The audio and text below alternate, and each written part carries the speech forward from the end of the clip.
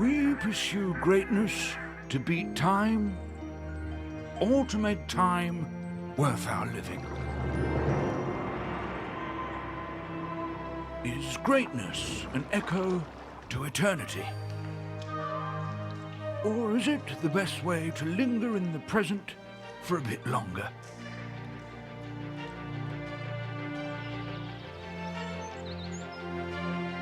What is great? Is it big, or is it tiny? Is it a matter of effort, or a matter of attention? Is it a trip one has to take alone, or something that really matters only when it is shared?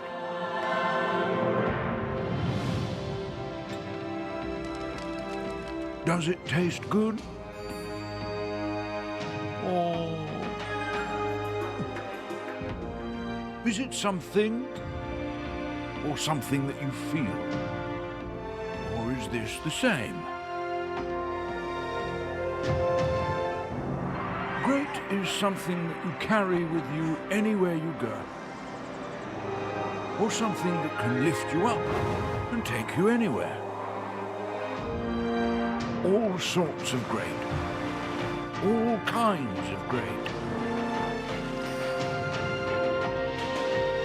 Run the great, dive the great, downhill the great, Nikos the great, rock the great, view the great, sense the great, calm the great, do something great.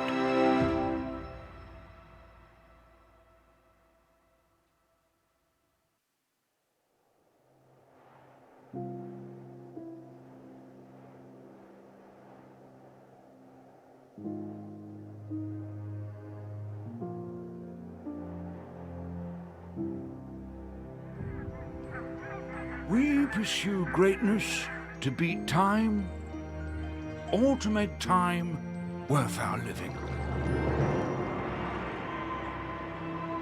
Is greatness an echo to eternity? Or is it the best way to linger in the present for a bit longer?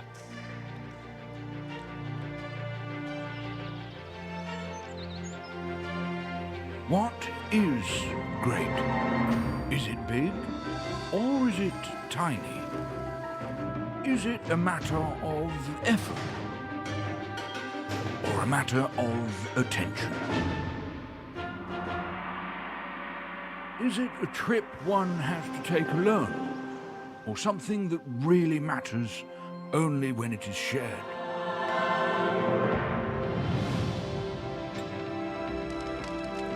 Does it taste good? Or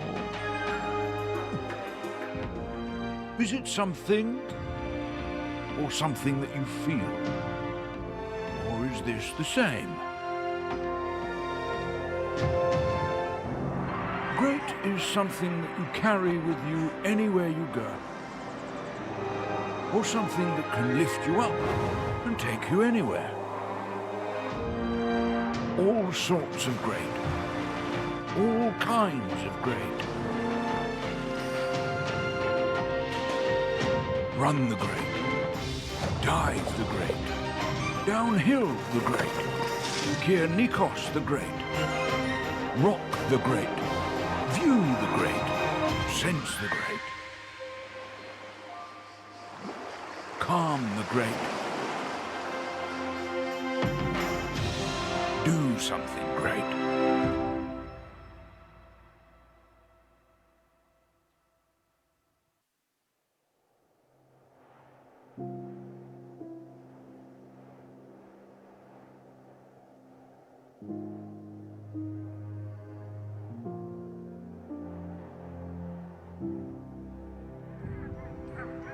We pursue greatness to beat time, or to make time worth our living. Is greatness an echo to eternity? Or is it the best way to linger in the present for a bit longer?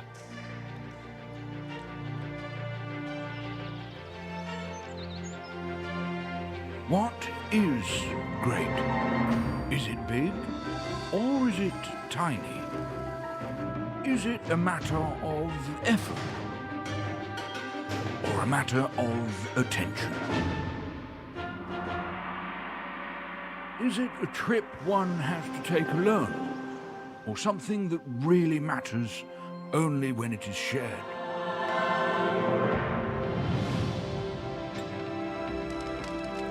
Does it taste good? Or is it something, or something that you feel? Or is this the same? Great is something that you carry with you anywhere you go, or something that can lift you up and take you anywhere. All sorts of great, all kinds of great. Run the great, dive the great, downhill the great, Nikos the great, rock the great, view the great, sense the great, calm the great,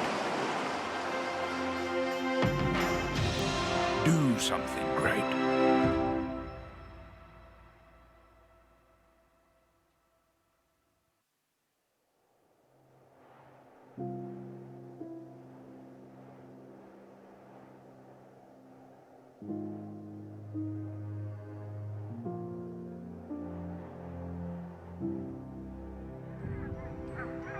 We pursue greatness to beat time, or to make time worth our living. Is greatness an echo to eternity? Or is it the best way to linger in the present for a bit longer?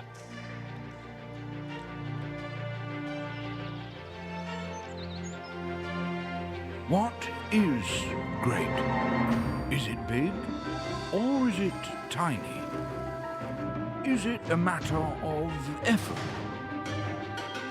or a matter of attention? Is it a trip one has to take alone, or something that really matters only when it is shared?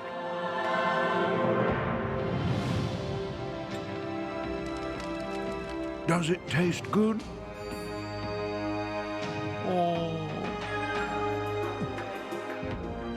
is it something, or something that you feel? Or is this the same?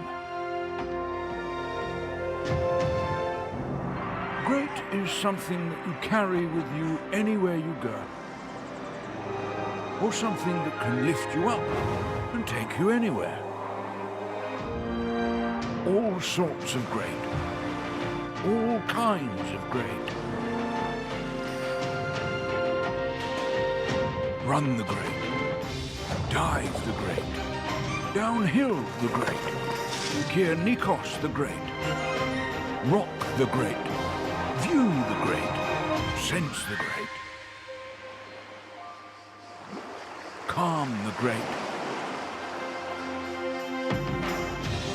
do something great.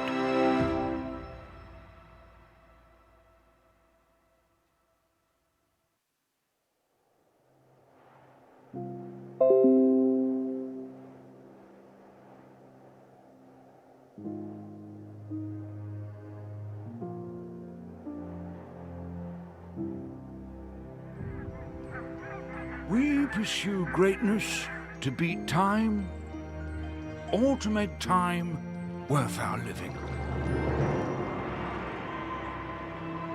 Is greatness an echo to eternity?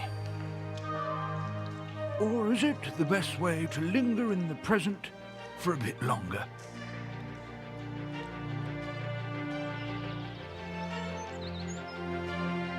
What is great? Is it big Or is it tiny? Is it a matter of effort? Or a matter of attention? Is it a trip one has to take alone? Or something that really matters only when it is shared?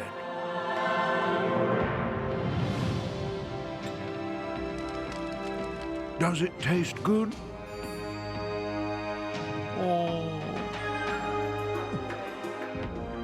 is it something? Or something that you feel? Or is this the same? Great is something that you carry with you anywhere you go. Or something that can lift you up and take you anywhere. All sorts of great. All kinds of great. Run the great. Dive the great. Downhill the great.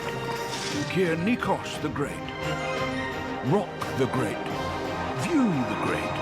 Sense the great. Calm the great. Do something great.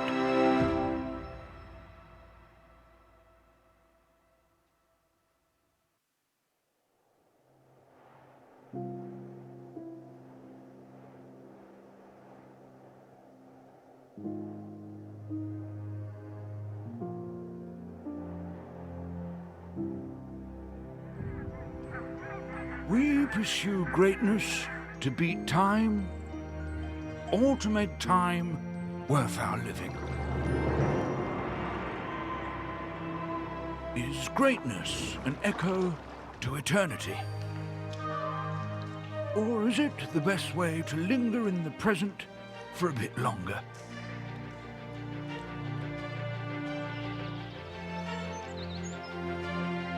What is great?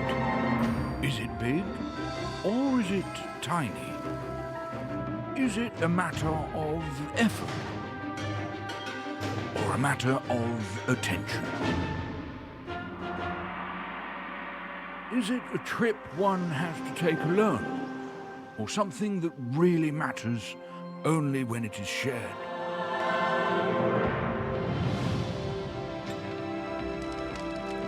Does it taste good? Or is it something? Or something that you feel? Or is this the same? Great is something that you carry with you anywhere you go. Or something that can lift you up and take you anywhere. All sorts of great. All kinds of great. Run the great. Dive the great. Downhill the great. Nikos the great. Rock the great. View the great. Sense the great. Calm the great. Do something great.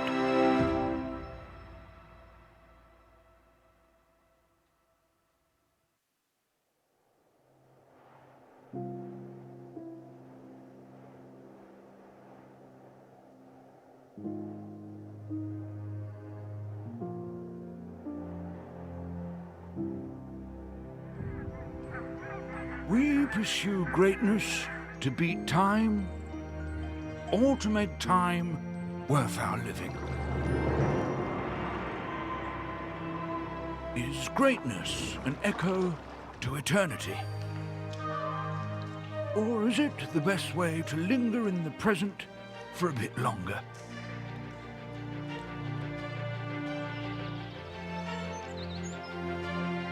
What is great? Is it big, or is it tiny? Is it a matter of effort, or a matter of attention? Is it a trip one has to take alone, or something that really matters only when it is shared.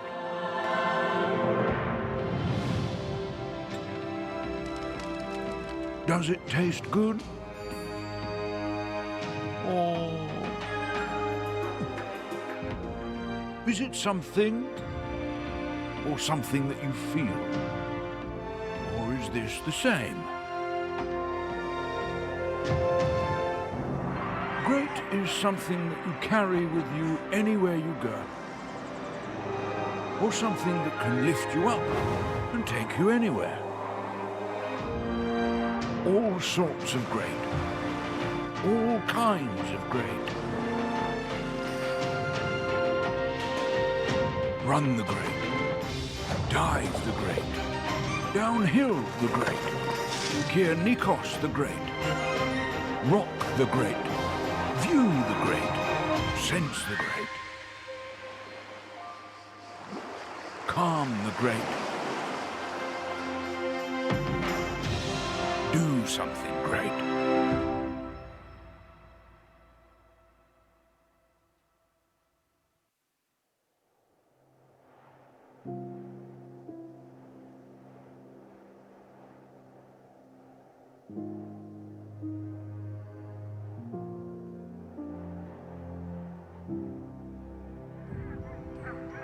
We pursue greatness to beat time, or to make time worth our living.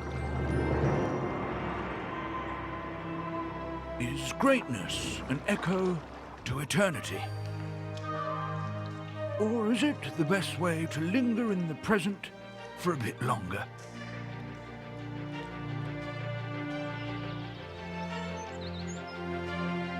What is great? Is it big, or is it tiny? Is it a matter of effort, or a matter of attention? Is it a trip one has to take alone, or something that really matters only when it is shared?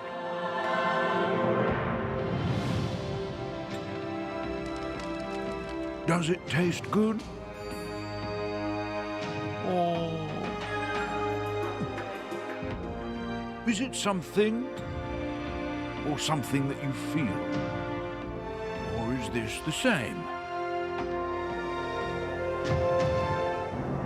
Great is something that you carry with you anywhere you go,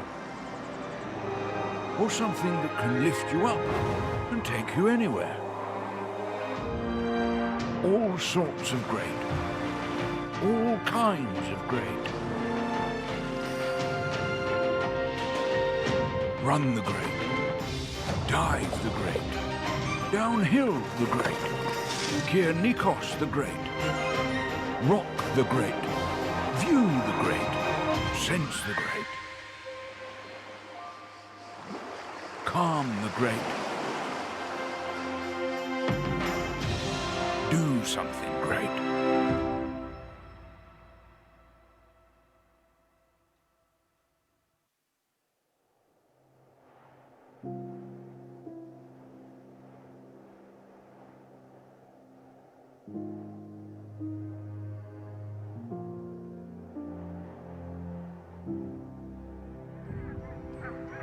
We pursue greatness to beat time.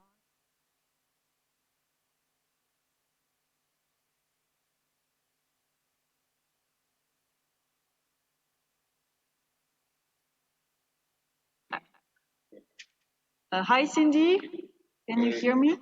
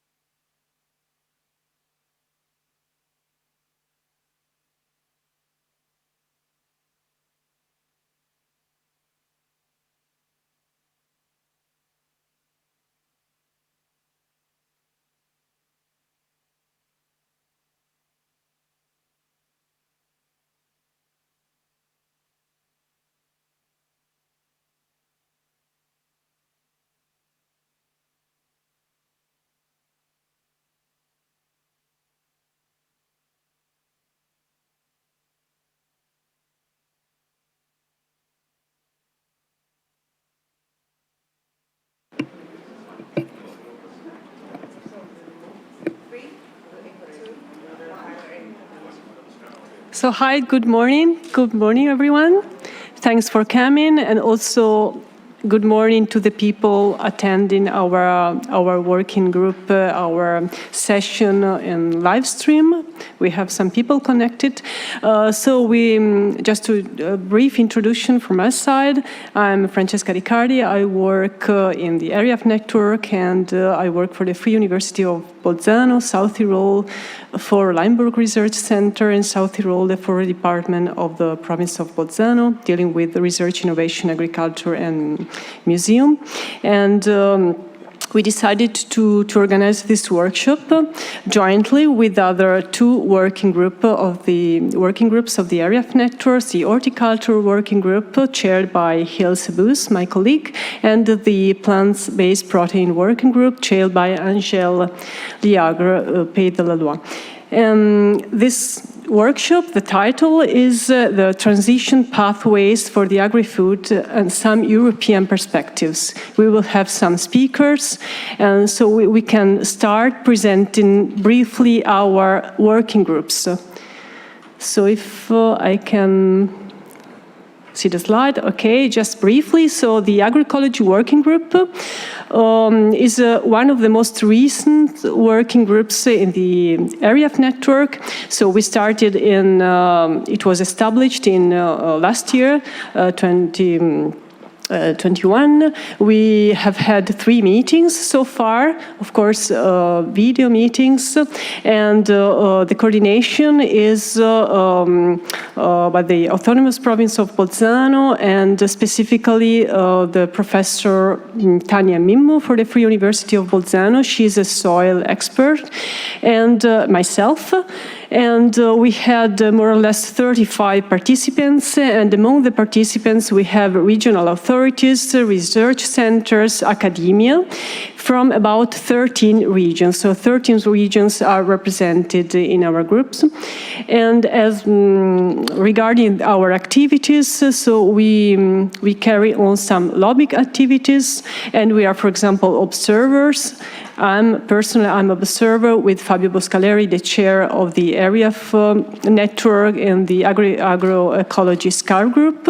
And we are also a member of the external advisory board of the Already project. Already is one of the 2 CSA projects dealing with and preparing the agroecology future partnership.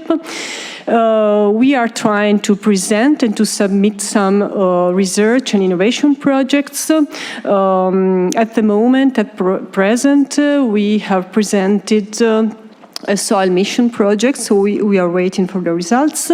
And of course, we try and we collaborate with other working groups, like today, and we try, of course, to exchange some information regarding agroecology, the future partnerships. Anyway, today we will have also some future perspectives and comments regarding this future agroecology partnerships. So thanks a lot. I will give the floor to my colleague Angèle, presenting her working group, the working group she chairs about the plant-based proteins. So thanks a lot. Thanks, Francesca. Can I have the next slide, please? Perfect. Well, hello, everyone. Great to see you all here. My name is Angèle Liègre. I work for the French region Pays de la Loire. And I am the coordinator of the plant-based proteins working group, also one of the very recent ERIAFF working group that was created in 2021 officially. We've had so far about 5 meetings, mainly dealing with project development, but also exchange of best practices between the regions, because as we have seen so far, a lot of regions are already having a lot of initiatives and programs going on the development of protein, so that was very interesting. I am also helped a lot by Irene Palomino. I don't see her in the room yet, but from Extremadura office, dealing more with the project aspect. So far, the working group has had about 45 participants, representing about 19 regions in the whole of Europe, and we are always welcome more. And regarding the activities, as I was saying, we do a lot on project development, so trying to inform about different European funding opportunities. So far, we discussed a lot Horizon Europe, but also Erasmus Plus and Interreg. I see Hillebrand here. We will probably discuss it more in the workshop that we have afterwards. And of course, we are always happy to collaborate with other ERIAFF working groups, especially the one on horticulture and agroecology. I think there are lots of synergies to be had between those working groups. And again, we will continue to also exchange information on European initiatives, the best practices. For instance, we had the presentation from the Netherlands on what they are doing on the protein shift and the New Green Deal. So it was quite inspiring as well for the other regions. So that's basically it from my side, and I give the floor now to Ilse for the horticulture working group. Thank you. Good morning, everyone. Last one in this three joint workshop is the horticulture working group, or plants working group. This has been established in ERIAFF in 2020. We started out, well, of course, with online meetings. We've had about 8 so far. But the province is North Holland is doing the coordination, so that would be me. We had about 25 participants so far, mostly regional authorities, but also research centers and academia. When we talk about activities, mostly we've been focusing on policy work, so a bit less on the project development, like the other two working groups. And as you know, today we'll be signing the pact, which we have drafted together with the regions of this working group to come to a shared position on the future of the horticulture sector and the potential it has to contribute to the goals set out in the Green Deal and Farm to Fork strategy. So I really believe that this is a nice start towards further project development. So let's see if we can also in the next workshop come to concrete proposals. We're collaborating closely with other ERIAFF working groups, but also the EU network PIC, so Plant Intercluster. And we do a lot of exchange of information, best practices, and those kinds of things. So that's it from my side to the working group. And I think I'll give it back to Angel. Thank you. Yes, thank you. So indeed, I think as you have seen, we have quite a dense agenda and a lot of speakers awaiting for their presentation. And we will start with a more focus on the Food 2030 strategy and the protein shift. We have online the great speaker, Cindy Schumacher. I hope you can hear us and see us. So Cindy Schumacher is a policy officer in DG RTD, that is the directorate dealing with research and innovation for the European Commission. And she's working more specifically on the Food 2030 strategy, climate, circularity, bioeconomy. I guess I'll let you introduce yourself directly because I might be missing a few parts of your portfolio. But basically how it's going to happen, so she will have a presentation and we will also try to keep some time for discussion and interaction with you. I hope you will have lots of questions for Cindy. So yeah, Cindy, the floor is yours. You have about 15 minutes.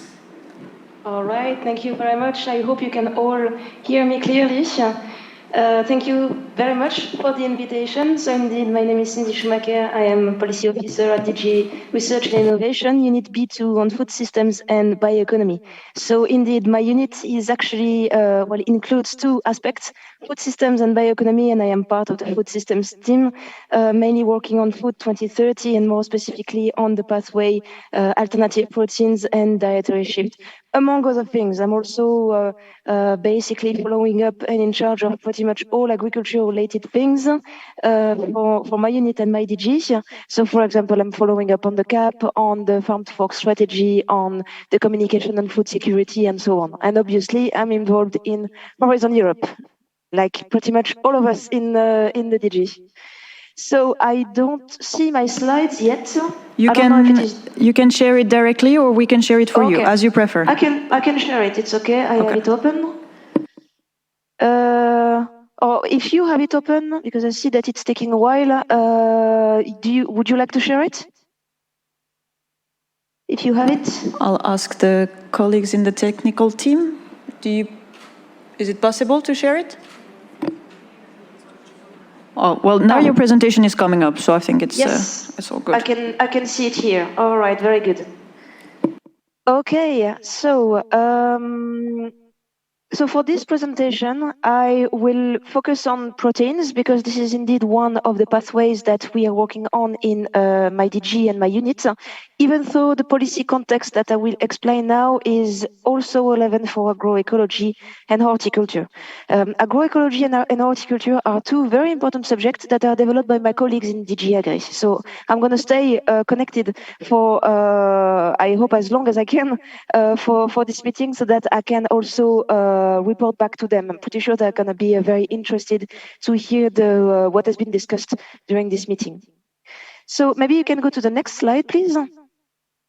All right. So first of all, I will provide a little bit of context about the EU policy and food 2030, and then I will present very briefly a selection of existing projects on this subject, and then I will talk a little bit more about what's actually keeping us very busy these days, Horizon Europe. So you can go to the next slide, please.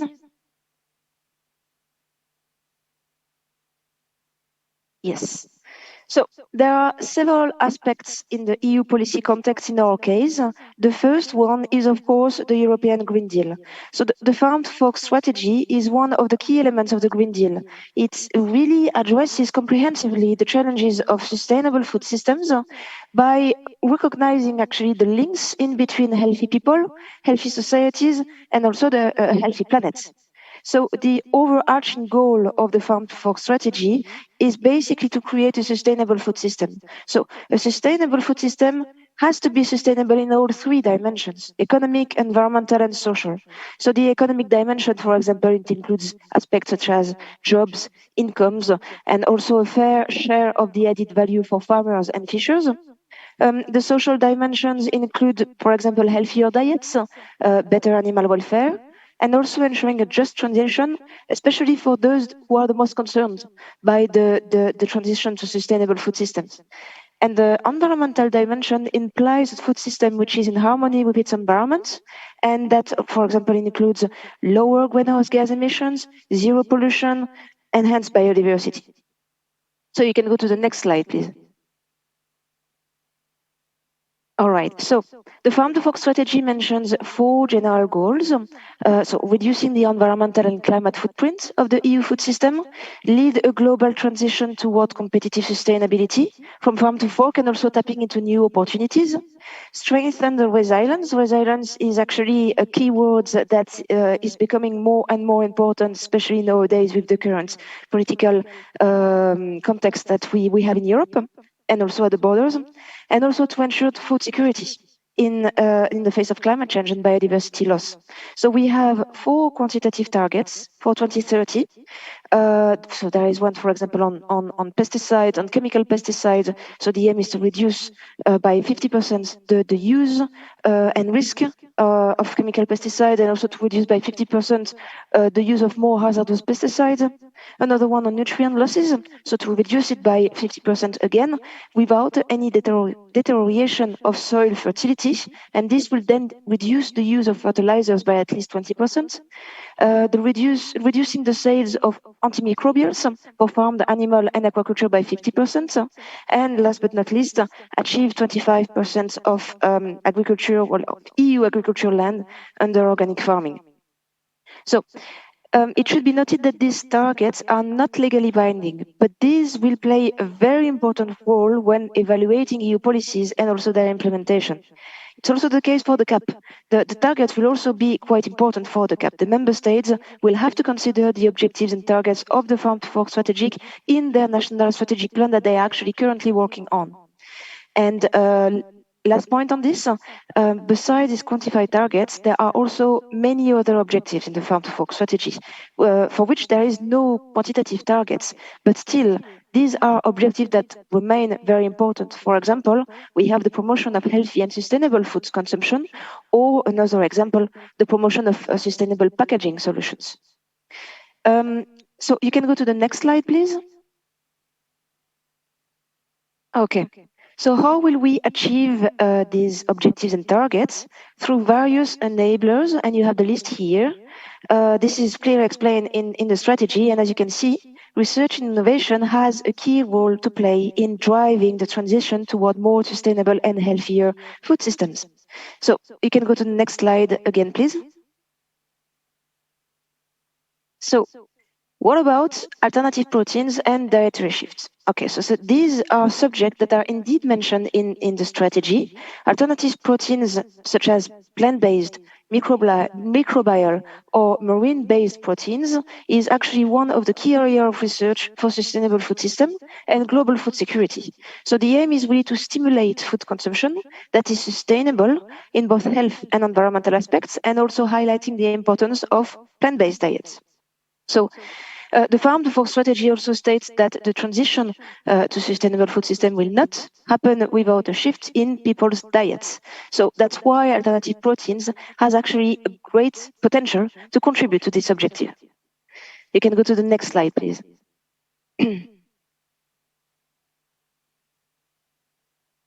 Okay, so this is what I could say about, let's say, the Green Deal and Farm to Fork strategy. But now there is actually one new, let's say, policy, a new communication that has been published in March 2022. The EU context nowadays, it's also the communication on safeguarding food security and reinforcing the resilience of food systems. So basically, this communication has been published as an answer to the call, or actually the request from the member states in the Versailles Declaration in the context of the war in Ukraine. So what's important to say in the context of this communication is that, first of all, there is no food supply issue in the EU today. However, the invasion of Ukraine and a quite global commodity price boom are driving up prices in agricultural and seafood product markets. And so it really exposed the vulnerabilities of our food system. So the dependency on imports, for example, for energy, fertilizers, or animal feed, this increases the cost for producers, and so it affects the price for food, which raises concerns as regards the purchasing power of consumers, of EU consumers, not only EU consumers, it also has consequences on other parts of the world, such as Africa, and also the income of producers. So this invasion of Ukraine really has risks for global food security, and as I just mentioned, it also impacts negatively vulnerable countries and population groups. So there are actually already various impacts that can be observed on increased costs through the supply chain. So we can see destabilization of agricultural markets through the increase in energy and fertilizer costs, and we also see disruption of trade flows from and to Ukraine and Russia, among others. And last but not least, this communication presents several measures for global support for EU farmers, and also support for EU consumers. So the EU really try to step in and to find solutions to protect EU consumers, EU farmers, and also, more generally speaking, solutions for, let's say, global actions. You can go to the next slide, please. Okay, so now what I would like to mention is basically what it's an initiative that has been developed by my unit. It is called Food 2030. So it's a policy framework that has been launched at the Milan Expo in 2015 to really take on a research innovation food system approach. So the aim is to structure the EU research and innovation systems by convening EU services, member states, and stakeholders to align research and innovation program, and also to leverage funds. The other objective is to connect really the whole food value chain through research and innovation. So from land to sea, from farm to fork to gut and back, from producers to consumer, and also really the aim is really to engage all actors of the food systems. And the last objective is to scale up research and innovation. So for example, we talk about digital take-up, open innovation, open science, investment, education, skills, capacities, and so on. So Food 2030 has 4 priorities: nutrition, climate, circularity, and innovation. You can go to the next slide, please.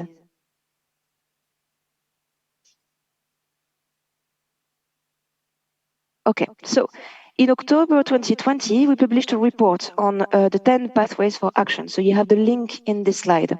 For each pathway, we have a systemic approach to involve, as I mentioned earlier, all actors, main actors of the food system. So primary producers, food processing industry, retailers, food services providers, consumers, policymakers. And we need to identify, to assess, and to develop healthy and sustainable diets while respecting the environment, being economically fair and affordable for all. And this is the ultimate objectives of that is really to have what we call co-benefits. So among this pathway, the one that I highlighted in red here, well, we have one on alternative proteins and dietary shifts. So you can go to the next slide, please. Okay, so what are the research and innovation needs on alternative proteins and dietary shifts? So a first one would be to improve and develop new alternative protein food products. Another one is about assessing the environmental footprint and the performance of alternative protein food. Another need would be to assess positive and negative impacts on human health, for example, food allergies, and bioavailability of alternative versus conventional sources of protein. So what we have in mind by alternative proteins is plant-based, microbe-based, ocean-based, insect-based, and so on. And conventional sources of proteins are basically animal-based, so meat and dairy. And so the needs are also to assess again this impact also regarding dietary shift. Another point is to make better use of the food environment, which link food supply and diets for a diversification of the protein offer with the aim to help achieve environmental sustainability and health objectives. And last but not least, to identify all drivers and barriers of dietary choices, and also to provide additional knowledge and recommendations to policymakers and also other actors of the food system about how a dietary shift can be enabled. So these are actually needs that have been identified while drafting this pathway in 2020. We already actually addressed some of these needs. So this list that we have here might need an update. Well, actually, it does need an update, and that's actually what we will start doing. I think from the summer, we're going to start working on updating these needs. What has been done, what still remains to be done, and what are maybe, for example, the new research innovation needs that we could identify for these pathways. So you can go to the next slide, please. Okay, so that's what I can say about, let's say, the policy context in Food 2030. But now what I'd like to present is a brief overview of some projects that have already been funded on alternative proteins and dietary shifts. Next slide, please.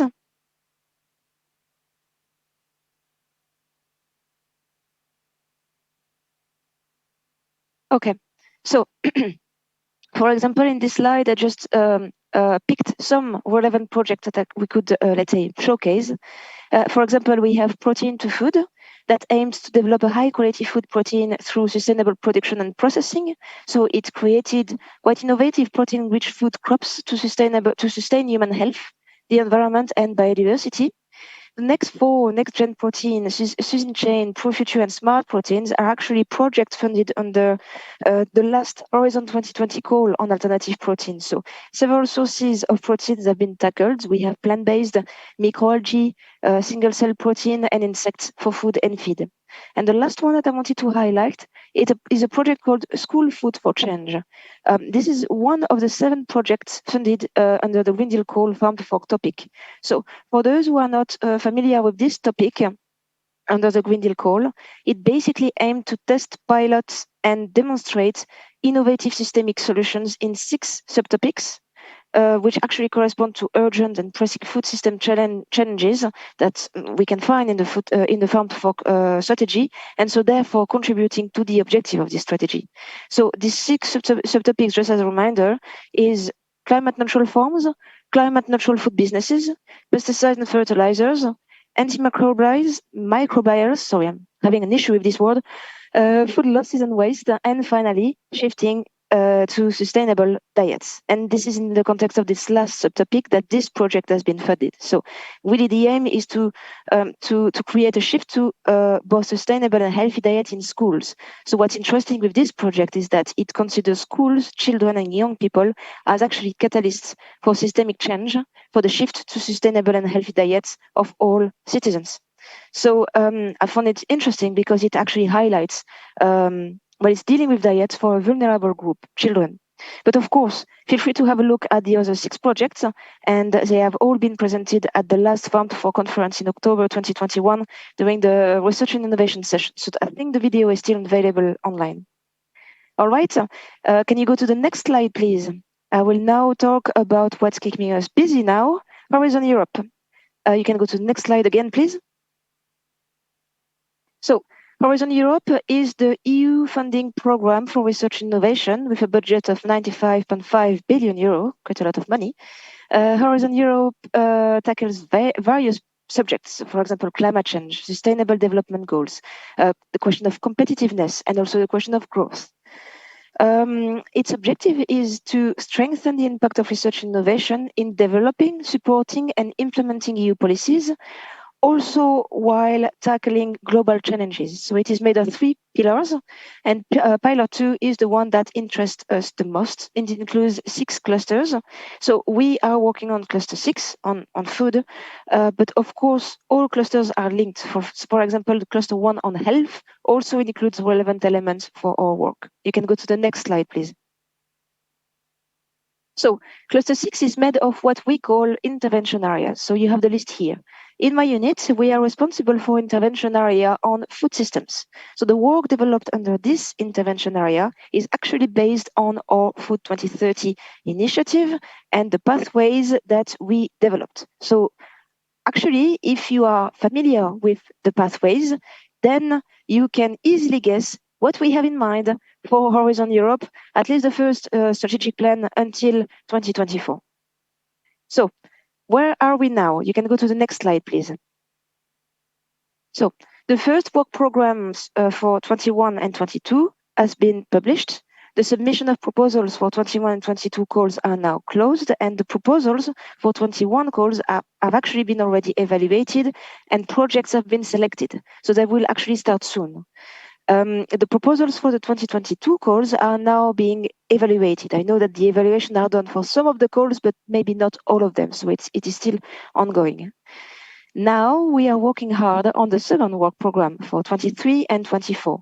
But it's important to say something here. We are not doing it alone and on our own. We are also engaged in quite an intense co-creation process, both with colleagues within the Commission and other DGs, but also listening to stakeholders, looking for suggestions and feedback from you.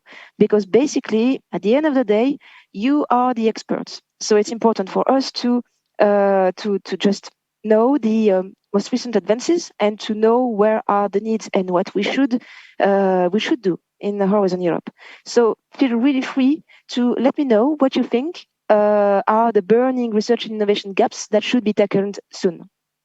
You can go to the next slide, please. So if you are interested in participating in future calls, feel free to first visit the funding and tender portal. All calls are published there. You will also find in the website quite useful guidance and manuals that explain actually step by step all processes, including proposal preparation and submission. And last but not least, when you are preparing your proposal, you might have questions, either on specific calls or general questions. Feel free to visit the FAQ because it's highly possible that your question has already been asked. So you have all the links in this slide. You can go to the next one, please. Okay, so in this last slide, I wanted to give you some examples of topics that have been planned in 21 and 22. So on alternative proteins, we have the 2021 topic that really aim to fill knowledge gaps on health and environmental aspects. So the aim is really to have an up-to-date overview on as many sources of alternative proteins as possible, and of course, building on past projects. So one possible source of alternative proteins that I think will be studied in the selected project is actually plant-based. So once we know more about alternative proteins, that's very good, but we need to make sure that the food products based on them are accessible and available to people. And this is the role of the food environment. Hence, this second topic on building alternative, protein-friendly, sustainable and healthy food environments. And I think the evaluation, the assessment of the proposals have just ended, if I understood correctly the latest news. What we also need in our case is to understand and to know more about consumer behaviors and food choices. consumption choices is really a question of culture and habits. So we need to understand exactly what are the drivers of these choices. And this is the aim of a very popular topic on behavior. So popular that 2 projects have been funded through this call. We received many applications. And finally, I also wanted to highlight a topic developed by a colleague in DG Agri on plant-based protein. You have it on this slide. So if you are interested in any of these, you have all the links, so you can have a look a little bit more in detail if you're interested. And maybe, who knows, maybe you will see some gaps in these topics and that I might not have seen. And I would be quite happy to hear your views on this. So you can go to the next and final slide. Thank you. So this is really what I could say about this subject. So again, thank you very much for the invitation. My apologies for not being here physically. Half of my unit is actually away in Paris for the conference of the Standing Committee on Agricultural Research. So, and I'm myself back from holidays just this weekend. So it would have been a bit complicated to travel again, but very happy to be here, at least virtually. Thank you very much. Thanks a lot, Cindy. I think this was a very useful information. Anyway, we are very happy to have you online, and maybe next time you will be able to join us physically. So that will be it. I will now open the floor for some questions. We have about 10 minutes. Is there any reaction from the audience? Otherwise, I would have one for you. Maybe you mentioned that you were planning on updating maybe a bit the pathways. Do you see any room maybe for some regional perspectives or from some inputs from the regions? So that's actually a very interesting question, because the question of, the regional aspect, it's actually quite important. When we talk about diets, we don't have one diet in Europe. We have lots of different diets. So it's important when we actually study a pathway such as alternative proteins or more generally diets, it's important actually to include also this question of regions or place-based, I would say, aspects. So yes, we are taking it into account. We might not actually be aware of all details. So if you want to provide some feedback, for example, on where you would see gaps and needs for specific regions, for example, it would be very interesting for us to know that.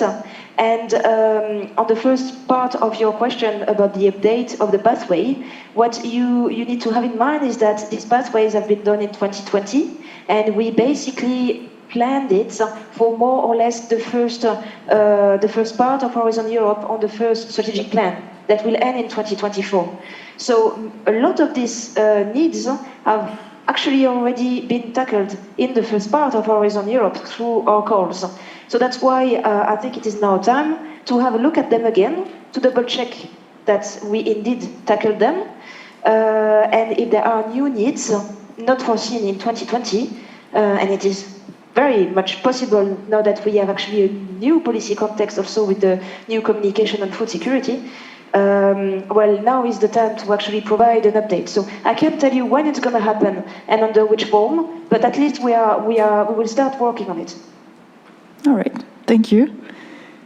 Is there any question from the audience?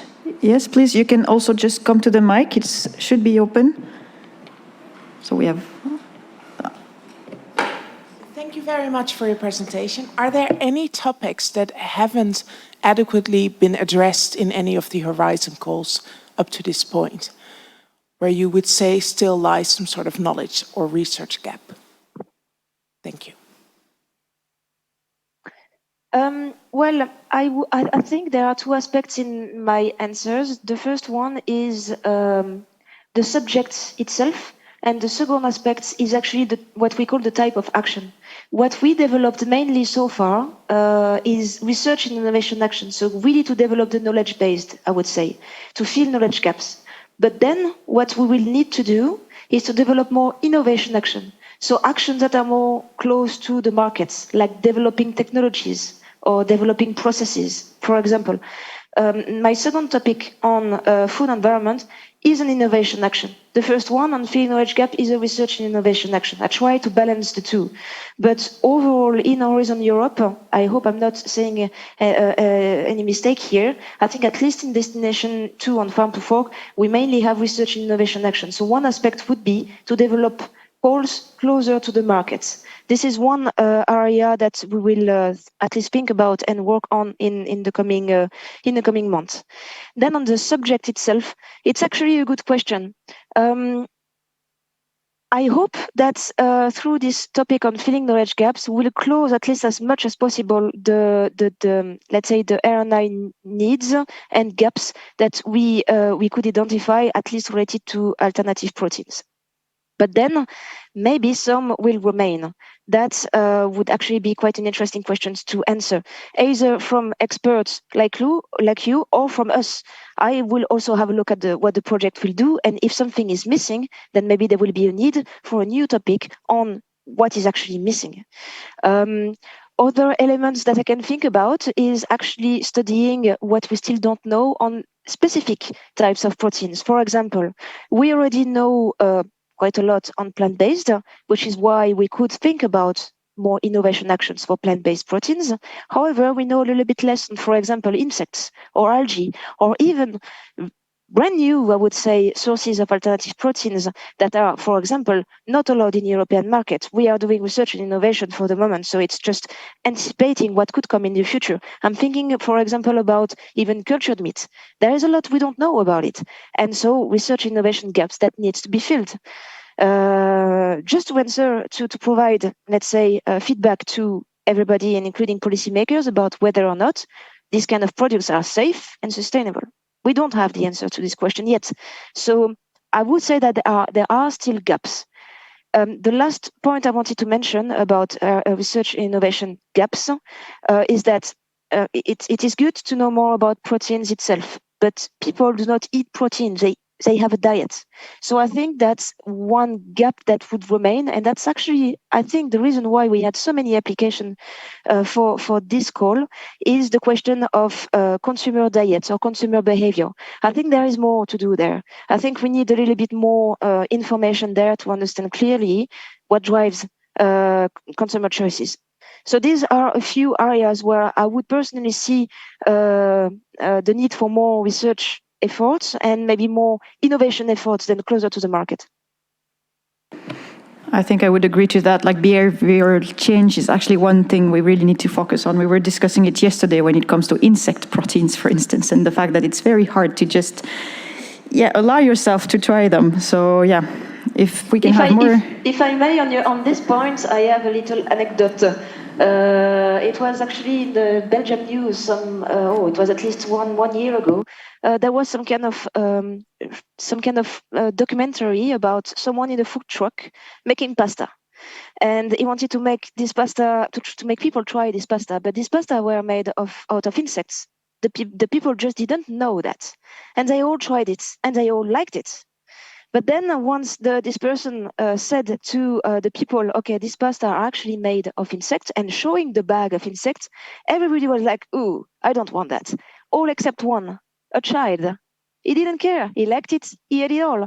So I think it's just a question of presenting things, education, communicating. I know that insects, it's still a little bit too new for European taste, but I don't know. Maybe in the future, there might be a possibility to diversify even more the protein offer. I can't agree more with you. I will suggest now we stop unless there is any other pressing question. Okay, Hillebrand, last question. Yeah, you can go to the mic. Yes, I have a question, Cindy. Thank you for your introduction, very interesting. But we are having a World Expo in the province of Flevoland, the Netherlands at the moment, which is dealing with the future of food. And we're talking at the World Expo with countries outside of Europe, Southern America, the Arab countries, who are also working on developing new products in salty conditions. And that's also, in most cases, about plant protein, growing quinoa, for example, in the Arab states. Can you tell something how it is possible to involve countries outside of Europe in horizon calls? Yes.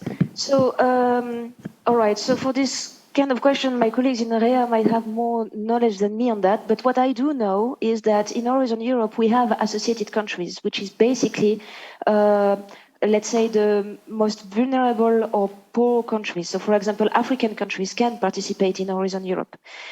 For the countries who are not in the list of associated countries, and you can find the list online, it is public, it is possible still for us to involve other countries or even other organizations, as long as we clearly specify it in the topic call. So it has to have really an interest in there. So for example, I don't know, I'm thinking about some countries that might be part of FAO who are not in the list of associated countries. If we want them to be involved, we have to specify it. So it is possible to involve other countries outside Europe, and I would say that it's quite important because, and I'm thinking especially about Africa, we have a partnership with Africa. So it's important to not just, let's say, think about European countries. I think we will learn and really move forward even more on the question of global, sustainable and healthy food systems much faster and in a better way if we involve also countries from outside Europe. We have a lot of things to learn from them too. So yes, international cooperation has always been very much promoted, I would say, even in Horizon Europe. Thank you. Thanks a lot for this answer. And again, no pressing questions, so I suggest we stop. We are already delayed, like a very short question then, please. Not actually a question, but a comment when you asked potential comments. I'm Mikko Himaga from University of Applied Science. It's called Centre in Finland. We are dealing mostly in the area of technology and in the cluster 4. And I see that there is a lot of potential in that area in terms of technology. But then when I go and look at the topics in cluster 6, I see that there are not very many opportunities for applying that. So I would encourage to build bridges between clusters so that the research doesn't go too islanded in that sense. I think that there is a lot of potential not used currently. Thanks you. Thank you very much for this feedback. It's always quite important for us to also understand the things that we might have missed. It is true that all clusters have different ways of working. We have a specific one, and I'm not, to be honest with you, familiar with cluster 4, and this is actually, I think, a problem. I think all of us should be aware of what's going on in the other clusters. As I mentioned earlier, some clusters, some of the topics are actually closely related to what we do, for example, cluster 1 on health. So I agree with you. We need to have more links in between clusters. So that's already something that we discussed internally to just make links between clusters indeed. Then for the question of technology, that's actually very good point. So this is maybe something like some kind of lessons learned that we can get out of the first strategic plan and the first rounds of calls for Horizon Europe. If we miss aspects on technology, we won't go very far on food systems. Technology is key. It's very important. So indeed, if there is a gap in there, it needs to be addressed later on. So thanks a lot for your comments. I will pass it on also to my colleagues. Yeah, I think it was a very interesting comment, and with the context of the digital transition, green and digital, I think it's very important that these connections are made indeed. So I will stop here. Cindy, you stay with us, and again, if you have other questions, we can send them as well to Cindy if you really have like some pressing need. Feel free to contact me if you have more questions or more comments. Feel free.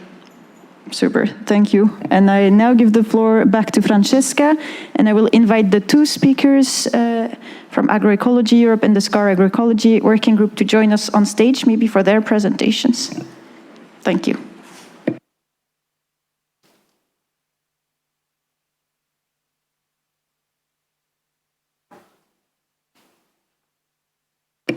Thank you, Angèle. So I'm very pleased to introduce our next speakers, and I'm very pleased they accepted to come here.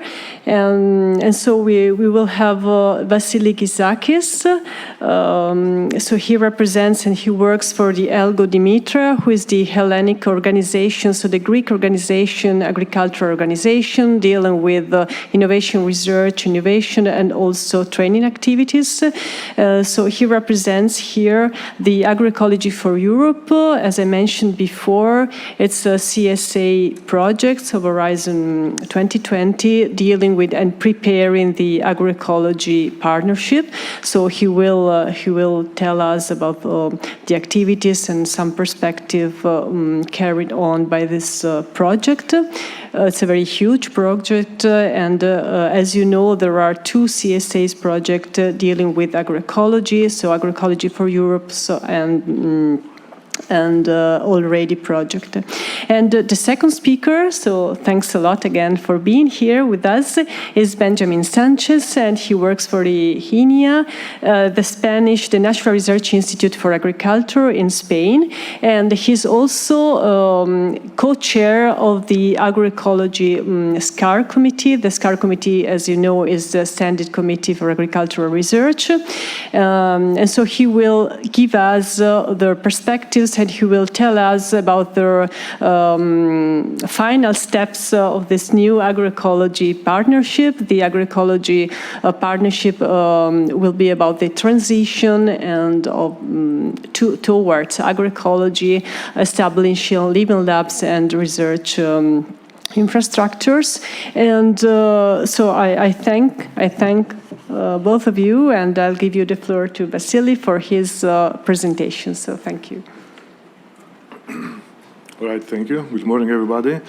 I also thank you, Francesca, for inviting us here. Yeah, so we're going to have a shift of subject now. We're going to talk about agroecology. So I'm Vasilis Gizakis. I represent Agroecology Europe Association, besides being a researcher in the National Agricultural Research Organization of Greece. What I'm going to talk about is, as Francesca said, going to talk about agroecology. I would like to have some minutes for defining the framework of the agroecological approach, which we believe it's important to have this. I'm going to have a small also presentation of the Agroecology Europe Association activities, what it's doing, and present the current Coordination Support Action Project, the Agroecology for Europe, and within this project to see some challenges, let's say obstacles for agroecology and future perspectives. So next slide, please. Next slide. I should do it. Okay. Yes, all right, thanks. Okay, one thing that we find, as I said, important is to define agroecology. I mean, many times when we speak with stakeholders, policymakers, sometimes maybe this definition is not really familiar with. So I would like to have a little bit some interaction here. So would you like to raise hands, those people that are very familiar with agroecology and know the concept? Do you know what is agroecology? Nobody? Nobody. All right, welcome to the club. I mean, you're not the only ones. There are many people, they are not really familiar. I was just talking with my colleague here, Benjamin. I mean, some days ago in Brussels, a colleague of ours from the Agroecology Europe Association was talking with policymakers. After lots of hours talking, so there was a question, all right, could you please tell us a little bit better, what is agroecology all about? Yes? So I have a quote here. It's from Graziano da Silva, the ex- General Director of FAO, that he made a statement like 4 years ago in the Agroecology Congress that occurred in Rome, or let's say it was a landmark, a milestone for agroecology, because it was actually in these institutional corridors having a definition, a framework that first it was just a matter of scientists, let's say, academics, or maybe some rural movements in places like Latin America. Now that it's a concept that it gains ground. So, agroecology, there is a framework that has been already worked for many decades right now. I mean, there are agroecologist pioneers like Steve Gleesman, academics ones, or Gel Altieri that have already given a definition. I mean, we talk about defining, understanding how the food system works, both from the agricultural systems, agri and food systems, let's call it. So not only from a, let's say, agronomic, agricultural point of view, but also from a social and economic point. Why is all that? It's about then designing and managing, in a way, these food systems that will be really sustainable. When I use this word, sometimes I feel a little bit strange because it's overused, sustainability. Maybe sometimes it means nothing. But I believe that agroecology does give a real meaning to this word. Also words like resilience or diverse, yes, and of course productive. So one thing to keep here is that agroecology is not about only up to farm gate. It has also social and economic aspect, which is very strong. I will give you more hints about it. You can also see a small graph presenting these parts, these aspects of agroecology which are important. And you see also that other aspects like education and interaction with farmers, scientists and farmers working not like in a top-down approach, but in a horizontal way, it's very important. Another thing to stress about agroecology is it has a systemic point of view. It's not about only to farms. It's not only about maybe to some, I don't know, food chain. Okay, it's about more systemic approach, integrated approach, which is very important. Some other things to have in mind is that, as I said, agroecology has been developing from being, let's say, a scientific discipline, or maybe an interdisciplinary approach, working like a scientific approach, yes, from field, then going to the whole food system. Now it's considered to be also like a kind of movement. Movement meaning like, for example, the organic movement, including or the environmental movement, yes? And also having a concrete set of techniques, practical approaches that can be applied. So we see this has this threefold way of thinking agroecology, like a science, movement, and also practices, yes? This whole definition has been worked a lot. So FAO, for example, has also developed its own definition of agroecology, embracing all the previous elements that I have presented to you, and also defining some important elements that agroecology has or maybe should have or stress develop. Yes, so we're talking besides from things like resilience or diversity, has to do a little bit more with the agricultural, let's say, part. Other things like human social values, like co-creation processes for sharing knowledge, or even promoting, embracing, and amplifying the cultural and food traditions. So there is also an FAO approach that, as I said, really stresses important aspects, and some other things that we should have in mind about agroecology is that it's not a one-step approach. It's not the next morning step that next morning we're doing agroecology. It's supposed to have different transition levels, starting from just increasing of the efficiency of inputs, of using the inputs, yes, from substituting, finding alternative inputs to produce. And here we should have in mind things like reducing pesticides, being more efficient, but then it has some other very important steps, very important levels, like redesigning, which is a very crucial step to start talking about real agroecology, redesigning how the whole agroecosystem, how we are producing on farm. Here is also a small, let's say, criticism that, for example, some approaches like which are, let's say, more nowadays more commercialized, that just remain only in this level 2 of substituting the inputs instead of having synthetic pesticides to have, for example, organic-based pesticides. So in agroecology, it's really crucial to stress also the next steps of redesigning the whole agroecosystem as it works, the processes we are going to use, and then also re-establish connections with, let's say, society, consumers, with the upper level, the upper objective to try to redesign the whole food system. Of course, it looks very ambitious, yes, but it's like it's a transitional path towards real sustainability. We can talk a lot about it, but what I would like, another issue what I would like to stress, it's a question that I always face many times when I present about agroecology, is all right. Is it different from, let's say, organic farming or other, let's say, pro-environmental approaches? I would say no. I would say that agroecology, we should consider like an umbrella concept that resonates, has much resemblance with other environmental friendly approaches like organic farming, maybe you know regenerative agriculture, which is like an upcoming approach, a little bit in fashion nowadays, or urban farming, permaculture, yes. So we should consider like a pathway to follow, an approach, a direction. All right, so we're not talking about something different. It's not different than organic. You will see, for example, that the organic farming movement embraces the agroecological approach, trying to find nature-based solutions in order to combat problems that we have in order to be more environmentally friendly and more sustainable, more regenerative, more diverse, more resilient. All right, so this is a small introduction. I also have the Agroecology Europe Association way of understanding agroecology. If you read the words, you will see it's like the same words that I used from the previous things. We talk about science, practice, and social movement.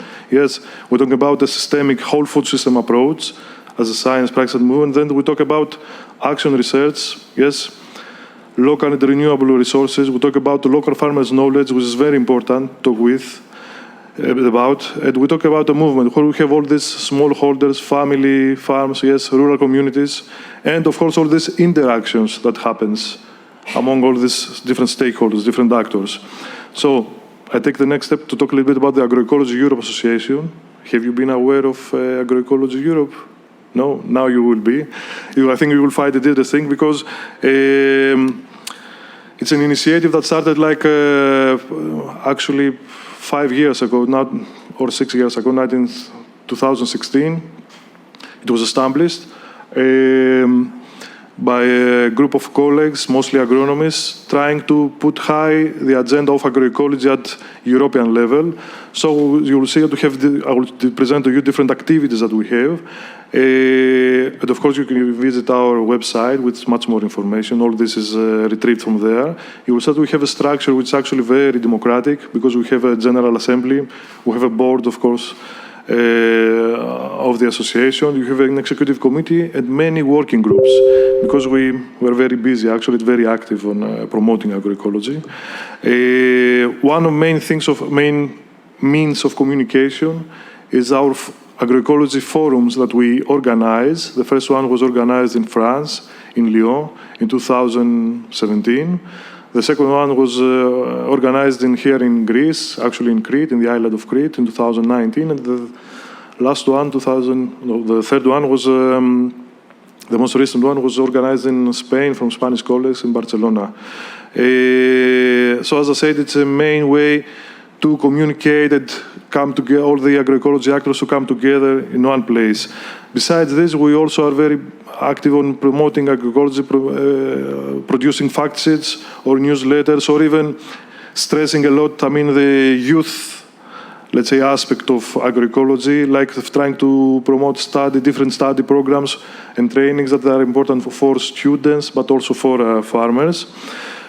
We do have a position, we do have an opinion for many issues, sometimes very strong. So maybe some of you have seen us maybe in Brussels doing this. And also, we tried that this is a pre-active work for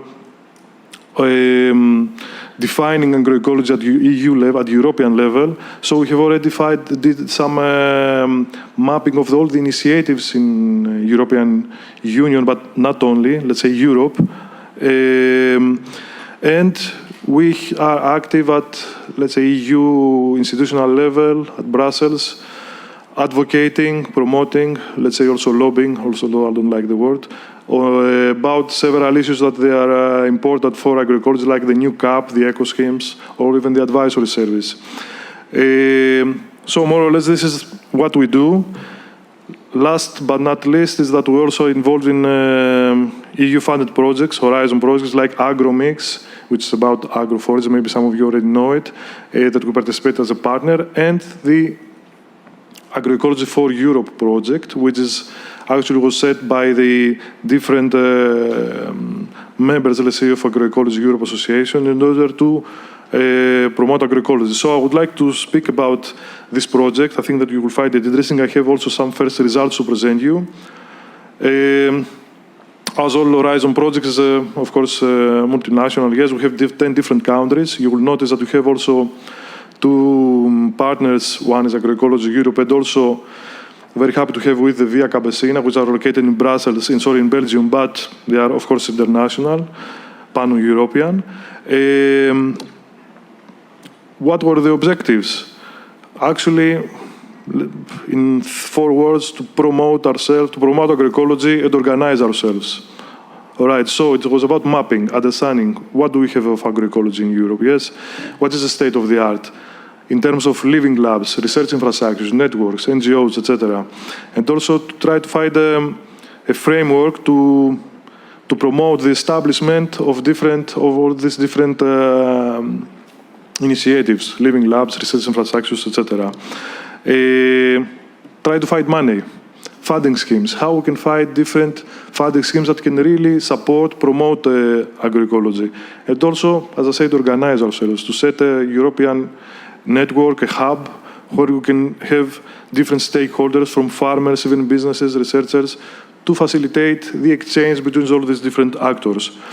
And also to improve our policy intervention, let's say, capability, to have all these recommendations that we have for future policies, at least at EU level, and national, of course, and provide a roadmap for how that we can support, and this is a small clue for the next presentation about the European Partnership in Agroecology, support this. So as Francesca said, we are one of the 2 CSA projects that, let's say, they are part of this initiative of promoting this partnership. We do have some first results. Now we're almost in the middle of the project. We have already accomplished some mapping in certain countries. Maybe you will find your country in this, but believe me, there will be more. So what we did, we went out there asking key persons to give us information about agroecology in their countries. So we have experts from the science and research sector, from practice farmers, yes, agricultural cooperatives, etc., from the movement, let's say, so rural movements part, also from the education and training. We had some interesting outcomes, like trying to see when they think about agroecology, what it comes to their mind. You see, we talk about agriculture, ecological agriculture, food, science, training. If you see it in green, we also have a word about elitism. I didn't really like this because it sounds a little bit that agroecology is not elite. It's not about some high-class scientists or whatever trying to have, as I said, a top-down approach. It's about working with the real actors of farming, the farmers themselves, yes? Other words that were related to agroecology were, of course, organic farming, almost 50%, or even talking about sustainable or regenerative agriculture, permaculture, or ecology. It's important because we can understand when we talk with all these, let's say, key actors, stakeholders in each country, you'll see how do they perceive this framework. So you will see that the initiatives that we have mapped, most of them come from practice, agricultural cooperatives, etc., education and training, and also movement, civic society movements including. And a smaller part of them, they were about living labs. Next steps that you will also be able to find in the website of the project is to have a database, not only for these 10 countries, but also to have at least another 10 included by the end of 2022. We also have some webinars where we present these results. One webinar about Germany and Austria occurred like 2 months ago. Next month, 6th of July, we have another webinar about the results of the mapping in Italy and Greece. You are welcome, of course, to watch online. Yes, and by the end of 2022, we'll have an open access book where all these different actors will be presented. Maybe it will be interesting for you. Maybe you would like to see what is happening about agroecology in each country to consult this publication. All right, so I'm closing here. How? I would like to talk about challenges, obstacles, and future perspectives. But I found there is an outcome of our project that actually includes all these different aspects. So it's when we ask these different key informants from these countries to define, what are the economic, education, political framework, research, or other let's say, difficulties that agroecology may find. The number in brackets is how many key informants gave us this answer. They talk about, let's have a look on the political framework, which is also relevant to today's workshop. Let's talk about lack of institutional or political support.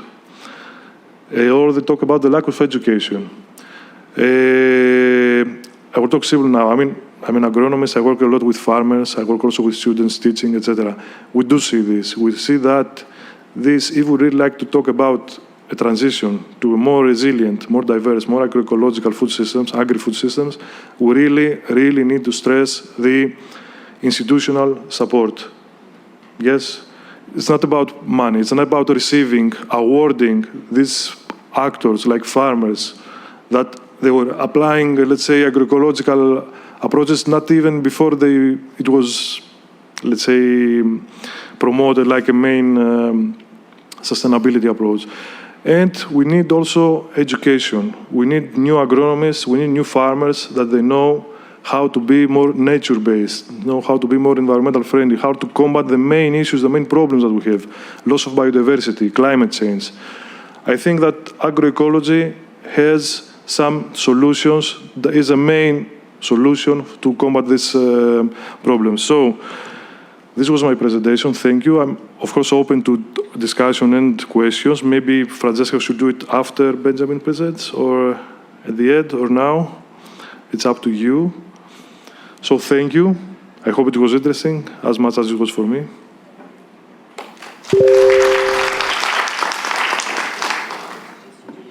Yeah.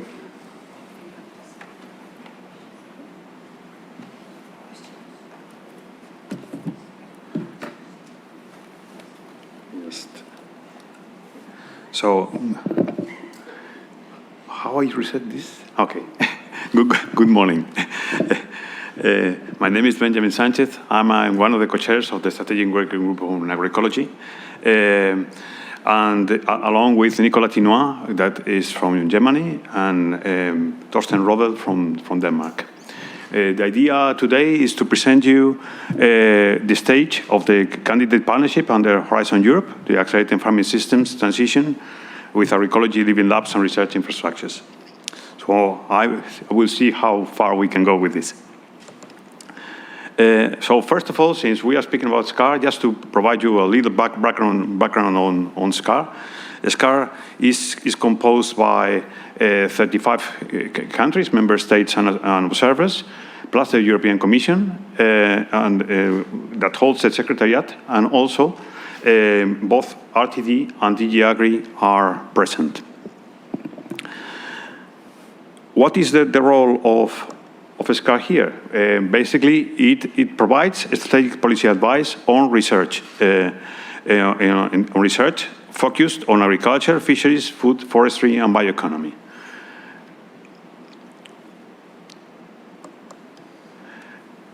So we are a group that was promoted within SCAR, and this is a strategic working group on agroecology. Our mandate started on January 2021, and it will end in December 2023. We are right now 28 countries, plus the European Commission, and we also got key advisors, plus plenty of observers. One of them is ERIAFF, which also we count on them, on you, on different aspects. And every time we got a plenary, of course, you are invited, and also you provide also comments to us. They are very profitable, as we see.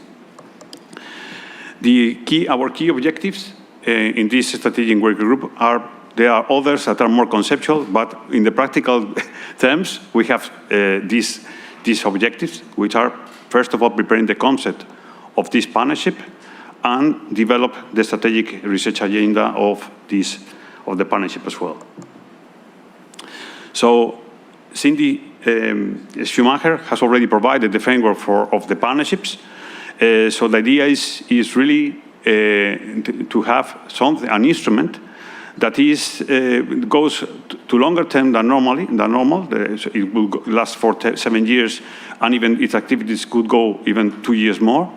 And it enables to reduce the fragmentation, both in research and in funding, and provide a more strategic and coherent framework to develop all this kind of research.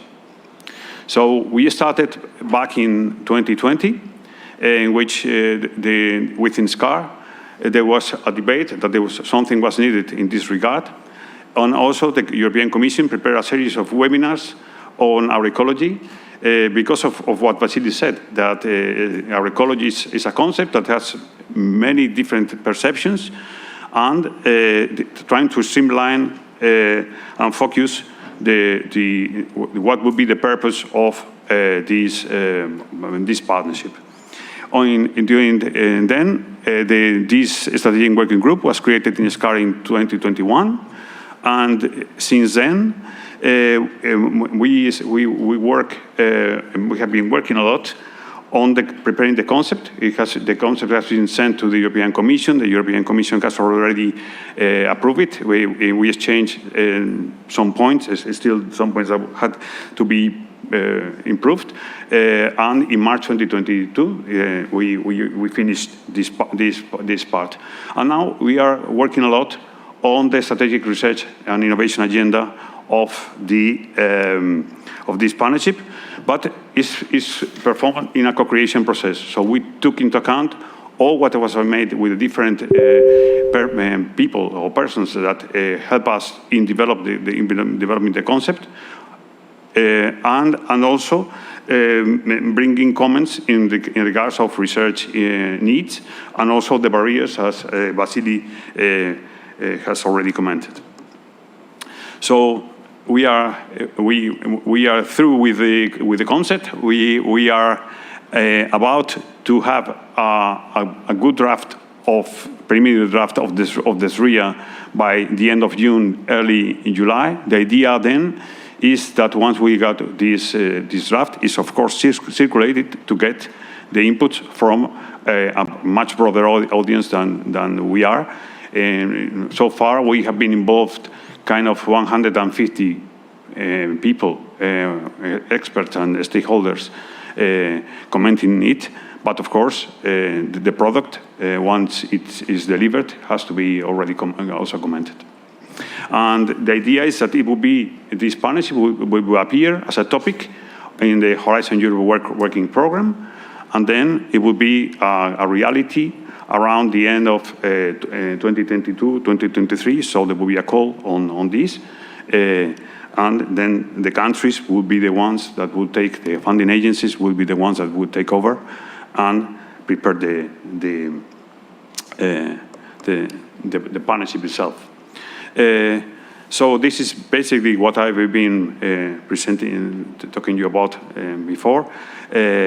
So it's how we have been preparing both the concept paper and the SRIA, and be sure that when this says new revisions, you will be allowed, and we will be very pleased if you do so, that you provide your comments there. Our idea is not to be a club, is to be really on focus. Vasily has already provided the concept framework of our partnership, and I'm really grateful for the organizers of this meeting for going in a very well structured way towards the partnership, because otherwise it would be very difficult to present it. So basically, according to Glisman theory, which is right at the left of this slide, we will be dealing a lot with level 3, which will be redesigning the whole agroecosystems, but having an eye on the impacts on the value chain that it will have. So, because both of them are very much interrelated. And of course, according to what Vasily said, we won't lose the perspective of the multidimensional perspective of the transition. So it's not only about agriculture and practice, it's also the social, the environmental, and the economic part that has to be involved. And because of this, we will need a multi-stakeholder and multidimensional approach. So this is the frame of the conceptual framework that we are using to develop the ERIA.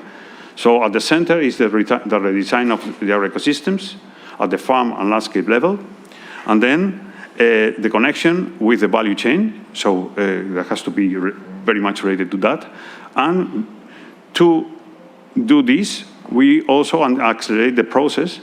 We got, on one side, the instruments for accelerating our ecology. Living labs and research infrastructures are one of them. And on the other side, we need also enablers facilitating the transition, which will be the policies, the assessment, and the incentives. And of course, since we are speaking about something that is very territorial, very much connected to the territorial landscape, then we will need to upscale what we are getting at this level and go to the European scale by networking, exchanging practices, and assessing the impacts of what the output of the partnership will do in regards to the transition. In regard to Living Lab, I will the European network of Living Labs already has set what are the features of a Living Lab, which really is real-life setting, multi-stakeholder, multi-method approach, co-creation. So when engaged in a Living Lab, all these things have to be together. And this is why we think it's a very good instrument for us, for the partnership, because of the multi-dimension aspects of the agroecology transition. And in regards to the Living Labs, the agroecology Living Labs, I would strengthen the strong local embeddedness they got in the territory. This is very important for the regional, in a regional frame. And also the large heterogeneity and intensity of innovations that are needed and produced in these Living Labs. Of course, we also have to look at the partnership landscape. We are not alone, as Cindy Schumacher presented. So there are other partnerships in which we have to coordinate ourselves with them. In fact, we are going to have a workshop back in the 13th of July to really frame properly and see how we can cooperate with each other. And of course, there are some of them that are close to us, like the biodiversa, because of the relationship between biodiversity and farming. The agriculture of data, because of course they can provide plenty of database tools, and also we can provide them with the data that is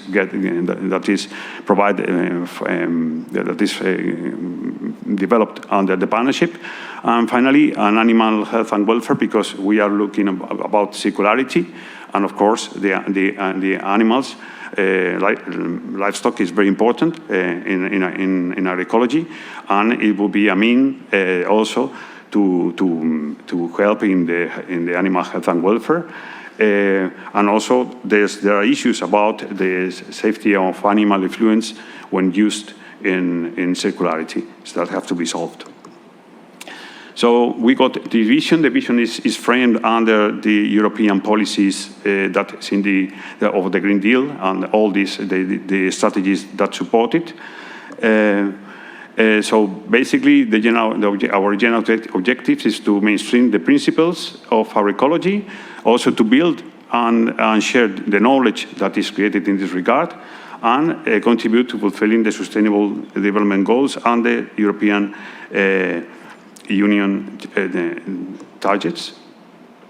Besides, we will be creating a monitoring and data framework, and of course we have to exchange communication with policymakers to support or to enhance the transition. So basically, the most important outputs or impacts that this partnership will provide is supporting the European policies, envisioning the transition and experience it in it as well, and monitoring it, and then provide transformational changes through knowledge and innovations, and of course, combining the territorial landscape and the European perspectives. So I will, just to end, I will provide you just with a little flavor of what is behind the scientific and research and innovation agenda of this partnership. So in the first block is the redesigning of our ecosystems. So here we are speaking about improving soil health by reducing the use of inputs and fossil fuels, by promoting circularity of the fluxes of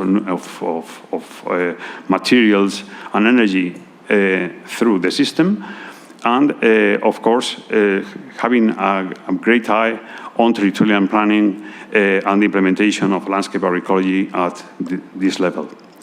In the redesigning the agroecology value chain, which would be the second block of the SRIA, we are looking towards coupling agriculture practices and value chain perspectives.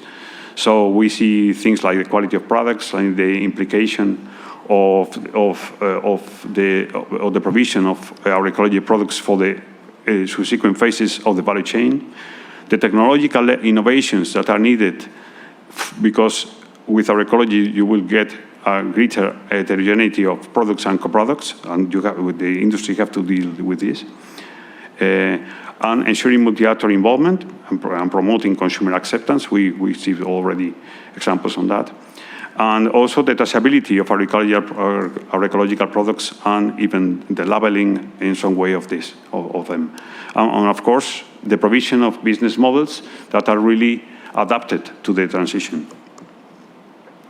The third block is the instrument accelerating agroecology transition, is basically living labs, and here we see living labs inside them. So is in one way is all the methodologies that will enable them to provide the innovations that are needed for the transition, and also the assessing the performance and also the impact is what is behind this block. And finally, the enablers for our ecology transition, where here we got the decision support tools to facilitate it, and all the policies looking for coherence between agriculture, environmental, and other sectoral policies, looking also for incentives, and also assessing and therefore measuring effectiveness and progress of changes. And finally, scaling up, this is a cross-cutting issue, which, as I said, since we are very much close to the territory, we have to scale up to the European scale. And here we got the networking of the living labs and research infrastructures, and also the assessment of the progress that is made at the different territories. So just to conclude, we think that there's plenty of room for the regions to participate because of this way of since it's going to be very much focused on the territory, then the ones that really know about the territory are really the regions, at the ministerial levels and the regional, the central funding agencies. We don't know exactly what is happening. In fact, that's why we have to even to map at the European scale all these things, because you are the ones that know what is happening. You are the ones that know the needs, and of course you will bring the experience and the networking, and also you will provide also the incentives and even the seed money for many of these living labs, and even participate in the governance. There are many examples across Europe in which all these things are happening. And of course, you will be also able, as you are already, to fund the research and innovation activities. And with this, I conclude. Thank you so much.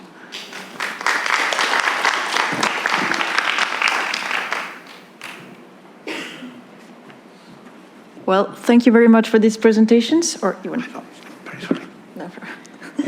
I think it was a lot of information to digest, but I think you probably have also a lot of questions. So I will open the floor now for about 10 minutes of questions. So who wants to start? Yeah, Marga, here you go.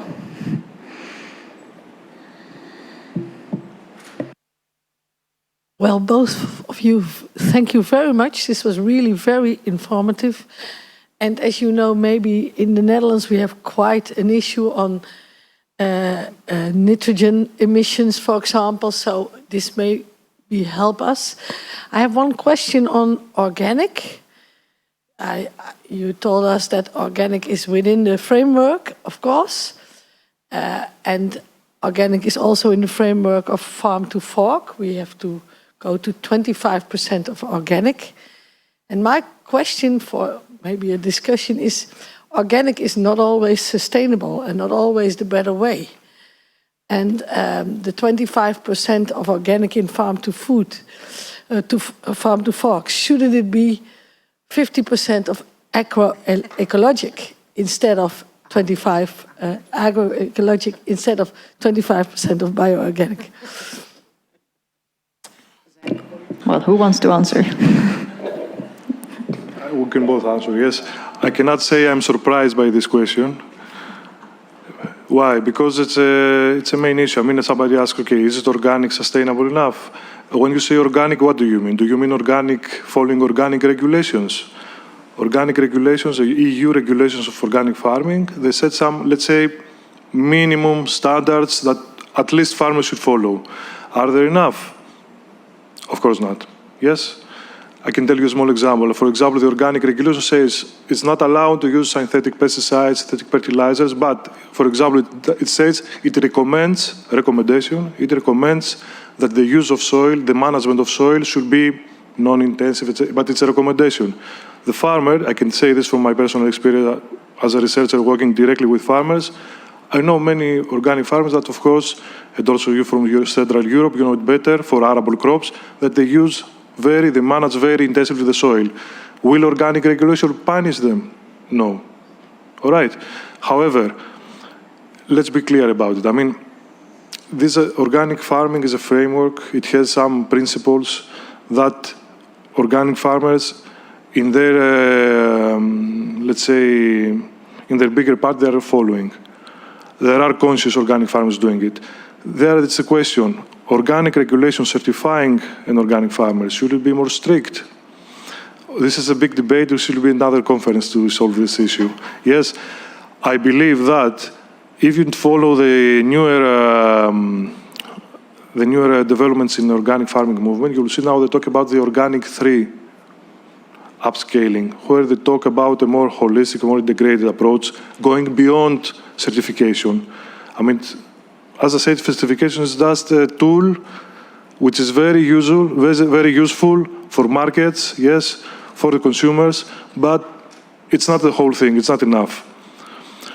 So I really believe that the new developments, having all this framework of agroecology as we talk about, I mean, the developments at the European Union level, and of course the will of farmers, the necessity, I mean, the need, let's say, internal need of organic farmers to go beyond and move forward, be better farmers, I think this can have deliver some good results. I mean, to make organic farming real sustainable.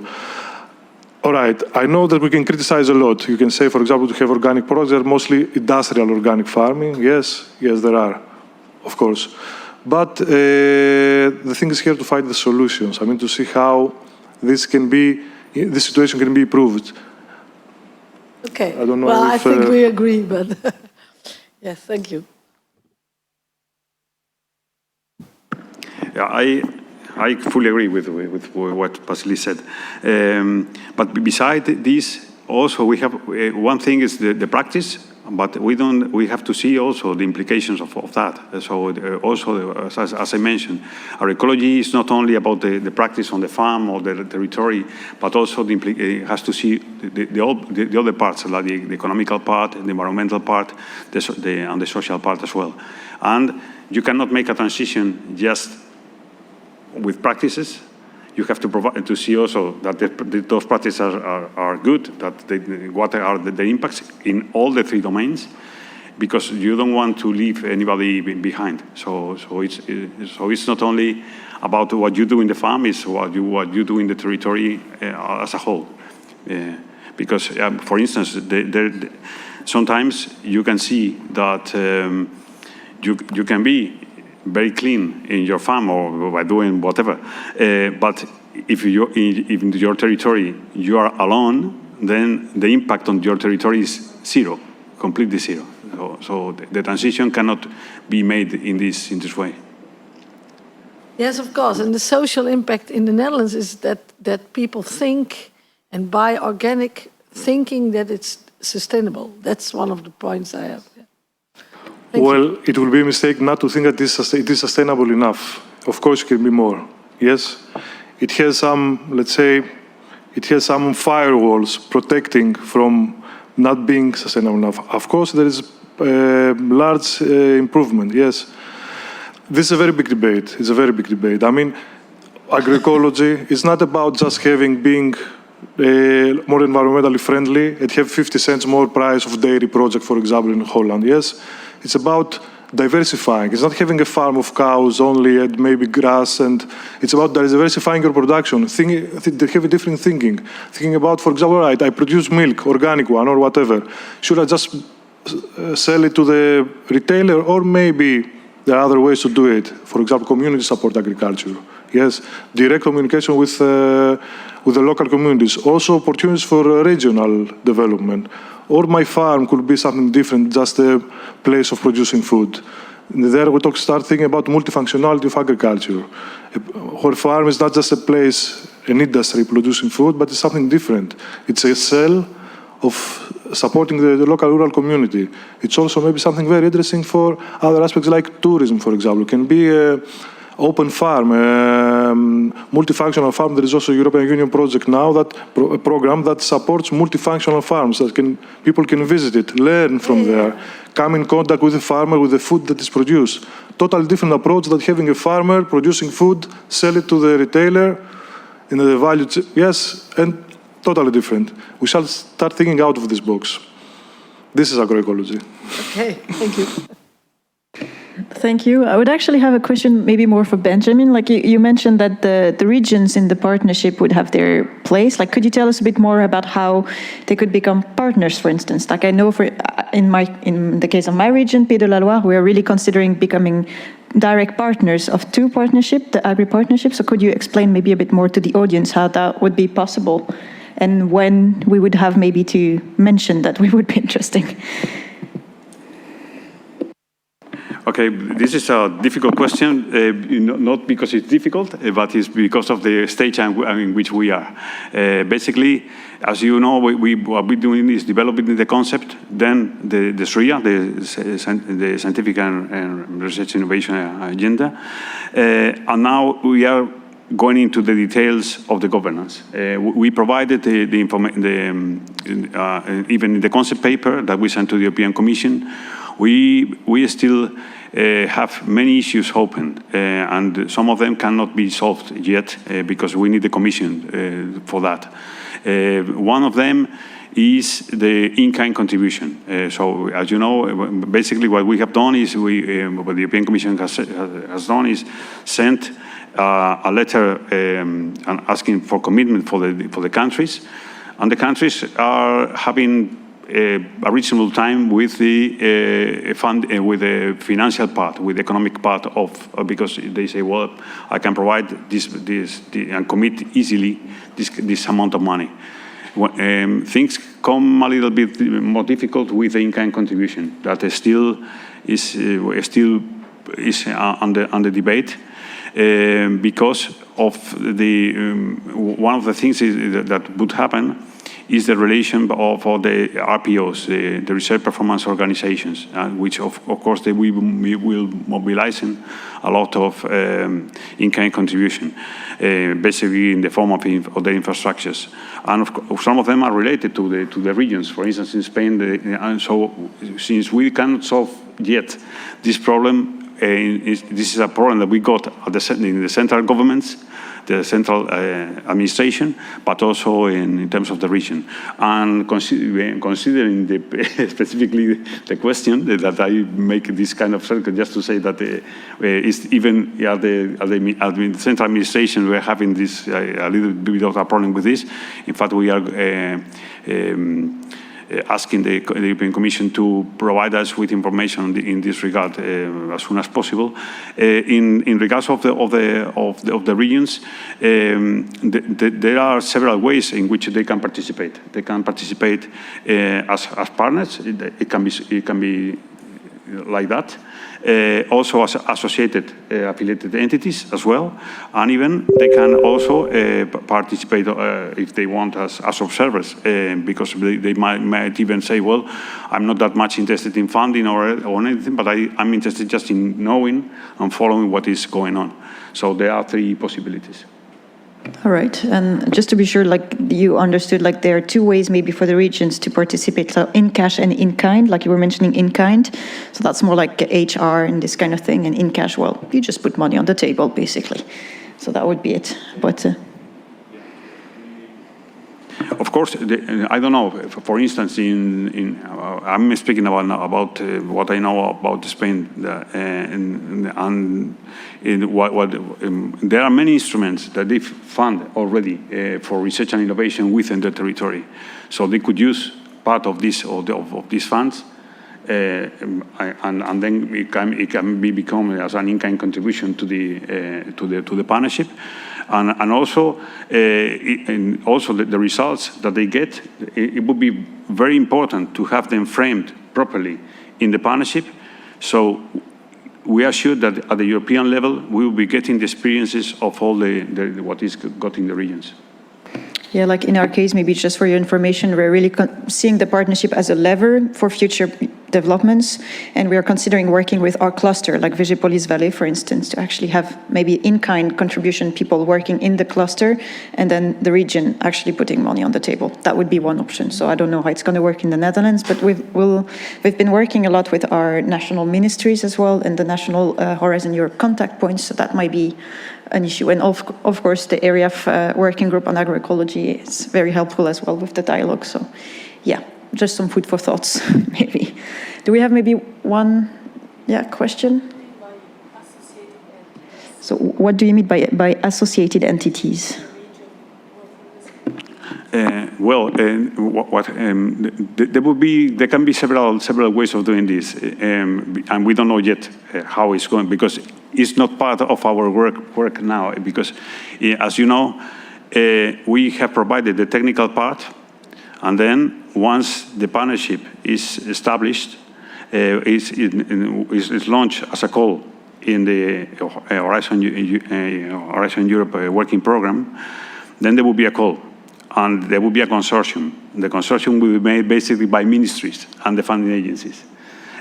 So our business will finish right there. Of course, we have to make an interface with the consortium when it is already made or under consideration to make this kind of transition. And again. There are several possibilities here. Of course, the ministries, and it depends on how the consortium is set, and we don't know how they are going to do it.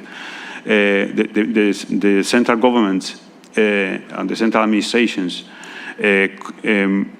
would be normally those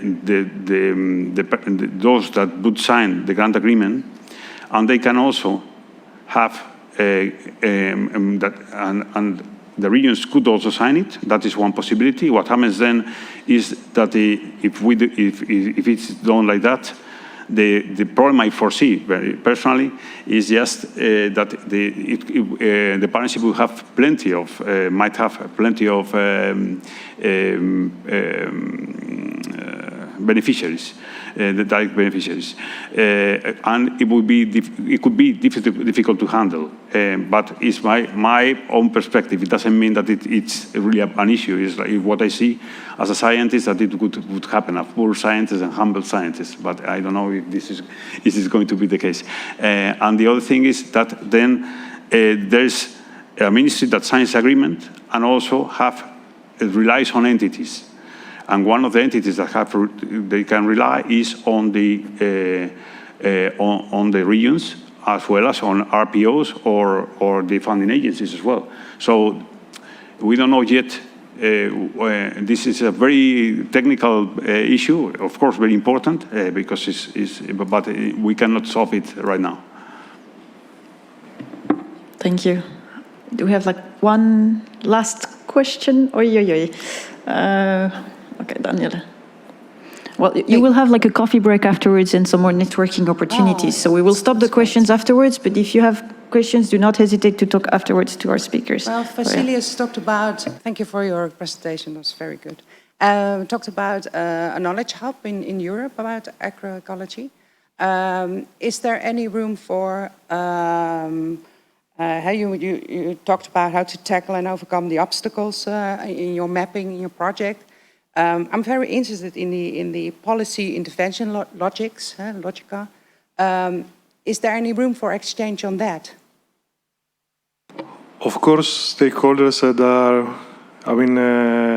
several actors are welcome to the project. And of course, you can pass me your contact details, and I will bring you in contact with the leaders coordinating the different, as you know, work packages on creating this knowledge hub, and of course, be part of the project. In terms of taking part in this. Yes. Yes. The Netherlands also on Benjamin. Is the Netherlands also involved in your project? Yes, they are. Yes, you are. I need to know the context. No, yes. I think it's the Ministry of Science and Innovation is the one that is involved, and I would say that is Annette Sweep. I think is her name. Thank you. Thank you. I apologize, but we stop here for questions. And again, you will be here with us afterwards. So if you have more questions for the speakers, do not hesitate. Thanks again for the presentation. We'll now go to the last part of our workshop and that will be dedicated to horticulture and the pact that Ilse has been preparing with a working group. So I'll give her the floor.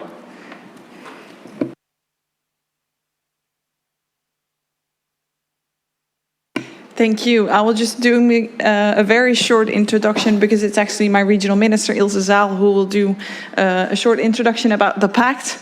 So the floor is yours. I have the paper here to be signed afterwards.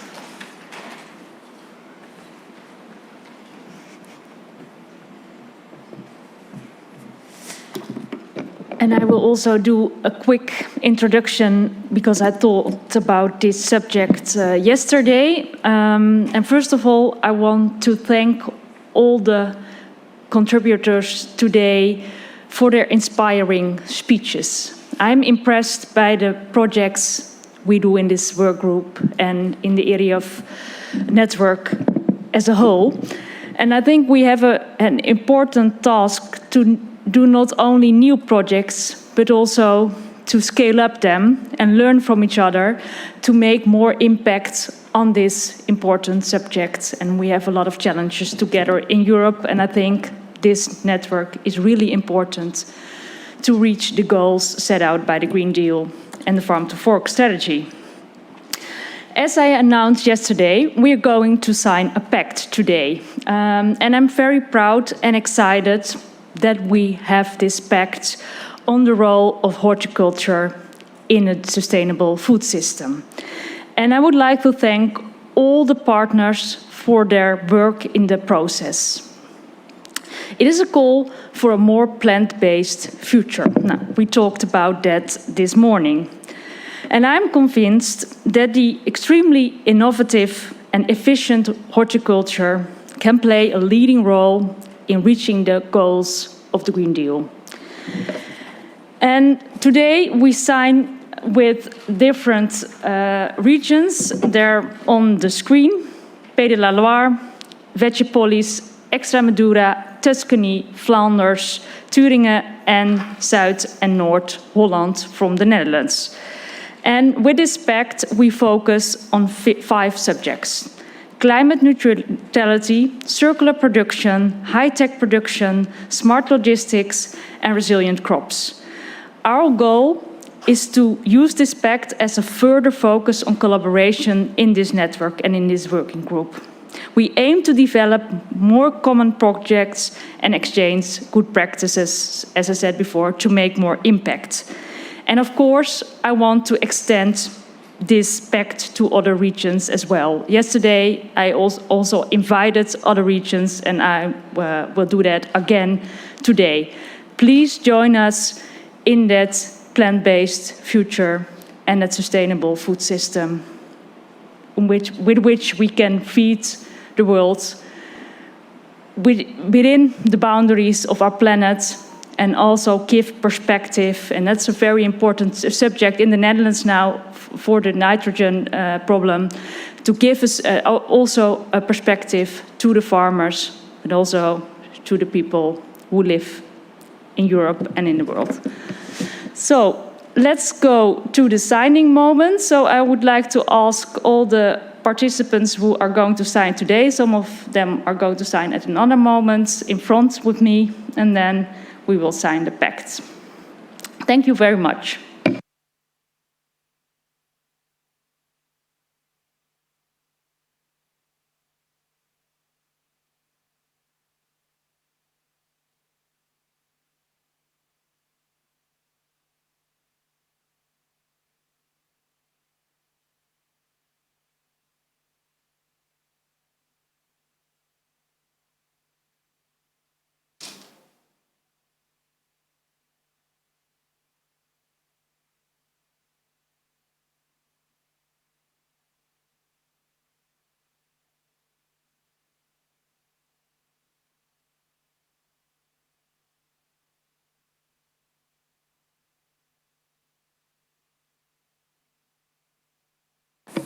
I'll actually just use the opportunity to thank Ilse for all the great work, because she's put a lot of effort into this pact, and it was really, really very nice.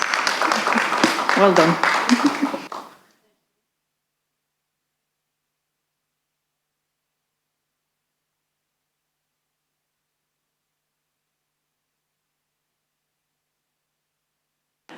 And I guess if other regions later want to join the pact, you are more than welcome, huh? And it's also open to other organizations, right?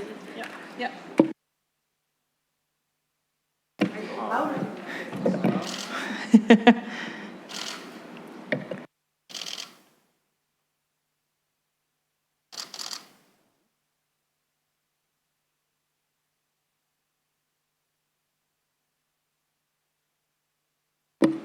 And well, that's, I guess, the conclusion with our workshop. Thanks again to all the speakers online and here, and well, to the great signatories.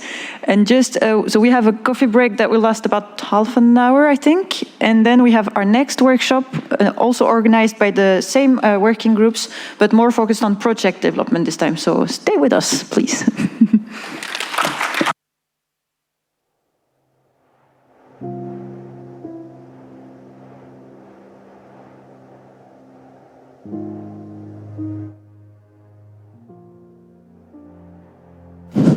Good morning. Please, during the coffee break, go down to the Secretariat to sign again for this day. Thank you. Ultimate time worth our living. Is greatness an echo to eternity?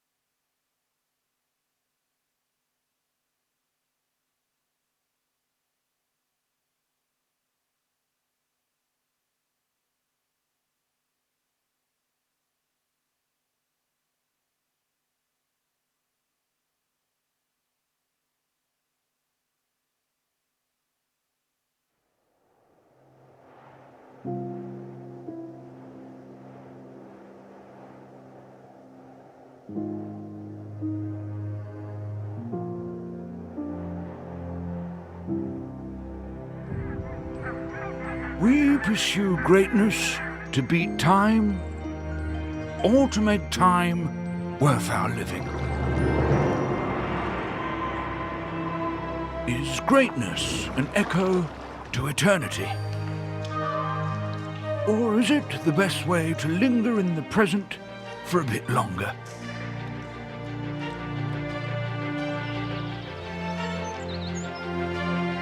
What is great? Is it big or is it tiny? Is it a matter of effort or a matter of attention? Is it a trip one has to take alone or something that really matters only when it is shared?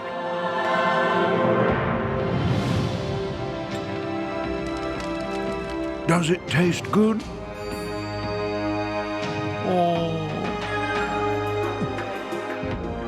is it something or something that you feel? Or is this the same? Great is something that you carry with you anywhere you go,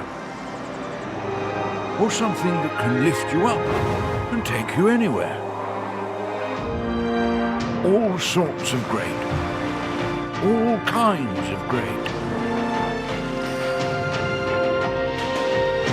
Run the great, dive the great, downhill the great, Kier Nikos the great, rock the great, view the great, sense the great,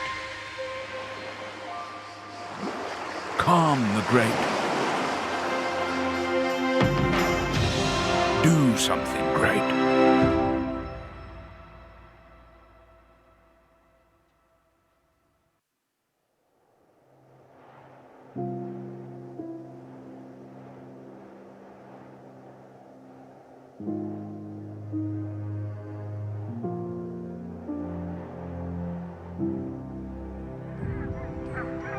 We pursue greatness to beat time, or to make time worth our living. Is greatness an echo to eternity? Or is it the best way to linger in the present for a bit longer?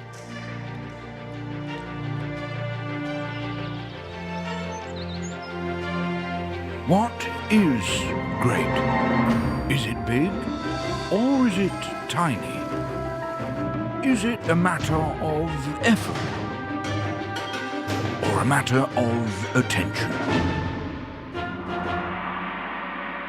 Is it a trip one has to take alone or something that really matters only when it is shared?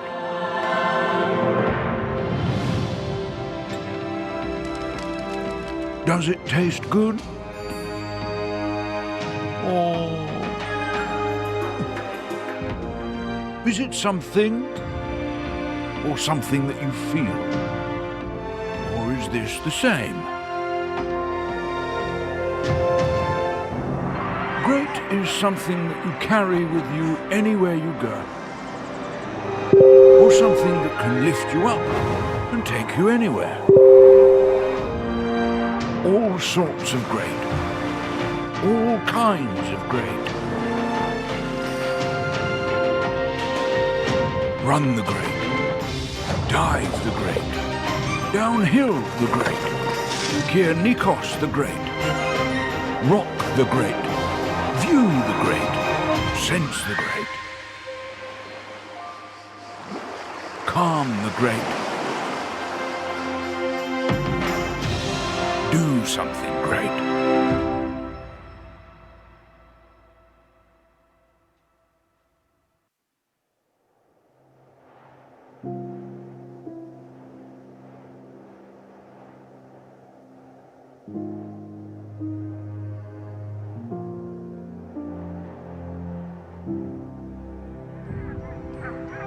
We pursue greatness to beat time, or to make time worth our living.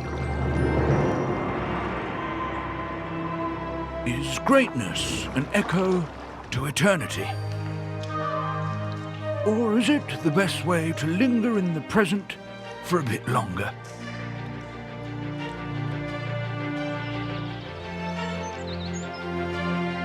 What is great? Is it big or is it tiny? Is it a matter of effort or a matter of attention? Is it a trip one has to take alone or something that really matters only when it is shared?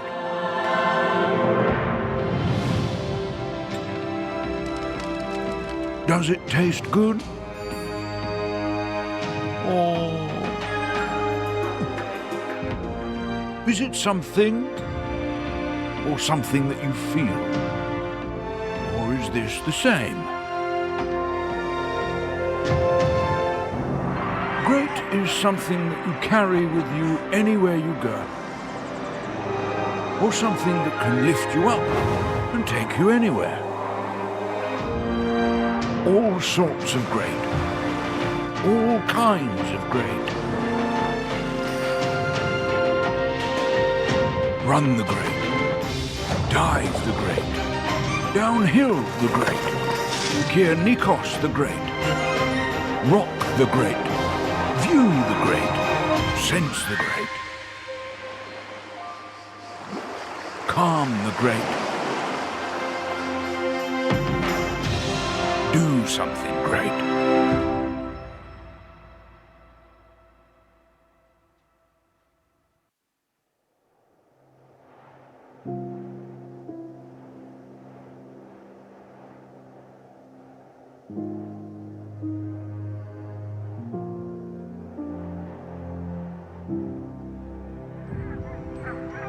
We pursue greatness to beat time or to make time worth our living. Is greatness an echo to eternity? Or is it the best way to linger in the present for a bit longer?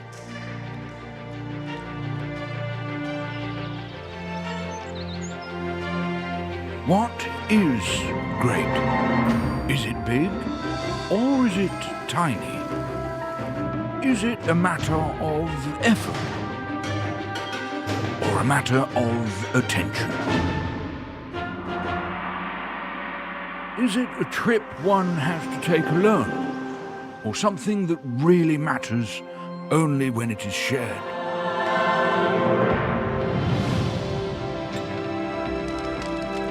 Does it taste good? Or is it something or something that you feel? Or is this the same? Great is something that you carry with you anywhere you go, or something that can lift you up and take you anywhere. All sorts of great, all kinds of great. Run the great, dive the great, downhill the great, Kier Nikos the great, rock the great, view the great, sense the great, calm the great, do something great.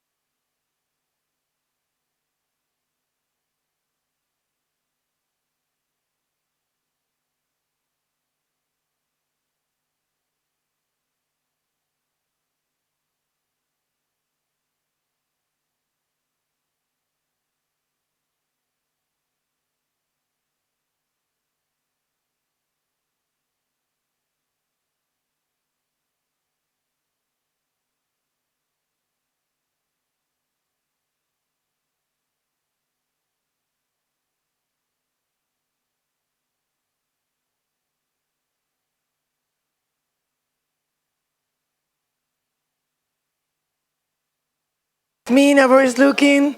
Hello. I will ask you to be closer. It's very important for this session. Really. Closer. Yeah, really closer. I mean, the closest, the closest you can get of me. Yeah, yeah. Very inconvenient. Aankom. Welkom. Nou, right. This is about the closest. Oh, you're the great. You're the best. The closest I can get. So you like to join? Thank you. I'll sit here by myself. Closer? So I will close the door. Can I? Huh? I know, but it's because of the noise. I think they're doing it. Okay, great. So,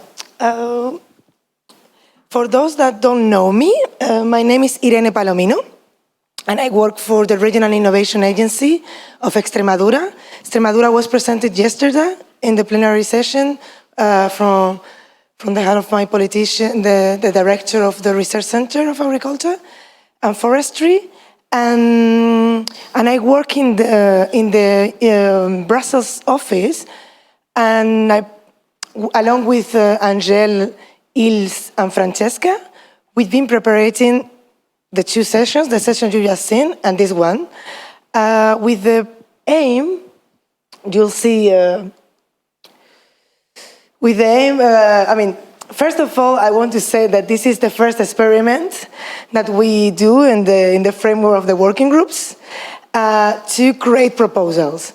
It seems maybe something a bit wild to say that, like you are an experiment, but you are part of the experiment. You take the micro. So there are some, it seems a bit like this. So there is something important, housekeeping rule before we start. Every time everybody wants to say anything, needs to take a microphone, because there are maybe 5-6 people following online, not many, but so basically, just to start with something that maybe will cheer you up, because I see some skeptical views here. It's very important that we know each other. In these 3 working groups, we've been working a lot of our policy follow-up, and we try also to identify several goals, especially proteins of plants and agroecology, and we never really got some proposal submitted, because it's very complicated with through Zoom to really get into a cohesion group. So now we understood that since we are preparing these 3 working groups together, we were organizing and presenting together, we have enough critical mass to at least know each other and understand if we could eventually prepare something all together. And so, first of all, I would like to know who is in the room, but don't worry, I will not ask you to present yourself now. The idea is to know, who are researchers here? Can you raise your hand? Researchers? Okay. Okay, I was expecting much more. Regional authorities? Okay. That's a good representation of the political power, that's important. And then we need as well to know if there is companies. Only 2, that's bad, that's bad. We should improve this part, huh? So, yeah. We like one of the other, sorry? I'm representing a cluster, and I think more people are representing clusters or regional development agencies. Sorry, I missed that part. How bad. So thank you for helping me. And this is the idea. So every single time I say something, I mean, I will make general explanations of those goals that are here. The 3 on red are in draft. So we cannot, officially, they are not approved. We will just, it's a matter of, let's say that we are just making an exercise to understand how could be position our entities on those goals. For the regional agencies and the clusters, all of them are agri or forestry. Who is agri? A cluster of agri food. Any of forestry? Just to know. Doesn't look very obvious in an agroecology. Voila, there is at least once because it's, thank you very much. So I think probably Angel would like to add up what I'm saying. Would you like to say anything? Okay, so I will tell you a bit how it will work. Sorry, it's been the first time I talk to people for 2 years and a half, so it's not that easy, you know. So yeah, the idea will be of the session. We will try to go through the calls, and and after seeing the expected impacts, the scope of the call, I will ask you to say how you see in that call, how you see your organization in that call. Of course, it's not mandatory, but it will be nice if we could know what you are doing in the Pacific to understand if we have critical mass to at least work to make another meeting on that specific call or proposal, and start working on a proposal. What else I wanted to say? There are 5, so they are maybe too long. We'll see where we get. If we get just in the 2 first or 3 first, is ideal, because the last 2, I put it in purpose at the end, because the deadline is end of September. So we are a bit tight with time, but still, they're important and very relevant for our working groups. So we already went there. I'm not sure that everybody, there are some faces that look like this. So, okay, so we are going to start with the cluster 6. The national contact point yesterday made a beautiful introduction of what are the objectives. Probably all of you are familiar what are the framework, the policy framework of the European Union. It's obvious. They've been working with all this new and fancy policy that try to make a future much better.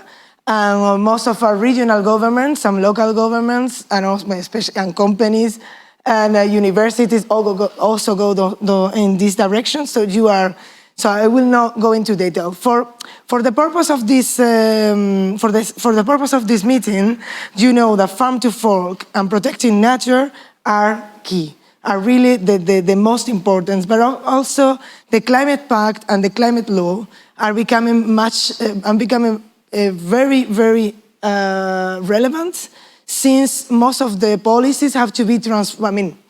The regulation will be transformed to address and to comply with those new regulations.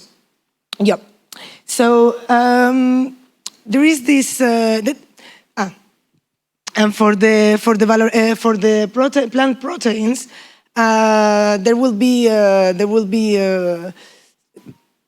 only 2 calls that we have identified in this working program in the cluster 6. Also in the circular bio-based economies joint undertaking, there are 2 calls, but those we need really to have companies with us, and multinational, very important, powerful companies that are able to make an investment on biorefineries. So we are not addressing those. So if somebody has a question, it's because of that. So basically, those that are working in proteins are very aware that at the moment the availability of the proteins are a bit poor in the European Union. We are mostly importing from other countries, so has become a key issue to be able to create ourselves the alternative proteins. And there are this call that is more about ecosystem services, but the other one is about novel food, that is also very important and addresses the whole value chain. In this case, it's more about the biodiversity issues regarding soil health, which is, as you know, something that from the beginning, it could be. And I forgot to say something. If I'm being a bit long or, this is not clear, you also can raise your hand and say, Irene. Because I want really to make it that you participate with us. Because, you've been yesterday you don't know, Monica, but yesterday they were for, 9 hours, I think, listening in a plenary session. So now we need to be, to speak as well and to say things. So yeah, basically, as you say, as you know, most of the crops, the usual practice in the European Union has been monoculture and intensive short rotations because of always for the sake of high productivity. Now we need to change this practice, specifically to comply with the farm to fork strategy that demands decrease the synthetic fertilizers. If you produce leguminous crops, you can increase the biodiversity of the soil, and you can, thanks to that, these ecosystem services decrease the amount that you should put on the crops. Okay, so proposals, results are expected to contribute, all of them, to these outcomes. What is important about this is that we need partners that work together on those three things, right? So quantification of environmental and economic term is something that could seem obvious, but it's not at all, specifically putting them together. Research, the silos in research is something that we are all very aware, but also the economically interest of doing rotation of crops and trying to increase the biodiversity is not just yet proved in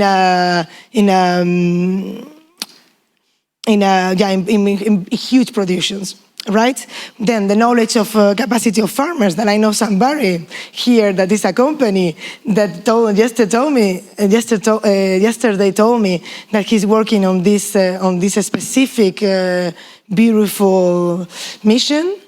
And then the last one is bring and discuss and research and explore different practices, because each country also will have different soils. They have different challenges that are concerned not only the soil health, but also the economical practicals, the cultural dimension, etc. So those things have to be addressed in the demos or in how the project can be structured. And now is your turn. Is there anybody here from maybe from the research or from the regional government or from a company that would like to please break the ice, whoever you are? The ones that feel comfortable, do it, because this session is about this. It's about to speak it together. When you take the microphone, please present yourself and say what are your expertise or your company or what you do. Anybody? Thank you, Angel. Well, hi again, everyone. So I'm Angèle Liègre. I work for the Pays de la Loire regional office, and I have kind of several hats today because I'm also working with clusters and our regional chamber of agriculture. So actually, this goal would be very much of interest to us because we've had a big project on protein in Pays de la Loire, and now we are looking more at how to try to see actually what kind of ecosystem services can these production bring to the farmers in terms of biodiversity, in terms of carbon capture, this kind of thing, climate change adaptation. So that's why this call would be of interest. And when it comes to the type of actors, for instance, and the expertise, well, you've heard a lot probably about Vegepolis Valley, which was mentioned several times yesterday and today. So that's a plant cluster we have in our region, so a bit like probably what you are doing in your own region. And they would have probably the expertise more for the first and the second part of the points here. And as I was saying, we also work a lot with our regional chamber of agriculture, and they are part of several EU projects already on agroecology, on bio-waste, on circular economy, all this bioeconomy too. And I think they would be very interesting for more like the farming practices and having involving farmers specifically, but also maybe advisors, like to provide information about what it means to have this kind of production for them. So yeah, a bit more like the second and the third point there. So that would be me for Pays de la Loire.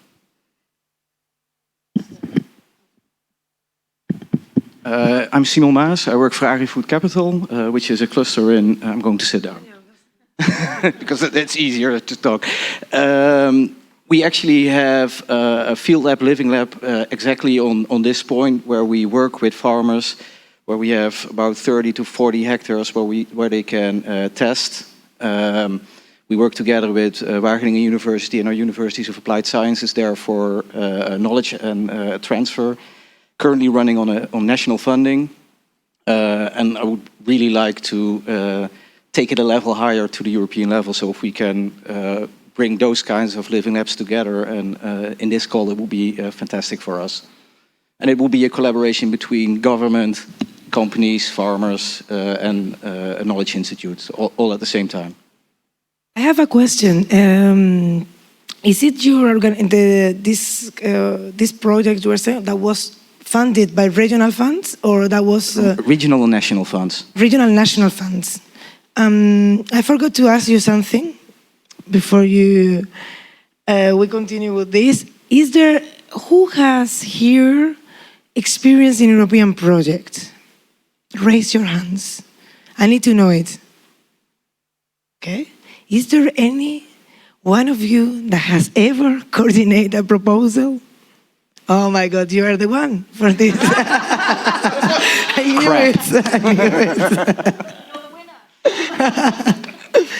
Okay, so this is something that have you, since you have this strategic interest for this sort of project, have your organization considered to coordinate a proposal? I mean, you are not engaging nothing here, eh? It's okay, and this is also informal. So this is just for the sake of the discussion, and to know each other. And I think we could. Okay. I have to ask permission from my boss, and my regional authority, but she's sitting next to me, so that's easy. That's good. Then you can pass the micro to your regional authority. What's your name? Elizabeth. Elizabeth? Would you like just to... No, I think it's we have a lot of experience in it, and I think we have we can bring a lot. But I'm wondering what other regions like to add in this project, because we want to grow, and we want to add also knowledge into our project and make the contribution. And what we're really looking for is for the innovation cooperation. So really the new questions and how to solve them together. So that's really our purpose, to look for collaboration. It must be on the innovation part. That's very great. That is actually what we should we aim to in our working groups, to understand as well how could we learn from each other, and also raise questions that make us reconsider as well around way of understanding around innovation. Right? This is very interesting. Does anybody want to speak a bit about their leguminous crops or their... Yeah, sure. Yeah, my name is Joris Lohman. I'm a founder of Food Hub, a Dutch-based training company for farmers and other people working in the Dutch or in the agri-food value chain. We are based in, we're a modern company, so we're based all around the Netherlands, but mostly in Almere, Amsterdam. So this is the regions that we most link to. And we have been already participating in a program together with Agri-Food Capital, which is a RVO subsidy, which is about enabling entrepreneurs to help them in bringing their innovative products to the market, which is not so much focused to farmers, but I think there we could make a link, because a program that we are running since a couple of years called the New Farmer Family, where we help 15 farmers per year in bringing new products to market, so mostly short chains, and but also because we're a city-based organization and not a agro-technical, so we don't give advice on how to farm, but how to change your farm into a more into different directions that are possible. So making that link to diets and to the consumer part of the farming practice, the marketing part, I think that there might be an interesting possibility for cooperation. We know already Agri-Food Capital. I don't know you, but I think it will be interesting to talk about it. And as said, we have quite strong links with Flevo Campus, province of Flevoland, and that area. So I think in the Netherlands we would be good. And now let's see if there would be other countries that would be able to participate. Yeah, that's actually very, for me it's very impressive how well organized are Netherlands always, how they can be a very good reference for all of us. Really? Sorry? Very small country. Yeah, you're a small country and you are very intelligent and, very... Thank you. Yeah. Yes, of course. No, but I mean, it's something that is was very impressive as, coming from a rural region, even the rural parts of your country has been, very innovative. But for example, in a region like mine, in Extremadura, I don't want to speak just about Extremadura, so I will just keep it very short. In a region, the crops are completely different. It's extensive agriculture, can be also intensive, but extensive agriculture. And the erosion, the threat of erosion that we are facing is severe. It's very severe. So we are at this moment understanding as well which crops could be developed. And of course, maybe not the crops that you are doing, but we can complement the knowledge on that. Because this is, I don't know, the exploitations in Extremadura are very large. And this is something that changed from a country that is small. But indeed, the soil also, the microbiome of the soil. I was in a conference last week, and we were eating together with the microbiome experts, and they couldn't agree on anything. I mean, they would agree on the questions they could raise, because it's very complex. Soil health is something, and the biodiversity that you can get there. So there is a big potential to understand each other, and we are very interested, particularly maybe the southern regions. I was saying that Netherlands is an example, and I would like to see how can we learn as well, not only the treatments, how you treat the crop, also how you deal with your innovation ecosystem. This is something very, very interesting. Is there anybody that would like to speak? Of course. You don't want to come closer? Oh, yeah, I can walk towards the front. That's better. Otherwise, you will all hurt your back, bending backwards. I'm Miranda Ebbekink. I work as a policy advisor for the province of Overijssel, which is actually a more rural part of the Netherlands. And looking at these different outcomes, two things pop into my head. One is that we're very much concerned trying to convince farmers to change the crops that they are growing really depends on the business model. So in the bottom line, whether or not it's financially viable for those farmers. And one of the strategies by which we try to come up with a convincing business model is to see if we can monetize those ecosystem services. And it's very difficult, both in terms of governance, both in terms of quantifying the services that they deliver. And there's also a societal impact that can be achieved by that, because there are quite some tensions between the consumers and the farmers in the Netherlands. I don't know if that's a European issue. I know that in France, for example, like short chain, people still buy at regional markets. In the Netherlands, that's not so much the case. And the second thing that comes to mind is that it relates to the second one, the knowledge and capacity of farmers and agricultural advisors.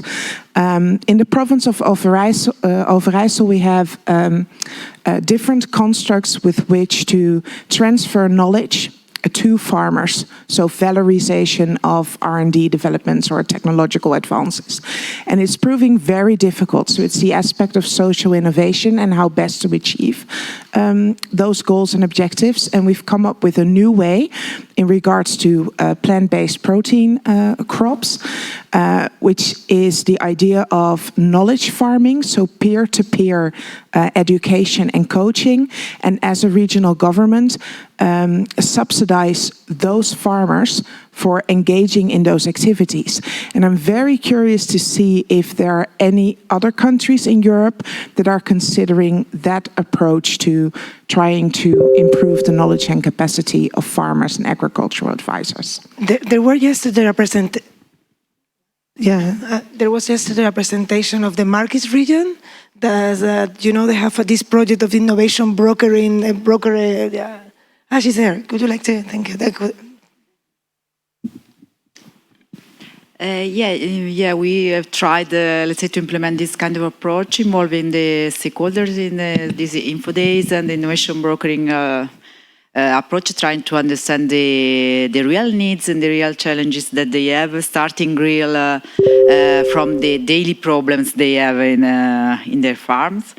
And regarding the legume crops, we are implementing a regional projects actually founded in that measure of innovation 16.1, and we are, let's say,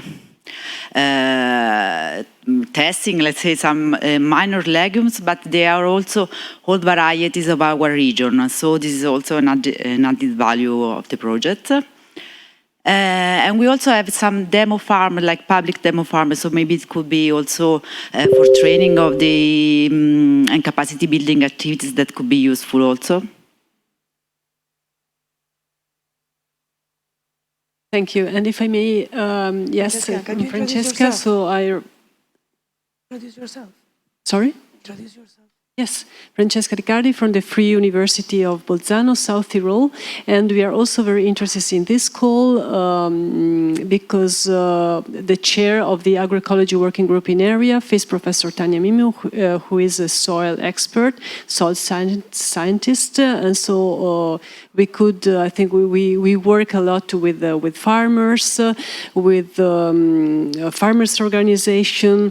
And so there is, South Tyrol is more interested and it's more focused on apples and on wines, but of course all what concern and regards the soil biodiversity, soil fertility, soil health is very interested for us, and we have also very good examples.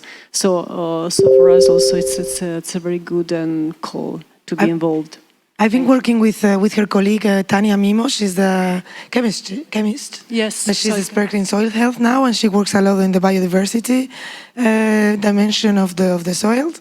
And we were writing a proposal for the next 5 months ago, and we realized that one of the interesting parts for working in a proposal together at European level would be to work in specific crops. For example, cheese, apple trees. In my case, it's quinoa and pseudo cereals. They have a very interesting protein value. And yes. Yes, because I don't know what time it's in. I don't know if we should move on. Is there anybody that would like to? Yes, great. Thank you.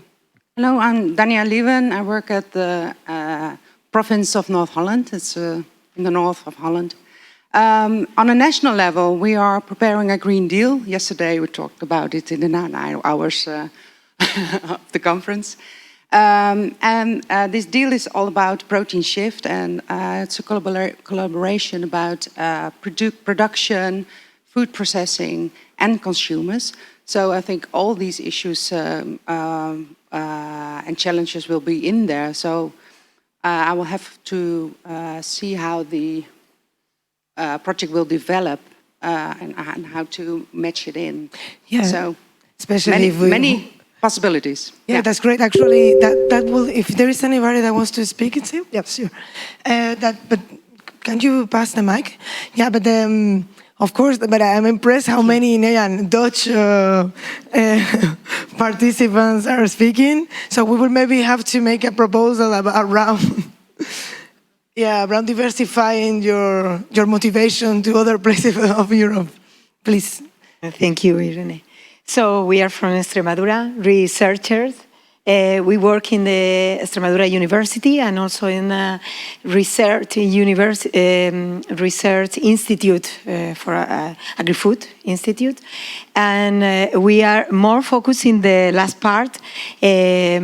We study different compounds for healthier diet and also healthy food, different bio compounds, and also food safety, food quality, and food processing, and cell life. We have in our institute, we also collaborate with different groups that work in the crops, lentils and other crops. But Maria de Guia and I, we work directly with the quality of the food. So, yeah, we are very interested in this call and also in the other one. Yeah, I will move on to the other one because also regards the whole value chain.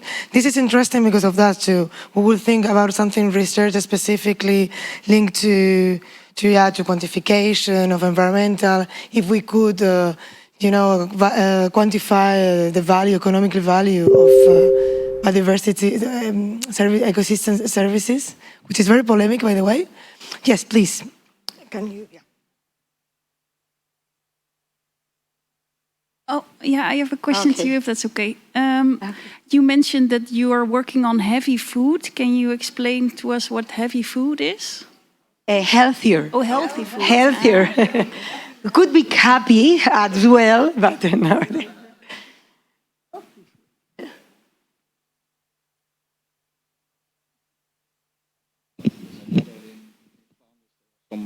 Some companies working on this topic as well, like Ilvo and others that I think could be very interested to include as well.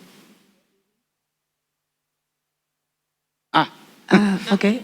Yeah, maybe they can interact. Ilvo, would you like to speak? Can you send a message to anyone? Because that's the problem. We didn't foresee how to make the people interact in the session. Yes. He's there, but I will check with them. Yeah, sure. Please. I'm not of Ilvo, but I'm the coordinator of AgroLink Flanders. And Ilvo is one of its 18 members. And I'm sure a lot of the members will be interested in this call, but I cannot speak for them. So I will present the call and I will send the contact details later on. That's great. This makes already 4 or 5 countries. And just another hat, but there were also, I think Irene knows Karen from the IFAU Denmark, so more like a Nordic partner who was also interested in the call, so she couldn't join, but she's more like a research institute. And she's part of the protein working group, so I would have mentioned it in the end, but this calls, like the idea is also to have a follow-up, obviously, like if there really is some interest that stems from on 1 or 2 calls, like really to actually build on it, and then I think I can already say that, judging by the room and the people here, we actually have most of the expertise already here, just like a coordinator.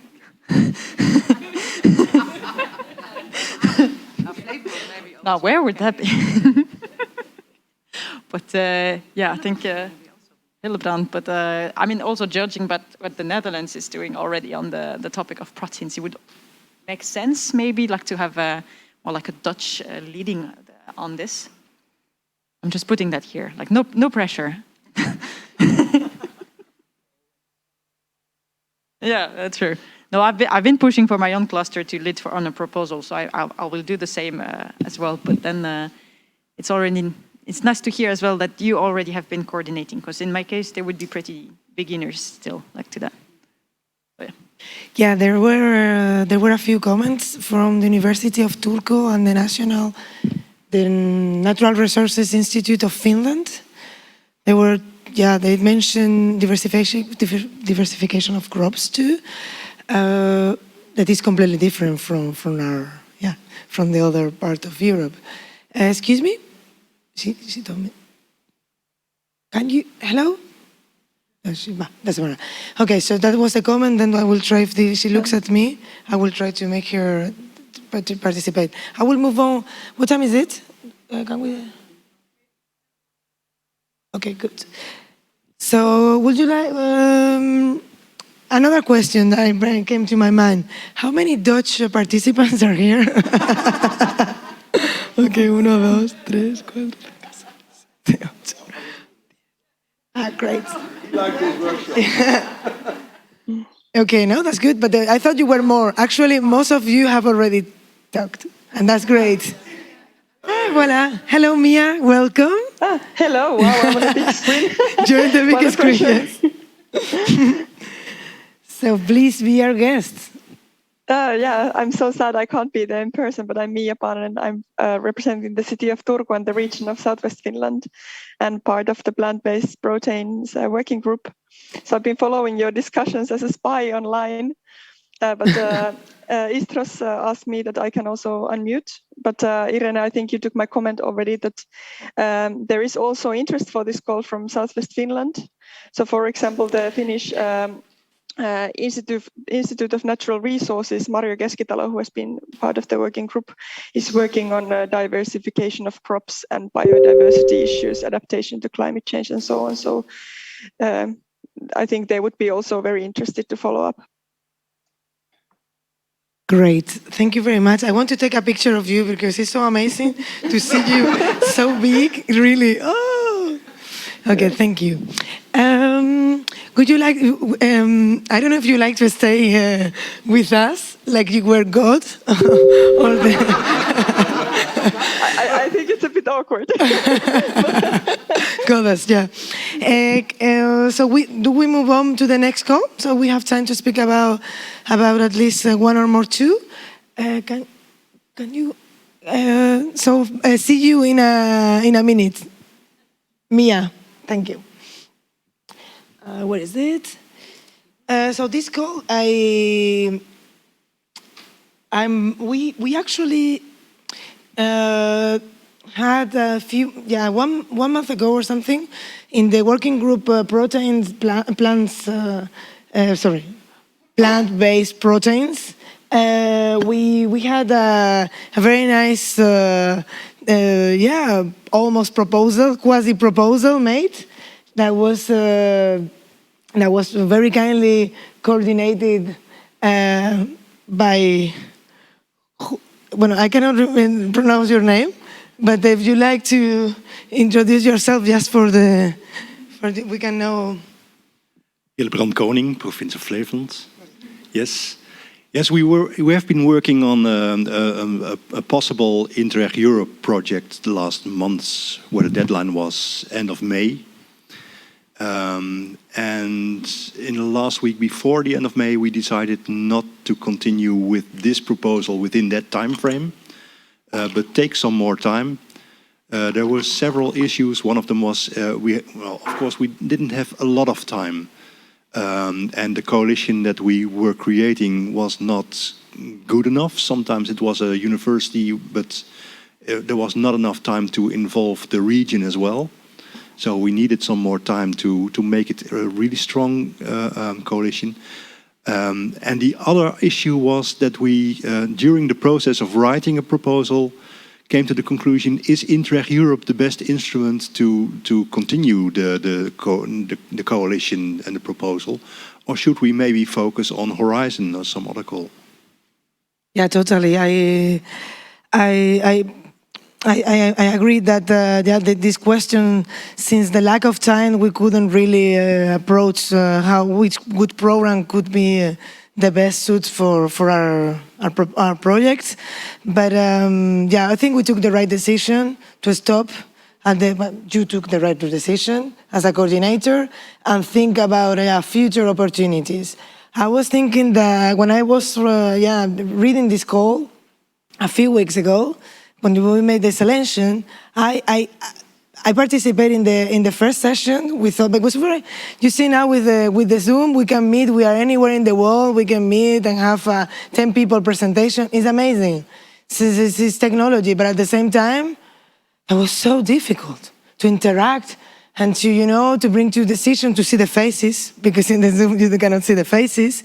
People that are saying, okay, this is not what I really want to say, but I don't have enough time, I don't have the trust. Here, when we drink the coffee, probably, maybe if we don't create a project, you will discuss about other opportunities. So it's already, it's easier. And so I thought about this proposal, specifically because it tackles the novel regulation, the novel food regulation, which is a very specific it's a rule of the European Union for any food that not be consumed or sold in the European Union before 1997. And this has specific requirements that really should be looked at with a lot of attention, and is part of, it can be a very interesting way to bring our communities, our regions, in new markets in the European Union. So scale, really, after the project, if this is funded, scale our, all the results to business models, so to applicable business models. Yeah, so this is some of the character, of the features that are written in the call, in the regulations. So mainly what we need is that it doesn't pose any risk to human health. But for example, I worked a few years ago in a law firm, and we were also taking care, that was the topic was novel food, one of them, and even quinoa could had to pass the process of novel food or chia seeds, each of the producers, not the product itself. So there is something that we can address in a proposal, and I find it very interesting because it's very costly, and it could be a valuable thing for a project. Hello, my name is Monica Nash. I'm from the Federation of Industries of Greece. I'm one of the co-organisers. Our federation is also a member of the European Enterprise Europe Network, and with our colleagues from the EN Centre in Spain, we've helped to coordinate some of these sessions. I'm definitely not an expert, but I just wondered, the thing that you said, Irene, about the quinoa, and each producer has to be each seller. Okay. But anyway, I mean, is there any way that this could be fast-tracked? I don't know. I have absolutely no expertise in this. No, it takes money and it takes time. It's only that. But for example, if you are producing insects, I remember that Flevoland had you do have a very important on insect production, right? You weren't do. That was another. Yeah. Okay. I heard that before, and this can be very problematic because you make a project, it's amazing, it works, you have the result, and then at the end, at the end of the project, that you need really to pass through a very costly process. So you lose the inertia of the project. Yeah. Well, in this case, it's addressed specifically. So you need a working package exclusively in novel food. But I mean, it's a nice occasion to be familiar with this this regulation. That is not that. I mean, we are researchers, regular authorities. There are only 2 companies, and honestly, we work. There is not a sole farmer, an only farmer here. Or it makes this. I believe that a call like this help us also to work in specific and practical things. What I wanted to say. Yeah. Probably my question is quite stupid. I'm Francesco Ferini. I'm a professor at the University of Florence, and I'm also the president of the nursery plant districts in Pistoia, which is the biggest in Europe for ornamental plant production. Mm-hmm. Probably my question is quite stupid because I'm not deep into this topic, but I'm wondering if the same regulation, the same limits applied to functional food, which is made, from normal food, added by natural components. Because we are working in my department on to produce functional food from natural products. And this might be another interesting topic because I don't think it needs a specific authorization in this case. Yeah, it needs an authorization for the labeling. Yeah, just for the labeling. So you need the national agencies approving the content of your label, and all the ingredients of the label have to be included in a regulation. Yeah, sure. For functional food, but for food ingredients.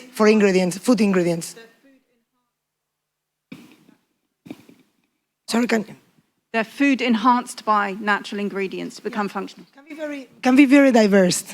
This is more about that the safety of the food is guaranteed. Yeah. So that was the context. Is a new way also, as I was saying, to bring this instrument, this regulation to Horizon Europe, and I find it very interesting. And then for the scope. We have to work definitely in the multi-actor approach, bring farmers also, or at least producers, or the whole value chain. This is always something that is missing in projects. There are even some of the proposed projects that are funded with the multi-actor approach, well addressed in paper, but then when it comes to the results, it's difficult, to prove an impact at the end of the project. At the end of the project. So it's something that since we like to have funded, but what we like the most is to have good results and an impact. This is for me the most one of the first parts we should work on. And then this is about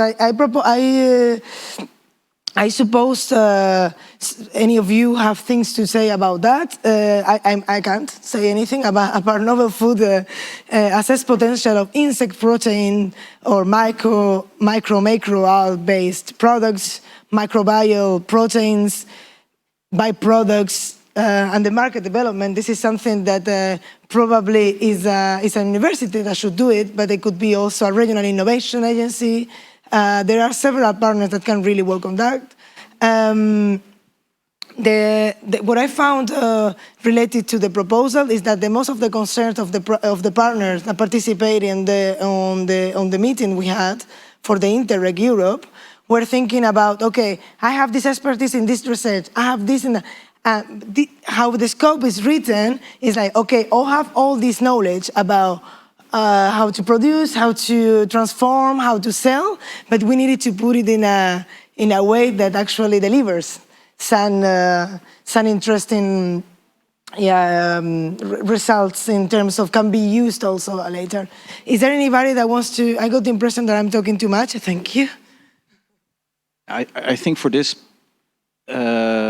call, you really have to make a big decision whether are you going to try to work from companies based that are working on this field and trying to help them to make the next step, or do you want to take another approach on the more top-down level? How are we going to facilitate a better ecosystem? Personally, I would choose the first one, start working with several companies and assist them in getting the ecosystem up and running. And if you want to do that, I think it would be a smart move to see collaboration with the S3 partnership on nutritional ingredients, where you have several clusters working on this topic as well. And I think that there you already have a base with clusters. And if you can combine it with a lot of regional governments and RTOs that are here, I think you could quite quickly whip up something. In our region, we have 2 or 3 living labs in food processing that are working on getting nutritional ingredients out of mainly waste streams and are looking for collaborations like this. Yes, it's a very good point, I guess. We should make a decision on where in the plant protein field the energy is. Because you have feed and food, you have the production side and the consumer side. You have insect protein and plant protein. So we should figure out where the energy is and always involve knowledge institutions and mainly SMEs, I guess. Anybody else would like to say anything? Yeah.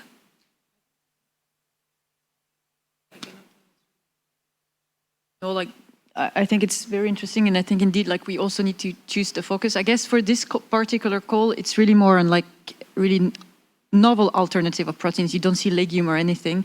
So at least in the case of Pays de la Loire, I would say, for instance, we have a strong, highly potential microalgae sector in which you're looking a lot on projects. So, and in case of SMEs, we would have one that's working a lot with the University of Nantes, and they would be probably able to provide with some ideas and some issues. They are also working on the novel food. They've been struggling actually in the past, to get their products approved, not only on novel food actually, but also more the organic aspect of it. So that could be could be at least one SME that I have in mind. That, and I would agree as well with you. Like it would be, I think, better to start from a more bottom-up approach, like to actually start from the ground. Like, what are the issues and how do we connect with the novel food regulation, which is very strict indeed. So yeah, that would be. But I don't know. Is there? I haven't seen many novel food problems, I think, with plants mostly, but I've seen one with duckweed we worked on. It was also not, it's also not novel food protein.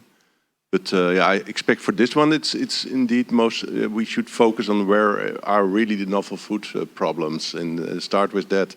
And yeah, if there are no problems with microalgae, then in novel foods, I think yeah, it's here in the text, but then probably the text was not so good. So if are there problems with novel food and microalgae? I don't know. So if there are not, I suggest not to take them in.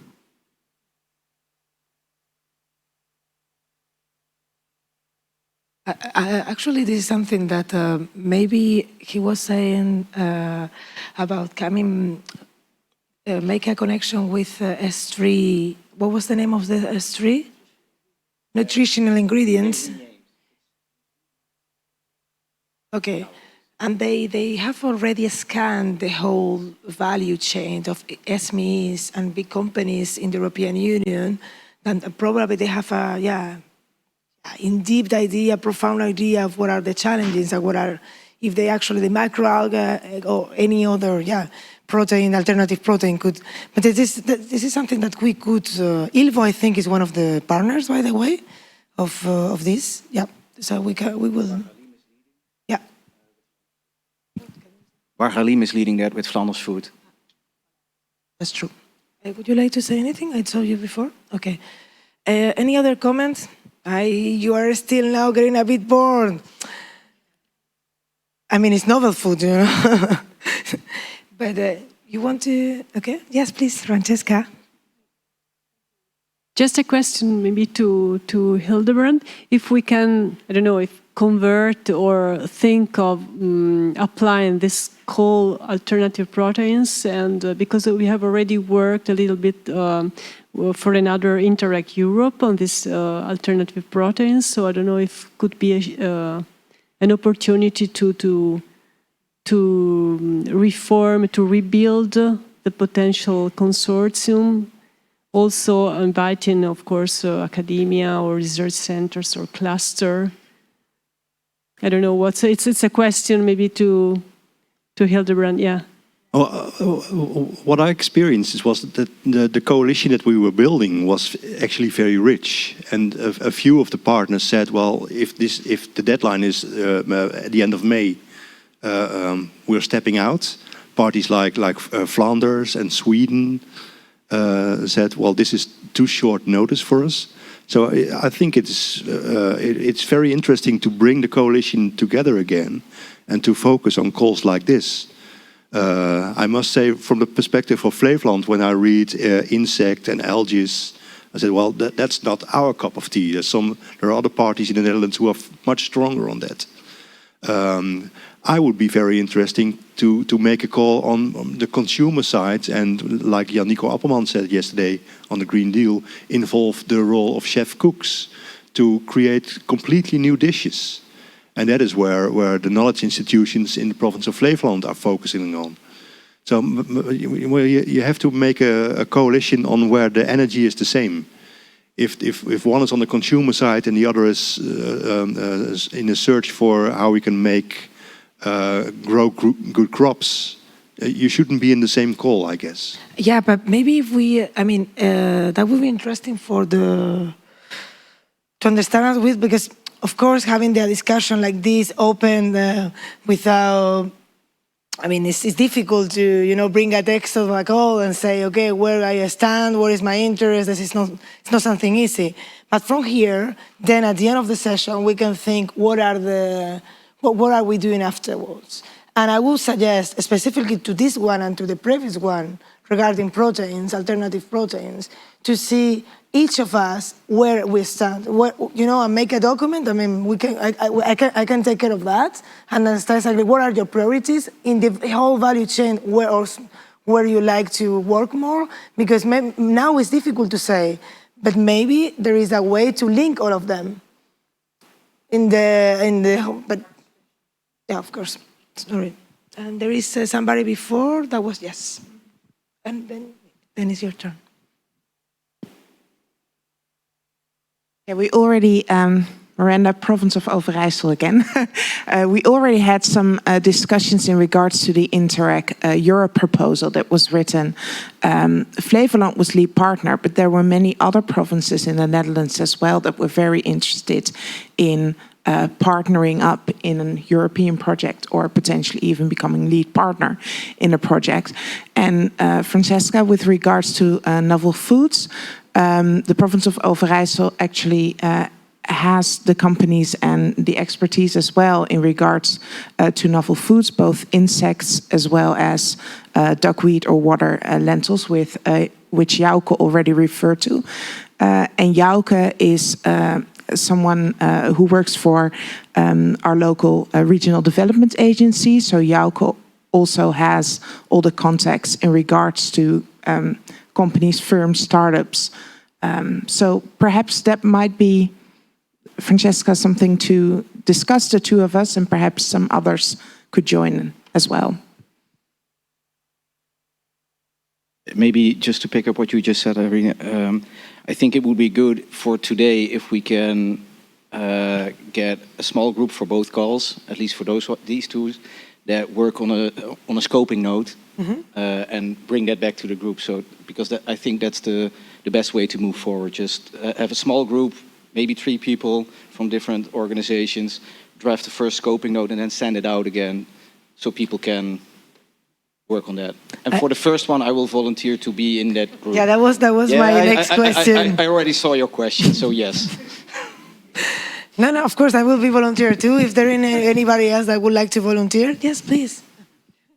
Another remark, if you want to rebuild an Interreg Europe project into a Horizon project, it's something completely different. Yeah, we are well aware of that. So be aware of that, because it's the first one is about policy changes. And I think I've did a huge Interreg Europe project, and I found it quite difficult to show the impact and the results after this project. So an Horizon project is more about research. So maybe you have to start all over again with your consortium. I think we will start. I mean, the exercise that was made at that time, there were like how many regions? 6, right? 6 or 6 maximum, or maybe 7 at the maximum. And I participated. There were 2 days of debate. I was in the first one, and that was very large, So we could, thanks to the help of the consultancy, we could really narrow down something that was concrete. So we finally, after several discussions, we could identify specific policies and where were our, interests as regions. But that was very large, and there were many research centers involved. So at the end, it was more appropriate to. I understood that was more appropriate to think about Horizon than to.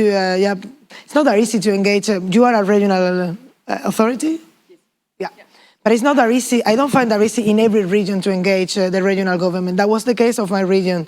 They were very scared, make a big statement about we are for alternative proteins. They are for, but to participate, it takes time to also to make them be part of that process, because what do you think? Yes. Just to comment on that, that's exactly why we're here, because these calls that we're presenting, like Irene said, they're not published yet. They're supposed to be published at the end of this year, opening hopefully in January, then a deadline probably in April. So we have time now, to actually prepare and build something like a strong consortium. Okay, no pressure. It's okay. I'll be looking elsewhere. But that's ideally the point. The objective of this workshop is indeed to maybe find a core group of actors. Maybe start preparing just a proposal, a scope. If you can take the lead for the first call, that'd be perfect. I can help as well with Visiopolis Valley and make the link. Maybe Irene would do the second one. We don't have to do all of them either. Maybe some of them will fail. Maybe one of them will be successful. Like, as long as there is a project in the end, that's the objective, kind of. So. Yeah, and I will say that this goal is 2024, and the other one is 2023, which I saw that the motivation of the of the room, also from the Dutch side, but there were quite a big motivation to explore that possibility. So we could start with the 2023 one, and then improve also the partnership and understand how we work together, because it's not that easy also to identify the activities, to see how can we, not all the regions and all the actors. It's sometimes a chemistry thing. So we have to work on that. I don't know if you like to move on. To be honest, the next goals that we identify are for September, end of September. I don't see how can we work on that. Sorry, this is the one. But is there anybody, sorry, I forgot about this one. Is there anybody that has interest in this goal? Sorry? I don't know, I want to...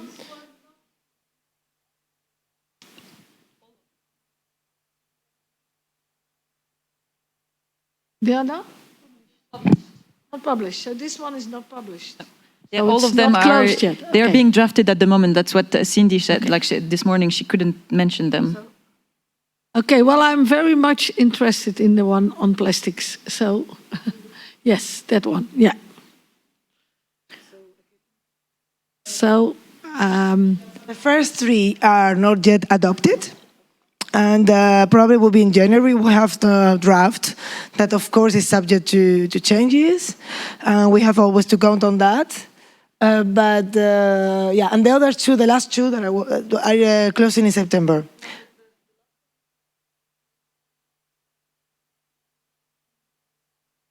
That's why I couldn't find it. Okay, and I was so stressed this morning about this. Like, what is this goal? So basically, okay, that's good. That is for adaptation anyway. We can think about that next, our next meeting, if you like, because I don't have it here. But for the plastics, I mean,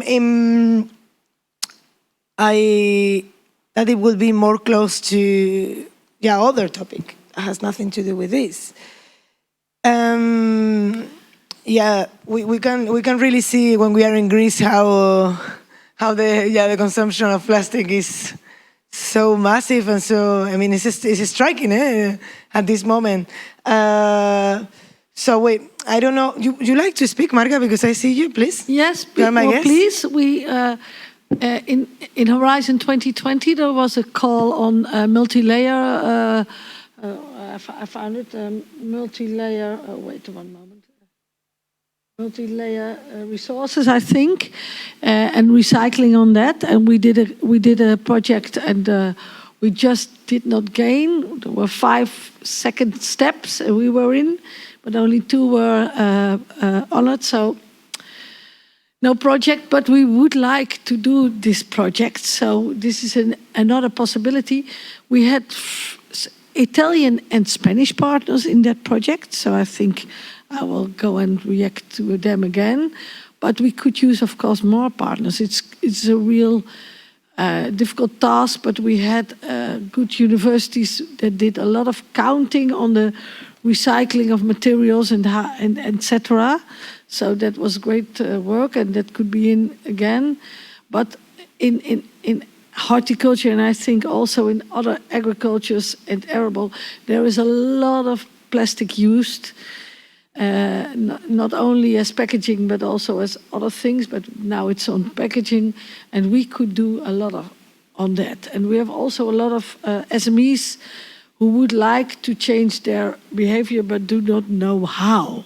So I think there should be room for us to be in a project, and we would like to do it again. So I would like to hear who is in for it. Me again, sorry. Yeah, no, I think we would be also very interested, or like, not me, the region, but I'm again thinking of Vegepolis cluster, but also another cluster that we have is called Zelo Futur, and that's more on like wood in all its form, but they also work a lot on packaging, on making more like bio-based kind of, and on like packaging for food production. So they are also very concerned about the regulation. Actually, like we have rules coming up in France that will reduce the use, or like we will have to reduce the use of plastic anyway for a lot of things. And the horticulture sector is the most concerned sector at the moment. So we need indeed like solutions because they are not there yet. Yeah, I think that they would be interested in a project if you would have. You were saying, if I understood correctly, like you already had a project, so you kind of already have a consortium. Yeah,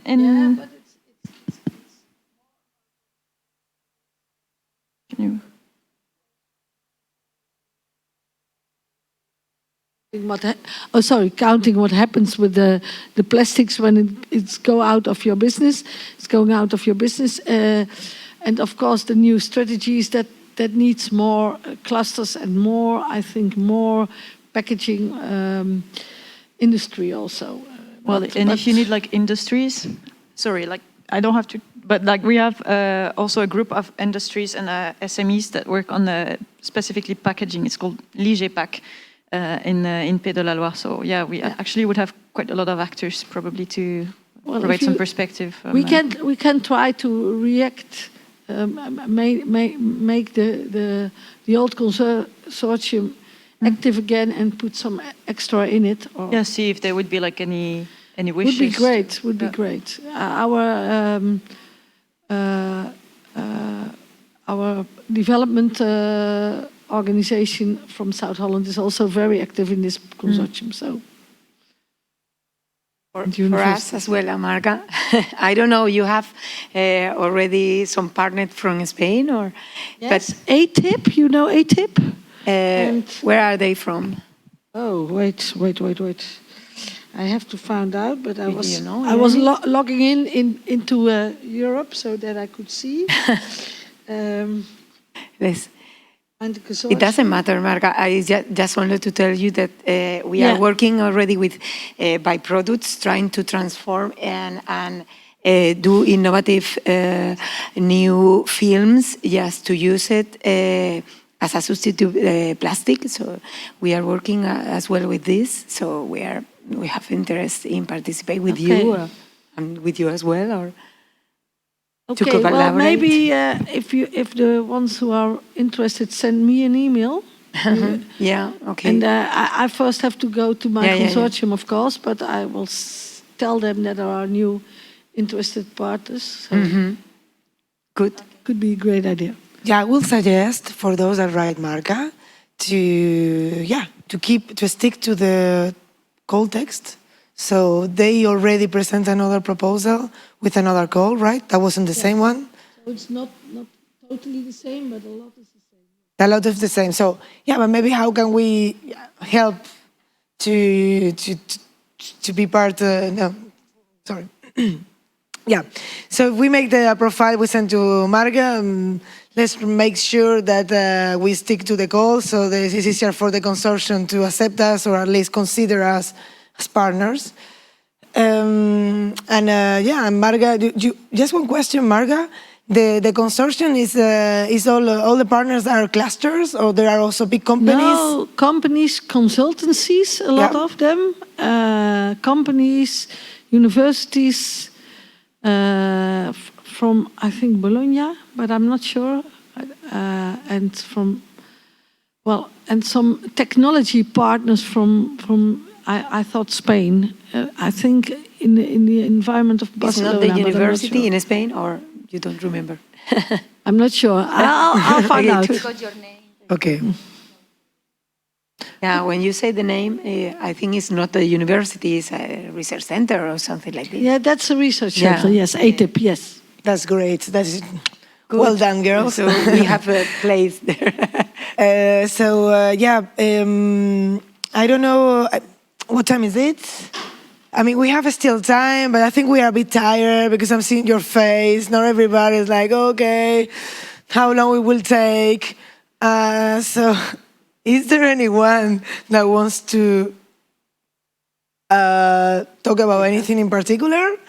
Share with us something, anything, or could we close the session after a comments that my colleague Angel will share with you?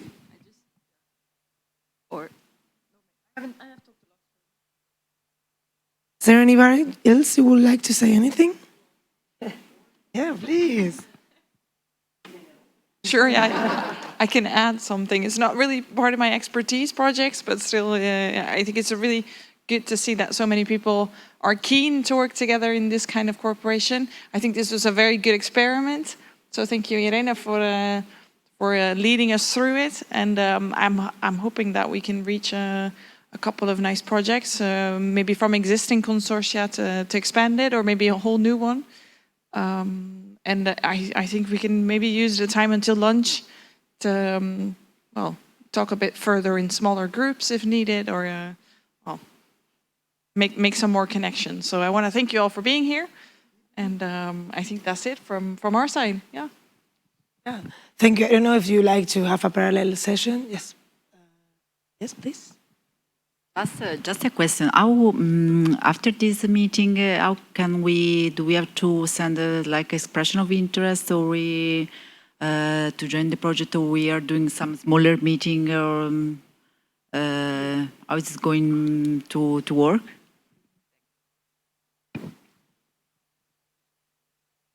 Well, the idea would be like to work with the current ERIAFF working group. So probably as a part of the general conference, we will anyway have a follow-up on the presentations and all this. And ideally, because we saw that there was interest on at least those 3 calls that we discussed today, then we will, I think, appoint a main contact person, like I said, like a core person on which, and then we'll start ideally preparing, like, I don't know, not a proposal, I'm not going to call it a proposal, but like more like an idea, like, okay, where would you like to go? And then in the autumn, we were thinking of having a follow-up meeting. So probably, again, like the 3 working groups combined, and to see, like, all right, which actors are actually there? Do we have a coordinator? Do we not? Do we know the timeline? How would we want to prepare? And then that's from there we should go. So I don't know exactly if it's going to be like a whole meeting on the 3 projects, or if we will do separate meetings. Probably separate meetings, that would be easier. Ideally, we could even dream of having a physical meeting in Brussels where we could meet again, like, properly and really discuss, like, the building of the proposals, because we see today that it's just way easier to be like face-to-face and discussing. And it's also, like you said, I think, like about connection and connection with the other partners. So in the case of Pays de la Loire, for instance, I'm happy to provide with our office to plan something and to see how we can best organize. So that's the idea for now. Like, I think I won't dare to say that we will plan something before the summer. I think everybody needs summer holidays. I do, at least. But yeah, more like in the in the autumn. I think it's a better timeline. And again, these calls are going to open early 2023. So if ideally we have like a final decision on which call we go to, like in the autumn, that would be ideal. I will always say, just to add up to what Angel said, if you like, since we are 3 different working groups, maybe it could get a bit messy. I can centralize your interest. Be kind with me. Write me an email with very simple statements and with a presentation, and then we can start working specifically or to the novel or to the ecosystem services with a concept note, and then you'll have news. But don't hesitate to write us, to write me. I will, Angel and the colleagues will share my email, and then from there we'll see how many are on the boat. Okay. Yes. It could be a good idea, maybe, Irene, to share these slides within our working groups, so we can also, spread, no? Because we can, we can just spread the information through the... Here, there. Thank you. Well, this is if the European Commission knows that I'm giving a presentation in a public place about this, I mean, I will be blacklisted. Yes, so I cannot share a presentation. This is okay. I mean, nobody will, I will not go to jail, or Commission will not sue me. But it's something that I cannot do because it's not public. Yeah, but dude, yeah, I'm putting Twitter with my name. No, just to say please. that we are only a small part here, and yes, we have to inform. Yeah. Sorry. No, my aim was to inform our participants, our colleagues, because here we are all only a small parts of the working group, so not, of course. Well, we can name too much the goals. We can name the goals without the number, and then everybody. I mean, most of us has the draft. But I cannot publish. We're gonna just send it over. I mean, I work for a public entity too, so yeah. No, but we'll manage. I mean, I will speak to Fabio. That was the next step, and see how can we connect with the others. And I mean, anyway, that is something that is becoming quite common in ERIAFF. With projects, there are always most of them. There are this how is that, usual suspects that come up for participation. So Fabio will ask and in the email, and then my name will be there. And I'm sure now we are numerous here. We are many people. I will probably have 10 emails, 12 in the whole ERIAFF network. So this is, and they know the ones that work in Horizon Europe know. And we'll look for it. No, I mean, yes, my idea is just to inform, to mention the calls, just to spread the information, not the slides, of course, all the information, but through our working groups, the other participants. So because but we will. I mean, Fabio will send an email saying that there is these calls, but I mean, it can become very messy too. Huh? That, okay, we want to participate in this call. Already we are 30 people here, 25, and it's not that easy also to get into something common. If we send a general email to everybody, they will, in practical terms, I don't know if that's that useful. But we can mention that in these working groups, we are going to work with biodiversity, with leguminous crops, and with novel food and plastic reduction. Okay. And then, of course, if you have a priority in your entity, they will reach us, for sure. Okay, that could be then the end of this amazing session that you were. No, it's not the end. It's almost the end. Just a parenthesis, because she said, Angel said that that was a good experiment. We don't know.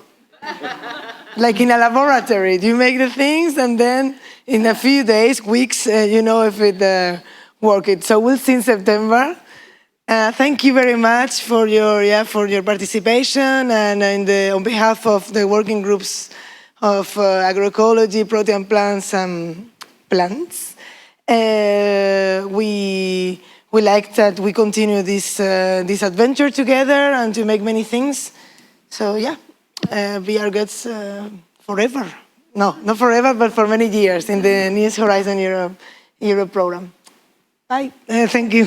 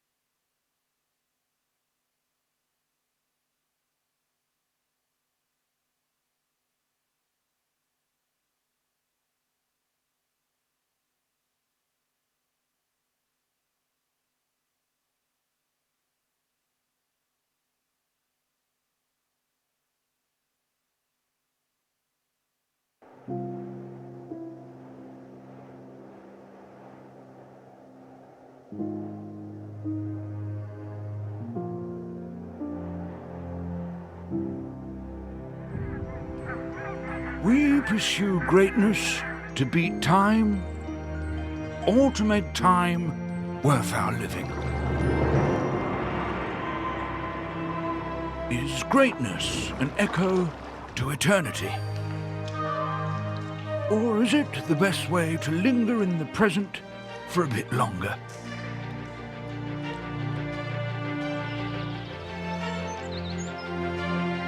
What is great? Is it big or is it tiny? Is it a matter of effort or a matter of attention?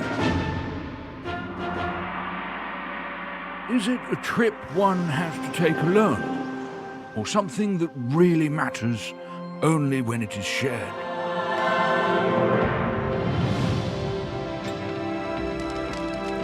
Does it taste good? Or is it something or something that you feel? Or is this the same? Great is something that you carry with you anywhere you go, or something that can lift you up and take you anywhere. All sorts of great, all kinds of great. Run the great, dive the great, downhill the great, Kier Nikos the great, rock the great, view the great, sense the great, calm the great, do something great.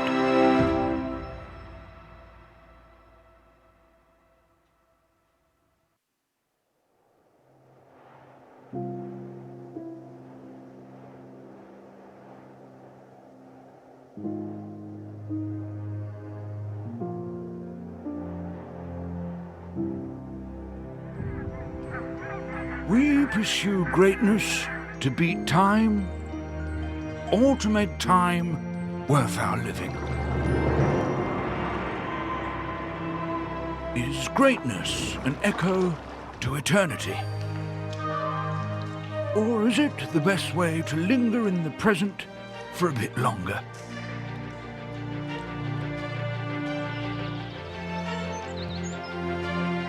What is great? Is it big or is it tiny?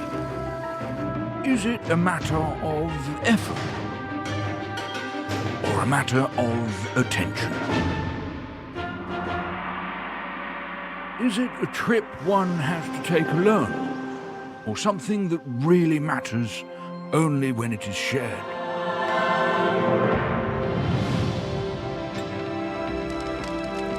Does it taste good? Or is it something or something that you feel? Or is this the same? Great is something that you carry with you anywhere you go, or something that can lift you up and take you anywhere. All sorts of great, all kinds of great. Run the great, dive the great, downhill the great, Kier Nikos the great, rock the great, view the great, sense the great, calm the great, do something great.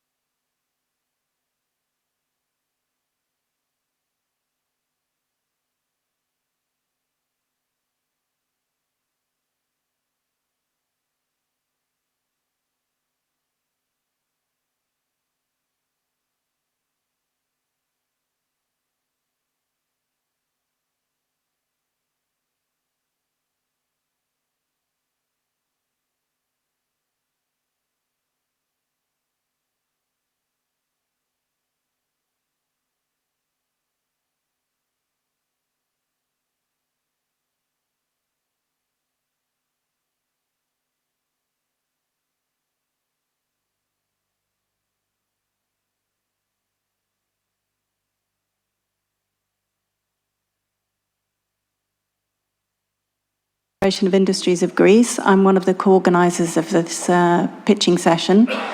I'd like to call all of the speakers who are here present to come up to the panel so that we can start. I know that there are 2 speakers who will be with us via Zoom, and one gentleman who is just finishing with an audit at his company premises, so he will be joining us a little bit later.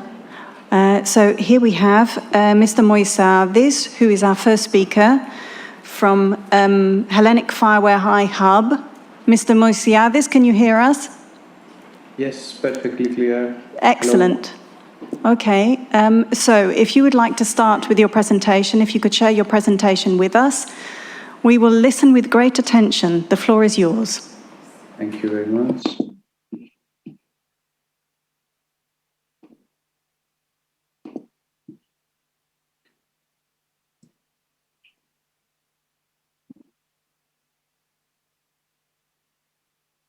So I hope you see my screen. Yes. Now it's just come up. Okay, great. Thank you very much for the invitation. Apologies for not being there physically. I'm still recovering. I got sick the weekend, so it wouldn't be safe for all of you to come there, although I'm feeling better. So my name is Theocharis Moisiadis. I'm the Managing Director of Hellenic Fireware iHub, and I'm here also as a proud member of Smart AgriHub's project to present to you a solution that we developed in order to provide farm upstream traceability for the food that we have in our plates. Let me briefly introduce Hellenic Fireware iHub first. It is a one-stop shop for the promotion of fireware in Greece. It is an internal project of Future Intelligence, a Greek SME working with IoT solutions in agri-food, infrastructure, industry, and so on. The idea is to train tech SMEs and startups on the adoption of this open source software and certify them or validate their solution that are based on fireware. As I said, this is a European-driven open source community, and it wants to provide interoperable solutions that do not lock end users in specific implementations. Also, one of the objectives of Hellenic Fireware iHub is to participate in such dissemination events, network with other companies, or even create fireware working groups with inside associations or clusters of enterprises. So now, Kuhoma Trace, what we did there. The idea was to build a replicable solution based on standards that are merging the IoT world with the world of traceability. And this was done using fireware and GS1 standards. So the idea would be to how to accommodate IoT data that coming from the field, like soil moisture, air temperature, air humidity, soil pH, and soil pH, and so on. How to accommodate this data with an industry standard like EPCIS provided by GS1. EPCIS stands for Electronic Product Code Information Sharing, and GS1 is the world most famous organization for traceability. So how can we deliver data combining IoT and traceability events? And what these data are important from an end user perspective or from a business perspective in the value chain? And how exactly could we merge these different data models? So the business idea behind it was to extend the value offering of IoT solutions that primarily focus on reducing input on the pharma level, so reducing costs and environmental resources, But now the idea would be to also use this IoT data. The farmers could use this IoT data as a marketing benefit in order to prove to their business partners or to the customers that they irrigate when it was only necessary to do it, or they apply the fertilizer when there was a reason behind it. And this goes well with recent trends in the consumption world, where we all see that we want to know more about the story behind the food that we are consuming. So experience-based consumption is rising, along with online grocery, for example, and of course this could be also this implementation could also address one of the most commonly faced problems from our farmers, which is how can we increase the price of our product in the end. So we proceed by utilizing the traceability activities of every partner in the value chain, starting from the farmer, going to the primary or secondary processor, and then, of course, moving to the retailer part. Of course, we focused more on the farmer side and what standards, traceability standards, shall he use, like GTIN, GLN, and buzzwords like this, and how we can merge them with IoT data. So the idea was to support farmers contacting the local office of GS1 in Greece in order to get some basic standards, ID keys like global company prefix or global location number where the products are being produced, or a global batch number, let's say, for every product that is being produced. And this is how very shortly this was implemented. This is a picture that you get from an IoT solution, where the bigger blue polygon represents a globally identified farm with one unique number that can be accommodated in the EPSI standard, where other business partners could also have access to, as long as the farmer gives the authority to do so. Inside this blue polygon, you can see this specific plot, this specific parcel where this product was produced. We here see an olive yard, and the product was table olives. Inside this parcel, this orange polygon, you can see a globally identified microclimate station, as we call it, that has sensors like soil and air sensor to measure the meteorological conditions there. And then, of course, we have the product, the table olives that are produced. And this is also a picture of the solution. We now have information from the planting event. So when the crop was planted, or when the season started, in the case of table olives, and between the planting phase and the harvesting phase, we get data like aggregated sensor data, average IoT data on microclimate, that are very, very, very crucial and very important to unveil the quality of the product.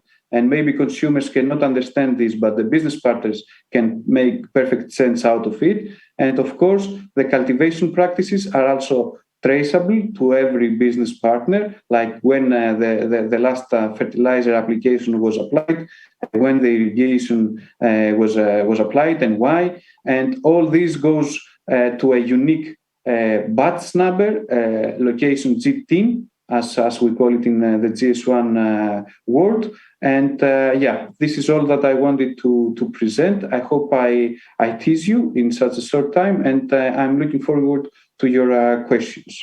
Thank you very much. Thank you very much, Mr. Moisiavis. And you kept perfectly within the time. I was about to actually give you a 2-minute warning, but but you kept within your time slot, which is perfect.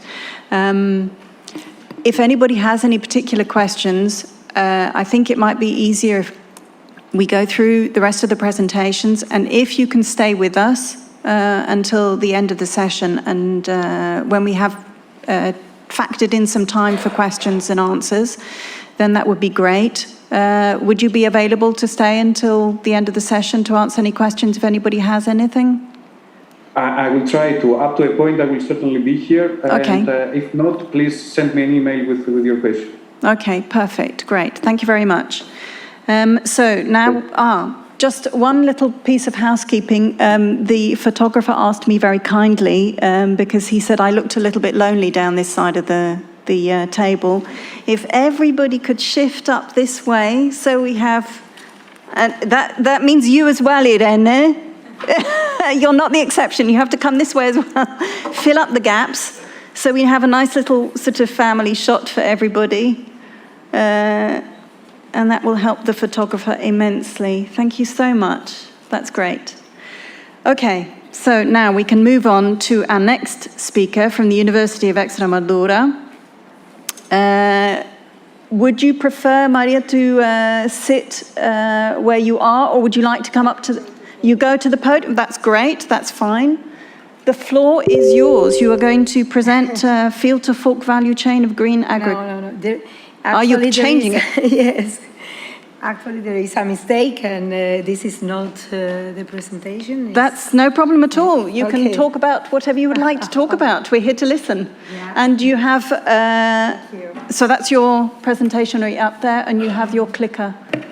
Great. Okay, hello. And this is for the next, yeah, okay.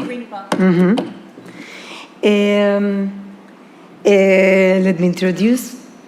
I am Maria José Benito, and I am here with my colleague, María de Guía Córdoba Ramos, and we are for the University of Extremadura, and we also work in a research institute, Agri-Food Research Institute, also in the university.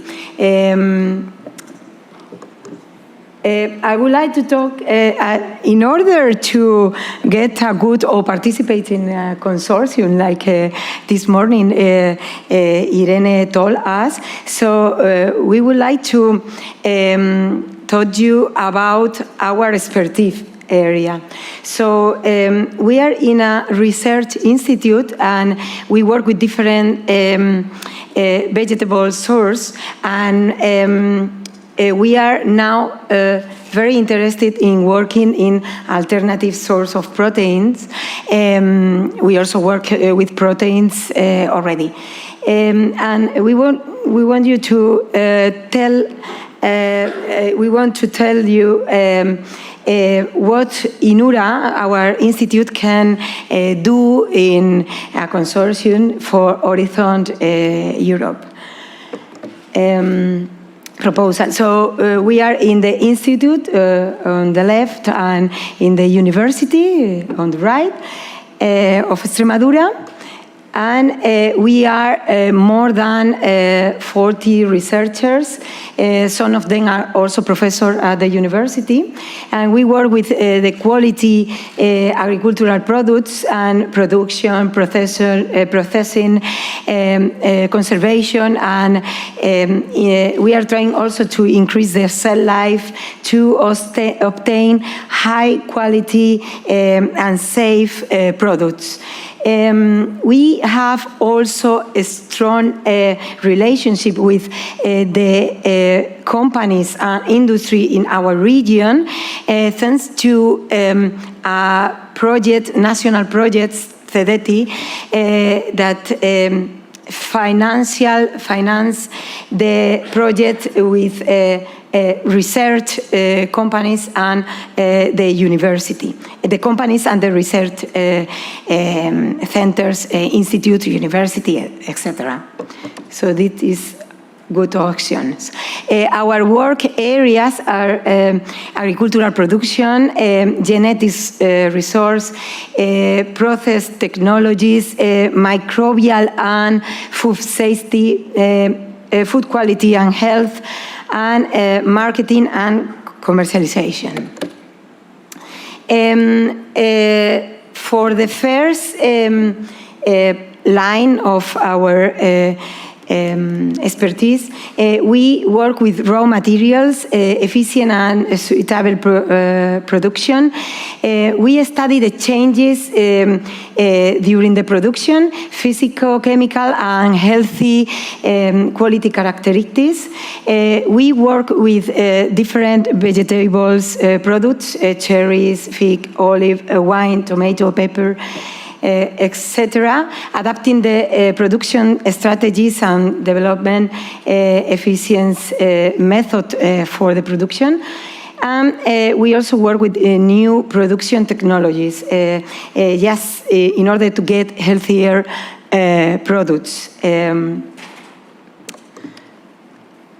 the second line, we also work with the final products to get production of differentiated quality food. We work with different varieties in our region, in Extremadura.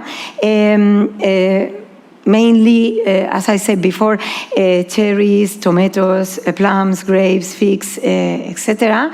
In order to get a specific product, very regional products with protected origin design. And also we work with companies very important in our region, and we made some studies for the chemical, physical, nutritional, sensory qualities of the products. In our third line, we use also new technologies that we can apply in the processing of our industry products, just to offer a solution to develop new products to our industries.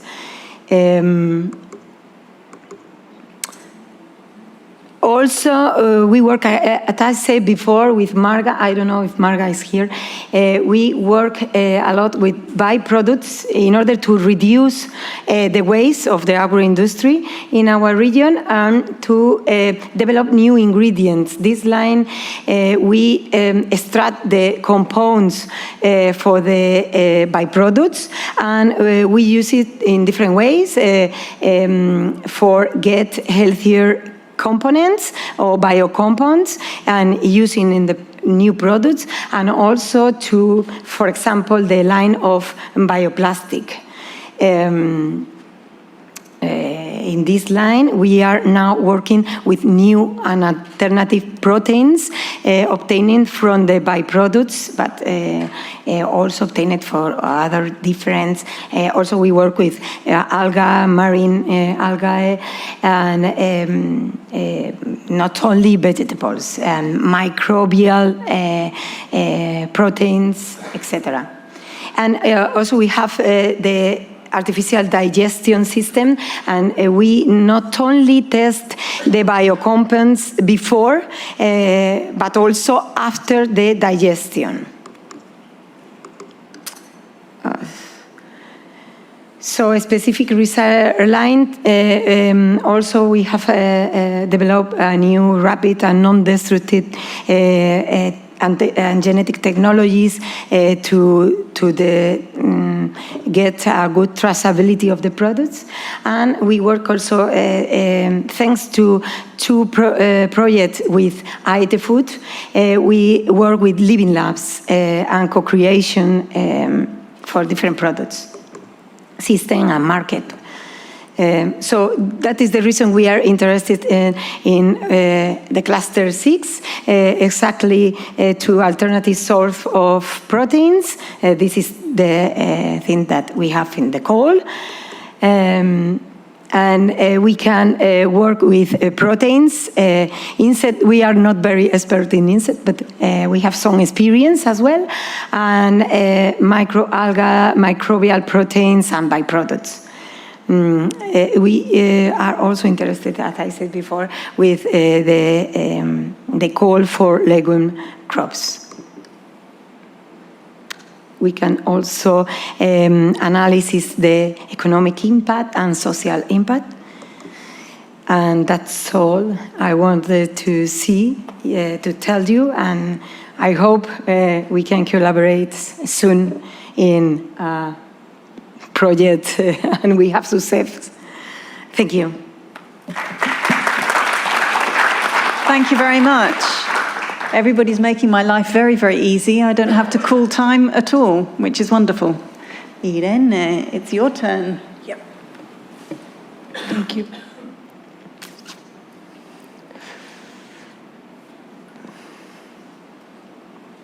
Yeah, great. So, well, I forgot to remove the last word of the presentation. Sorry.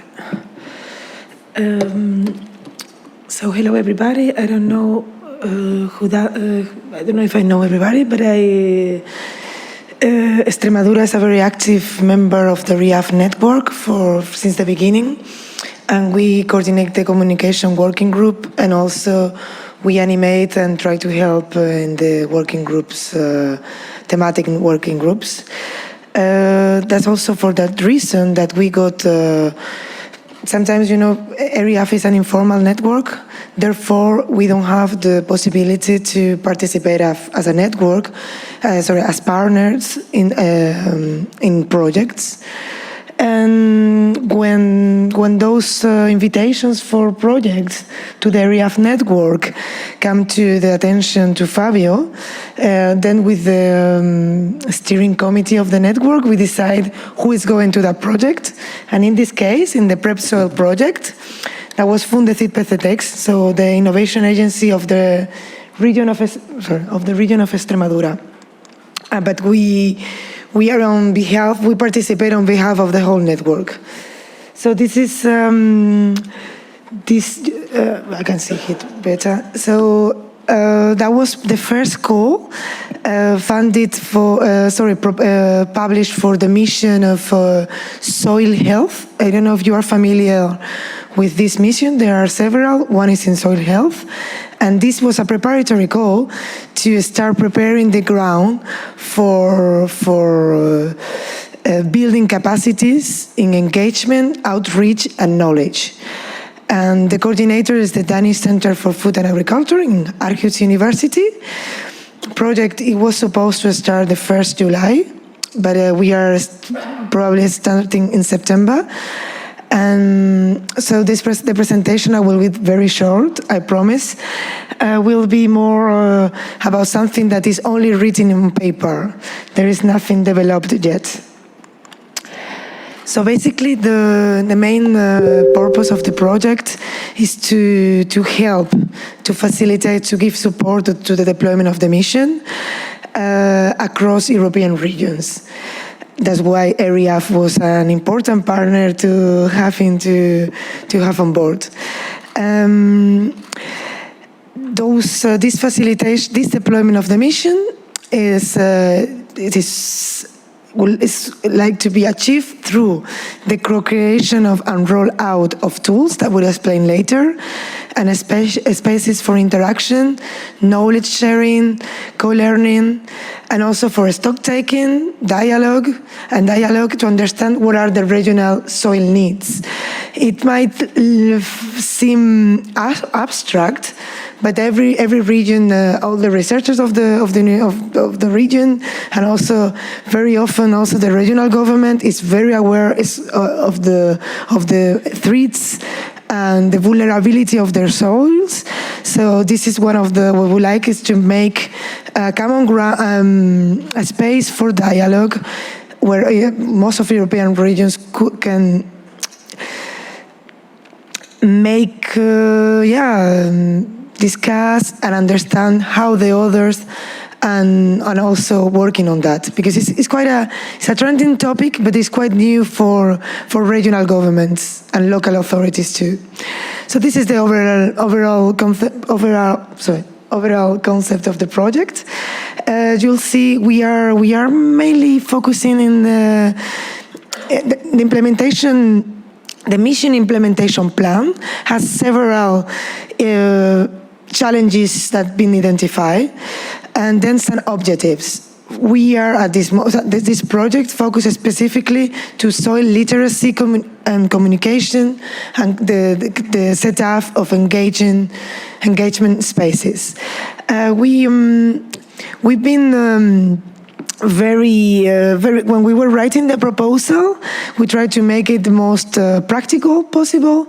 So that will be dedicated activities to support the stakeholder management, to create capacity building, connectivity among regions, and we will use a web portal that I will show you also later, with the aim, as I was saying, to back up this mission implementation plan. The mission, there is a specialist of expert in soil health here. No, he has left, but actually it's very interesting how it's been decided, this mission. Hopefully, most of the European regions will be able to develop their own living labs with a structure and well-defined understanding of their soil needs, and through living labs. And this is very interesting because we know that the European Union likes these fancy words of demo farms. Now it's living lab, what is the fashionable word. But I like this one particularly, but I think it's quite dedicated to the business development, at least, and the consumers are also invited on the debate, on the experience. So yeah, this is something that we like to create methodologies to facilitate those living labs for most of the European regions.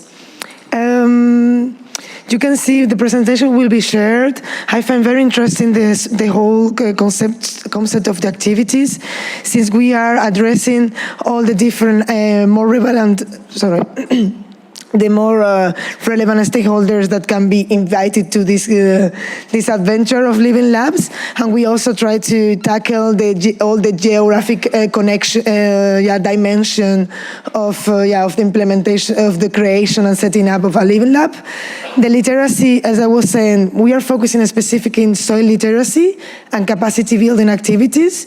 So you'll have several activities linked to that in the events and workshop, and also the web portal will be a place, a forum, like dashboard. Will be very dynamic, and the company that will take care of that, I think, make a great job, and they're very experienced.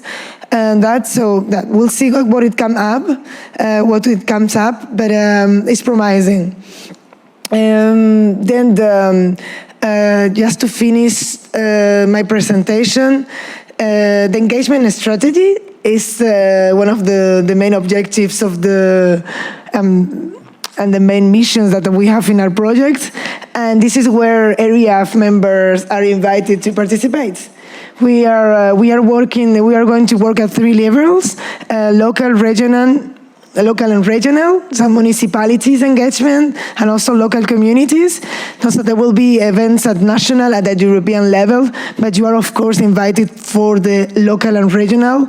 The first event probably will be at the end of March of next year.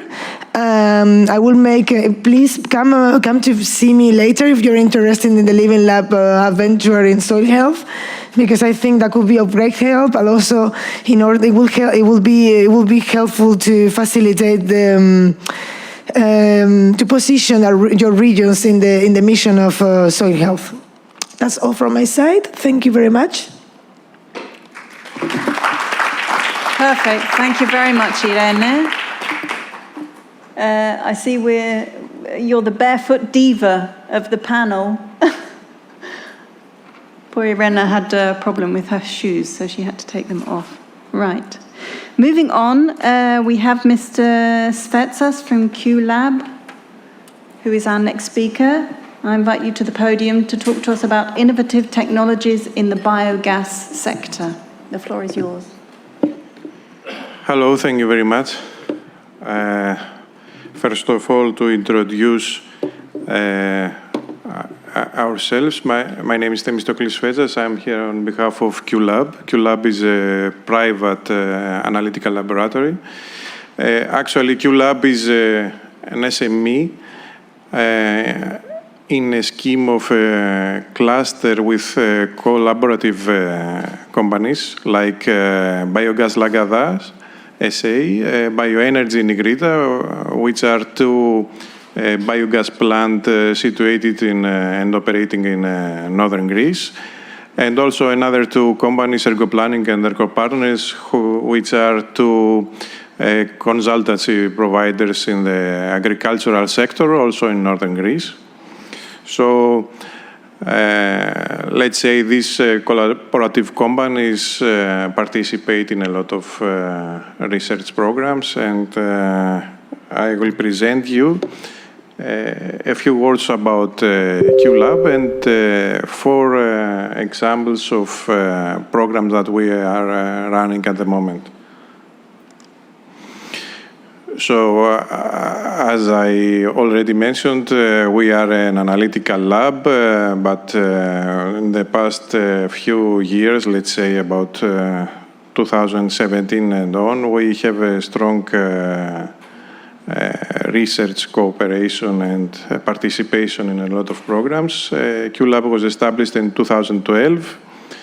We have developed a lot of methodologies for both microbiological and physicochemical testing in a lot of matrices like water, wastewater, food, feed, environmental samples.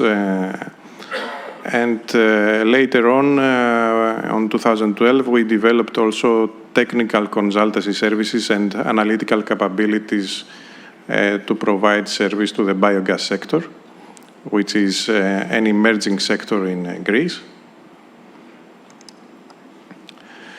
So, a few words about the anaerobic digestion. Actually, the feedstock in the anaerobic digestion process is any organic substance, any biomass coming from plant byproducts, from animal byproducts, from food waste, from any industrial bio waste. That means that there are a lot of organic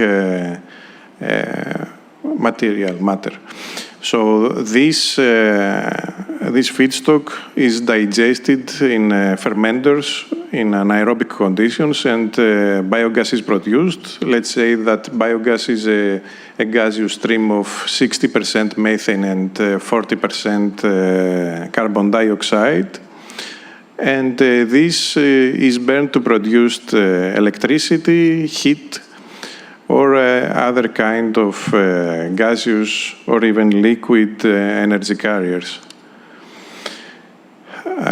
With these statistics, we can see that it is still an emerging sector in whole Europe. We have, in European level, about 18 plus thousand of biogas plants, with about the half situated in Germany, and with other coming European countries like Italy, France, and UK. Greece is has at the moment about 45 plants operating, and we expect that they will be doubled in the 5 years to come. Also, the same happens for biomethane, which is actually the methane stream after the purification process of the biogas. And we can see that with the last statistics, about almost 800 biomethane plants are operating in European level. We also have some statistics from the British Petroleum BP statistical review of world energy, showing that the natural gas reserves are increased and accumulated. So there are fossil fossil resources that can provide more natural gas. In addition to that, the emerging biogas sector can solve a lot of problems of delocalization and energy supplies, and we can see that it is even, let's say, emerging problems in 2022 with all the crisis that happens now at the moment between Ukraine and Russia. So there is a presentation of capabilities in the QLab company. We have a lot of equipment for the analysis of physicochemical testing. Our last additions are DNA sequencer. We have the possibilities of LCMS, 3D bioprinting, a lot of lab-scale testing plants, and also bioreactors in various levels from 500 ml to 1 cubic meter. As you may see some examples, we have projects in the agri-food sector, in the energy sector, in environmental sector too. And actually we have a very broad participation in various fields. One of these examples is the project called Photosun. I will not go in detail, but you can save the website addresses so you can find extra details. So Photosun is a project trying to treat the effluents, the liquid effluents from a biogas plant. So in a biogas plant, the digested, the fermented biomass can be separated in a separator, in a liquid digestate, and then in a solid fibrous digestate, which is something solid. We have a project to treat the solid material and a project for the liquid material. So the liquid material has a total solids content of about 4%. And the main purpose of this project was to apply photocatalysis in a very dirty, full of total solids liquid. So we applied a lot of technologies after the filtration in a separator and a decanter to eliminate a fraction of extra solids, and after that we apply microfiltration through membranes, and at the final step nanofiltration, which is a technology developed in the National Research Center of Democritus in Athens, which is actually a photocatalytic reactor that at the same time filtrates and applies photocatalysis in the whole system. This is at the moment an ongoing project, and we hope that we will be able to produce clean aqueous volumes after all this process. If you can wrap up in about a minute, that would be great. Another project is ZEOCAT 3D. This is a European project Horizon. You can also find details in the website. This is a gas-to-liquid technology. So we apply some special reactor, which is 3D printed. And the feedstock in this reactor is pure methane, which is pretreated in a membrane conductor. And from the methane, we transform it and we receive as a final product naphtha with the highest content of which is benzene.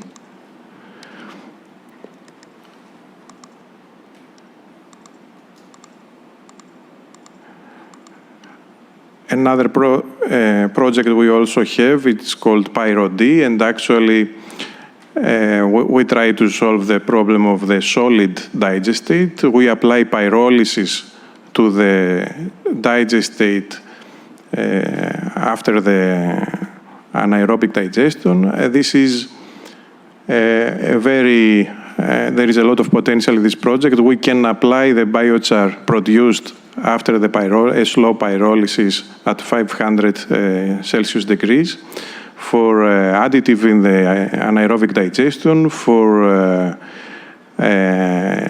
utilization of the biochar in the desulfurization process in the filter, replacing the active carbon, and also as a soil improver, where you can see already we have tested it in some lettuce here, and we have very good results. I think I should stop here. Just the title of this last project, which is called Ammonia End. This is about bioaugmentation. We cultivate microbia that are tolerant in high ammonia levels in the fermenters of the biogas plants. So we can introduce this cultivation and eliminate the inhibition effects of the high ammonia that we can have when we have introduced biomass with a lot of protein content. Thank you very much.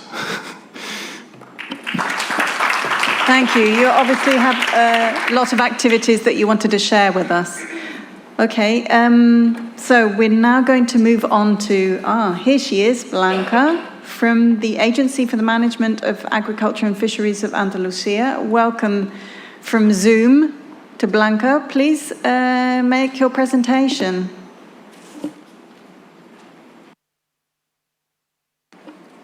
Unfortunately, we cannot hear you. Can you switch on your microphone? Now, can you hear me now? Yes, great. So if you can share your presentation with us so that we can see it. I am sharing it. Can you see it? Not yet. Can you make sure that... It's up on the screen now. Okay. Great, thank you. Okay. Hello, good afternoon. My name is Blanca Lucena. I come from Andalusia and I work in the Agency for the Management of Agriculture and Fisheries of Andalusia. I want to thank the ERIAFF for the opportunity of participating in this event, and I want to also apologize for not being here. The title of my presentation is Towards Agroecological Living Labs and Lighthouses for Soil Health in Andalusia. The idea is the same put forward by our policy representative in the political session, but I would put the emphasis on the technical aspects and in the collaboration for future projects. We think that Andalusia, due to his experience and the lead position in organic agriculture, we are in a good position to become living labs. So this is what I want to say, to translate, to explain. Andalusia leads organic production in Europe. It has a percentage of the utilized agricultural area of 29% in our region, much higher than those in Spain and in the rest of the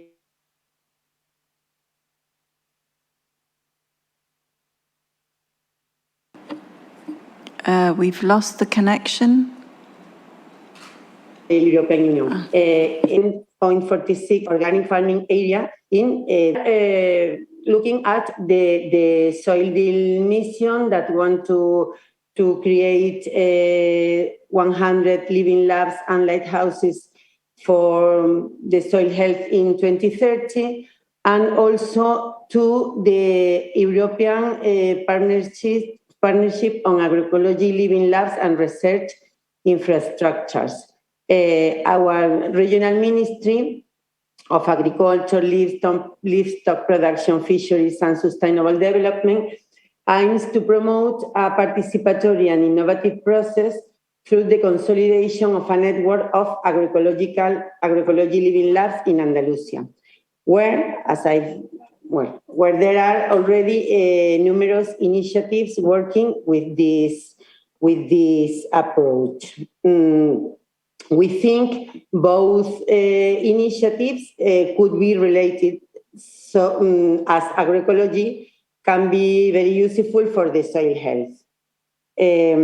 We have begun to work in two levels.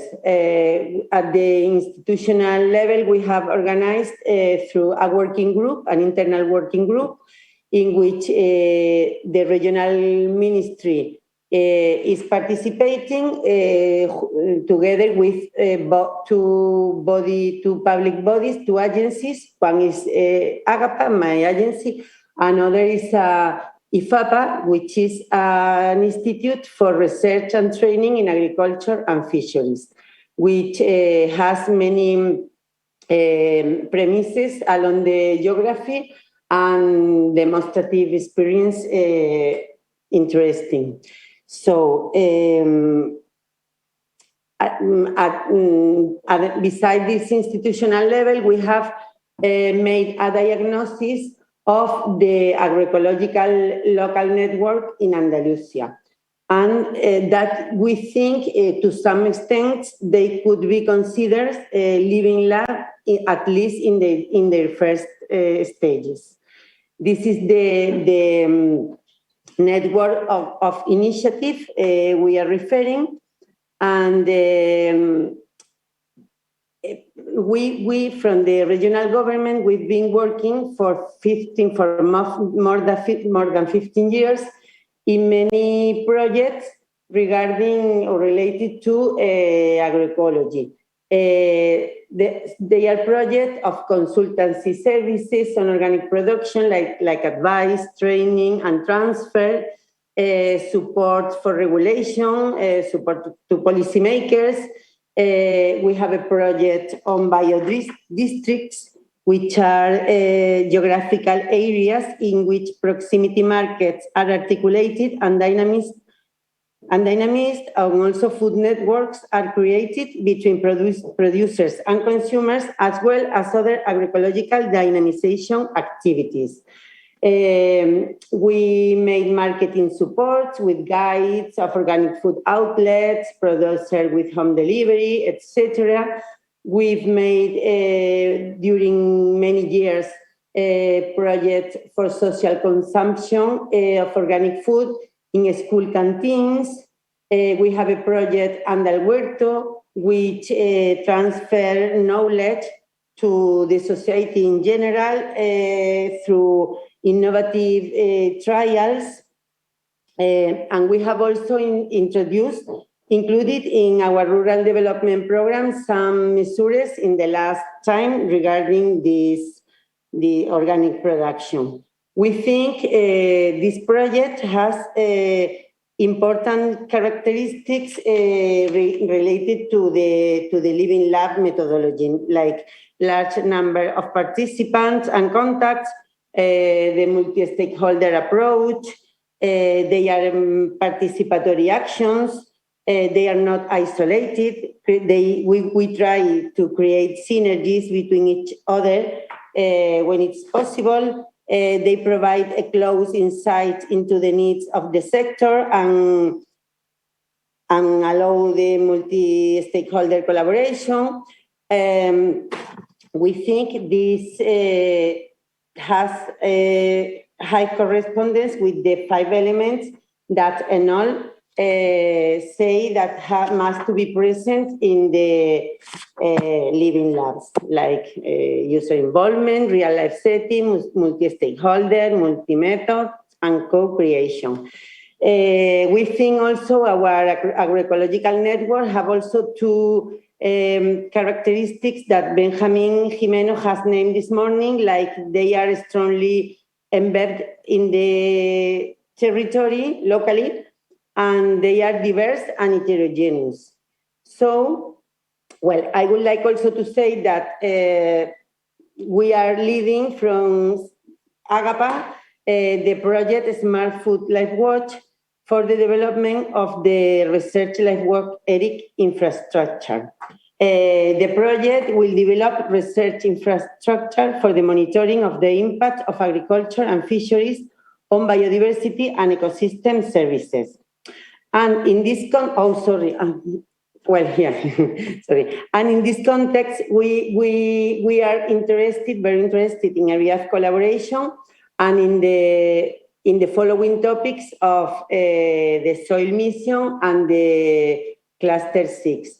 We've already submitted with the agroecology group of the ERIAFF the humus proposal, which is for the engagement of municipalities in the process of the soil health mission.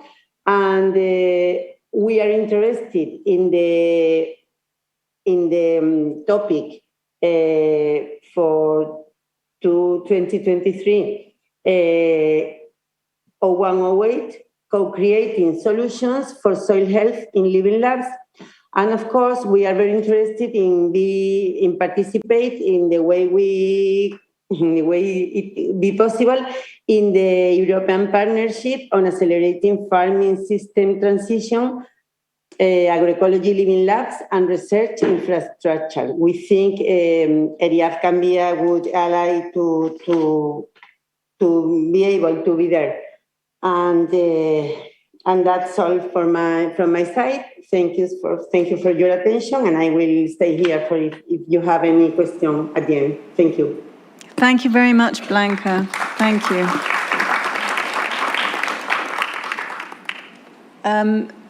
I think we will now pass on to Mrs. Laquita from IA Agro PC.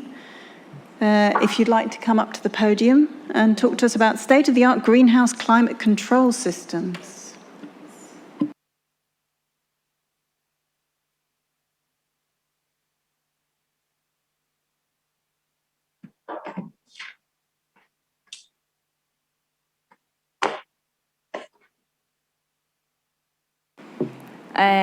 Hello, my name is Eva Laquita and I am part of the team of IA Agro. Today our topic is about the state-of-the-art greenhouse climate control systems. To begin with a few words about us, IA Agro was founded in 2018.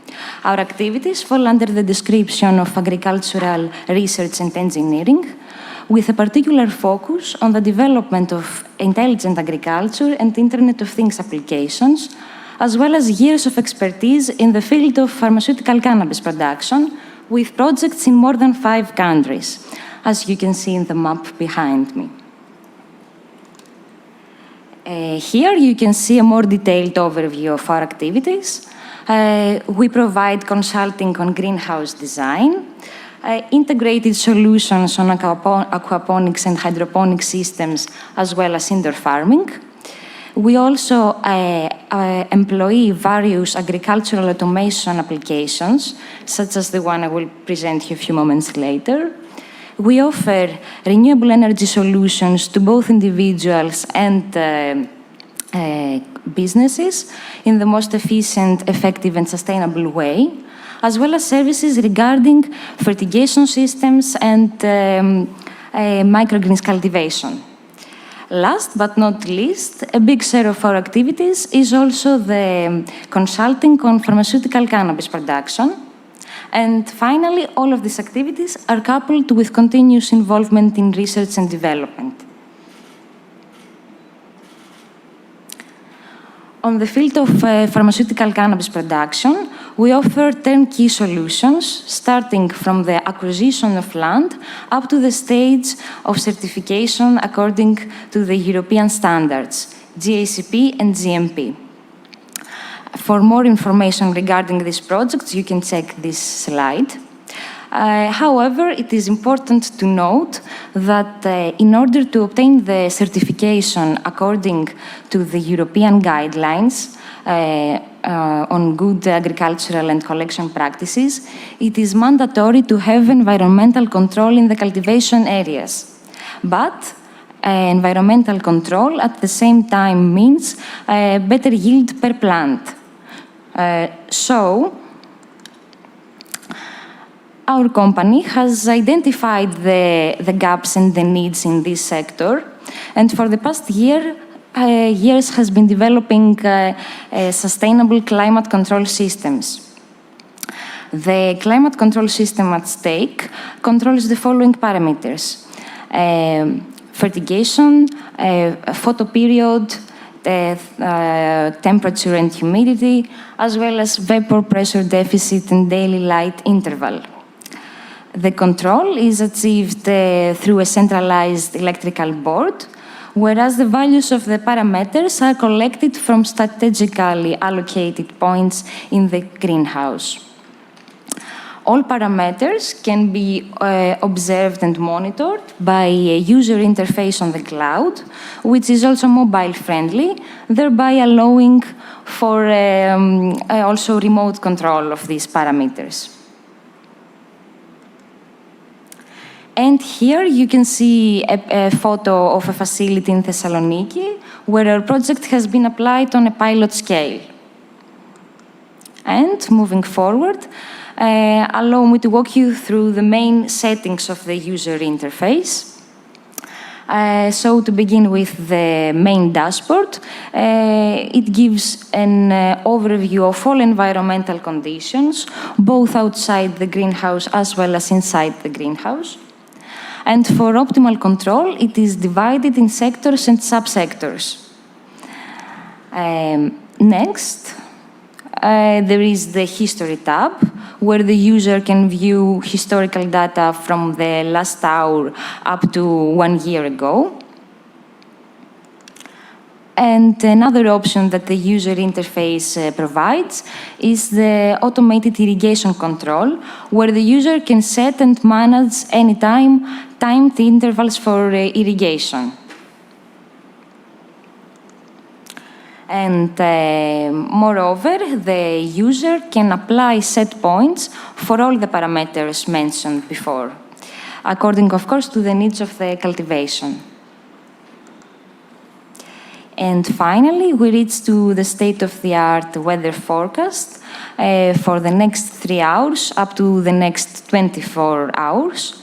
It operates by collecting data from the climatologic conditions in the area, and in order to prevent unsafe conditions, thereby allowing also for proactive measures to be taken on time.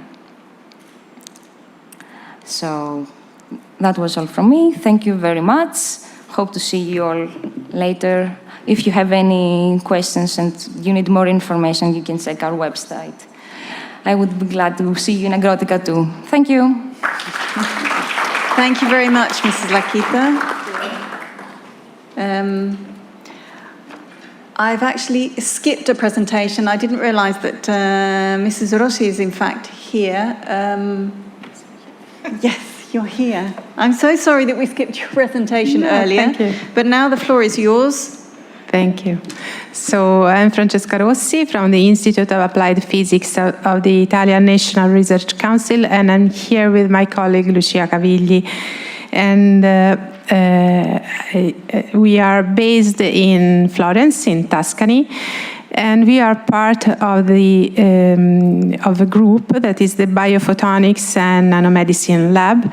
And we are experts in photonics, that is applied in different fields, and especially in the life science sector, so also the agriculture and food. And we are a very multidisciplinary group with different expertises from different fields. I'm a physicist as well as Lucia, but we are working together with the people experts in chemistry, engineer, biology, and also an expert in wine, she's attending the event remotely. So just a few words to tell you what is photonics. That is our core technology. Photonics is a key enabling technology, and it comes from the old Greek language because photonics comes from phosphotos, that means light. So it's the technology that is related with the use of light sources such as lasers, LEDs, but also the imaging and optical sensors that are used to receive the light that after the interaction with the materials, with tissues and with the plants, leaves and fruits. And our expertise is mainly in the visible light. You can see from this sketch that photonics comes from gamma radiation, TD terrors, but we are working in the visible field, so from the ultraviolet to the near infrared. And we are developing new systems, new devices that can be used for non-destructive application, non-contact and minimally invasive, both in medical fields, but especially for the agriculture applications. So the knowledge that can we propose you for collaboration in projects are mainly related to these three area of the photonics that are fluorescence, Raman spectroscopy, and photoacoustics. And we are working on three different devices with we may say three different TRL levels. So the first one is the fluorescence sensor that is already a marketable device that is based on fluorescence of some of the elements that can be found in fruits or in vegetables and also in leaves, and that are related to the stress of the plant, to the maturity of the fruit, and can provide us information on the state of the plant. You can see some of the parameters that can be somehow measured and are used in this application in grapes, but has been tested also in tomatoes, in tobacco leaves, in salads, and in the case of the application in grapes, it is possible to really have a measurement of precision agriculture because we are looking for grapes in the ground. So you have a map of your ground and you can have information in the plant that are reflected in the final product that is in this example, it's the wine. Because you can understand the quality of the grape as soon as it's growing in the plant. Photoacoustic is another technology that is still under research, and it's based on the excitation of mechanical waves, pressure waves inside the material, thanks to a laser light. And with this information, we have information on the characteristics of the things that we are observing, and so we can have information on the water content of the fruit, on some defects that are inside the fruits without disrupting the tissue, the fruit. And we have to develop and to go on in this research. Raman spectroscopy instead is a technology that is well consolidated in the lab and also in the medical field, and that can be used for investigating the fingerprints of molecules that are present in the tissue, and we are in the material. And we are developing a portable Raman spectroscopy for application in agri-food sector, so that we can have other information related to the content of molecular content of food and leaves and the plants.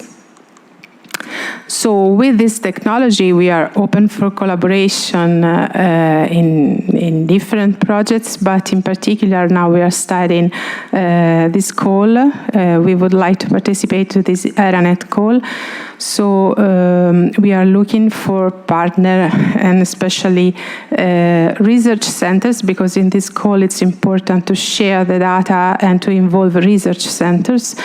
And so the idea is to use these technologies in greenhouses, and we wanted to support the awareness of the end users, so farmers, but also the common people, the importance of the technology also in this field and the added value that this technology can provide to the final product, so to the vine, to the wine, to the fruit that we are consuming.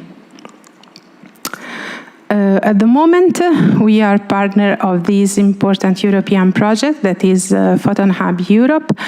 It's a project that is starting this year, so we have 5 years of working together, and it involves we may say almost all the European clusters of photonics and technology, and we are funding small projects for SMEs but also large companies to produce a device that has photonics inside, but that can be applied in different areas such as agri-food. So we can collaborate through this instrument that presents open calls through the whole year and the whole duration of the project, and you can visit the website to have more information or contact me or Lucia after the talk.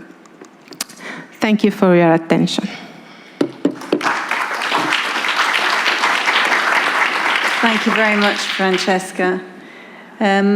So now we will move on to the next presentation by Mr. Periklis Konzos, who will talk to us about precision agriculture. Mr. Konzos. Good afternoon, all. I'm the founder of Evitech. We're a small company here in Thessaloniki. We're based a little outside of Thessaloniki Bay, in the valley. So we founded in 2010, and our purpose was to give our customers as much as we can for precision farming.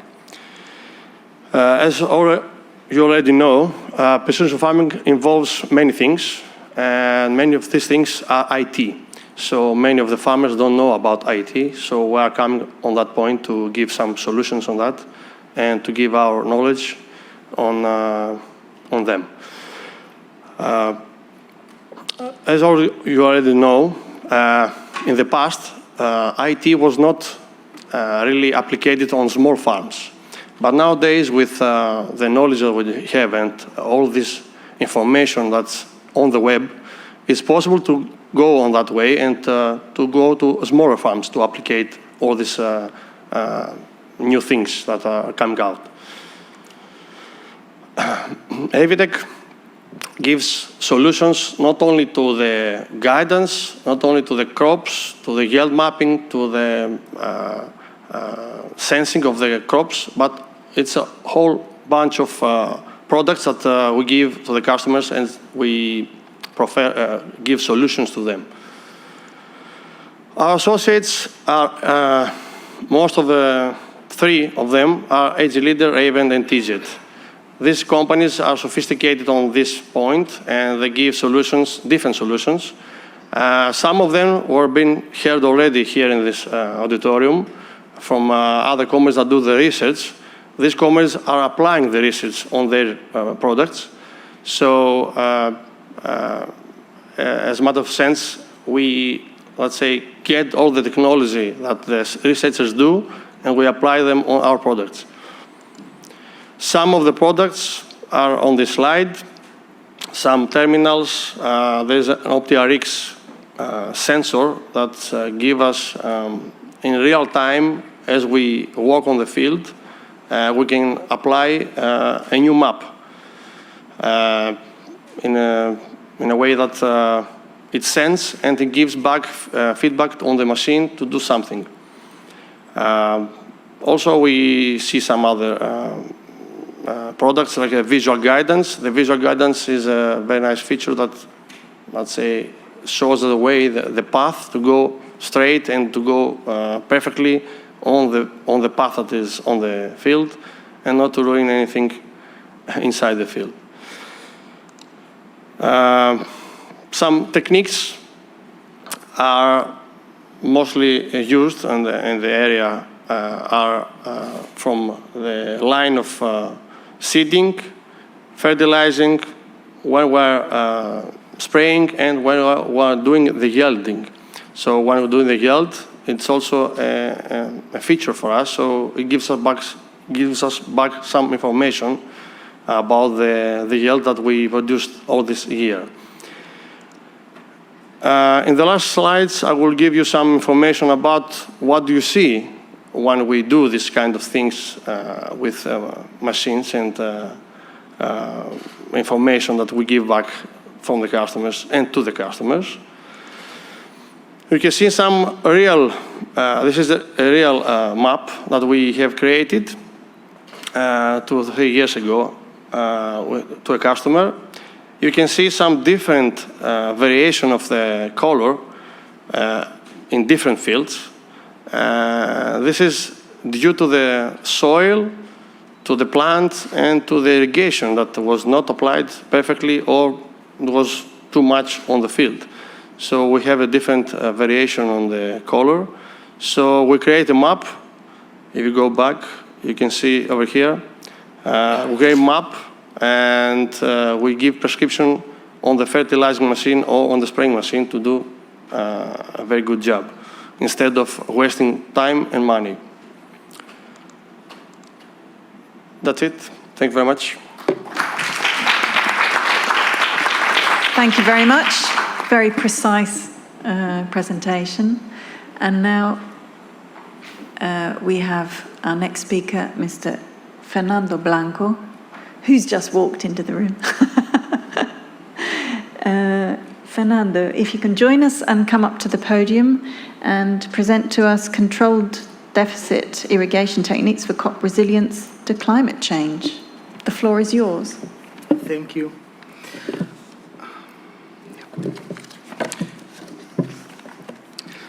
Thank you. Good afternoon. My name is Fernando Blanco. I'm PhD researcher. I'm agronomist. And I came from Extremadura region. It's in Spain. And I work in Cicitex. I would like to thank you, the organization, for inviting me to stay here with you. Oh, yeah. Well, Extremadura is located, is an European region. It's in the south of Spain. It is in the southwest of Spain. And it's a very large region covering several crop techniques and several cropping systems with different levels of technification. At the same time, Cicitex is a public research center that belongs to the regional government. This institute, Cicitex, is made up by 6 centers. The centers are distributed across the region, and they cover in a wide range of productions, from livestock to horticulture, including oak production, cork, extensive crops, mountain crops, processing industry. The weather, the climate of Extremadura is extreme, Extremadura extreme. And it has 2 seasons, one warm, rainy season, and the other one is the dry season, with a very high temperatures and a cyclical drought. This is important, it's part of our climate. We have drought in summer. But in the last few years, the effects of climate change is increasing the average temperatures in the region, but the annual amount of rainfall is remaining stable. But at the same time, phenomena such as very damaged and aggressive storms are increasing. So with this new scenario, we have more frequent and larger heat waves in the region, rise temperatures that produce more evapotranspiration of the crops, mainly the summer crops. In addition, the conflicts between sectors for the use of water are increasing. Sectors such as tourism or population are increasing the use, and at the same time, we are establishing new irrigable areas in the region. So it's a very complicated scenario. In this sense, my research group working at CICITES is called Estrategia Agros, is working in two main lines related to the climate change. One is the mitigation and one is the adaptation. The lines related with adaptation focus on carry out the technology and the knowledge from the research center to the producers throughout the seminars or the different courses we carry out. At the same time, we train our producers to use the technology we use in the experimental fields to implement this technology in the private companies, in the private orchards, sorry. And at the same time, we work with to prevent the effects of the heat waves, designing more resilient cropping systems, and increasing the biodiversity of the orchards, and of course, working with deficit irrigation strategies. What we are very expert with this topic. And the lines related with mitigation of the climate change are consist of recognizing the role of irrigation areas, systems such as carbon sinks. We also carry out several projects analyzing the life cycle of the crops, not just the water or carbon footprint, in order to propose reductions in these footprints. These actions, at the same time, are aligned with the new CAP environmental protection spirit. We also like to emphasize that my research group has more than 20 years of experience in several areas, such as crop ecophysiology, irrigation, fertilization, agronomy, and crop protection. And we work in the main crops of the region, such as vegetables, fruit, olive, vineyard, oaks, and chestnut. And our scope is not locked to the public sector. We also work with different companies, and we have running right now several projects with private companies. And thank you for your attention. Please don't hesitate to contact us. You have several ways. So we are open to collaborate with you. And that's it. Thank you very much.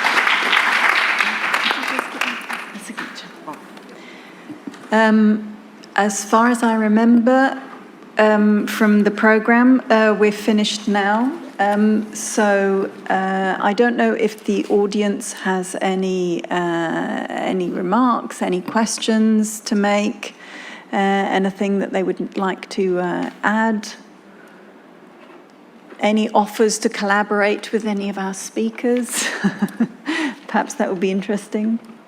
Certainly, I can say that the title of this pitching session was Spotlights on European Expertise in Agriculture, Forestry and Agri-Food. And certainly I think that we have shown here that there is a great deal of expertise in Europe. I'd also like to say that I've heard the expression today and for a long time now, the expression farm to fork, which is very trendy, and everybody's talking about what happens to our food, how it gets from the producers through the supply chain to the supermarkets, to the outlets, to the consumers, to our plates. But there is also one step before that, and that's lab to farm, which is the labs.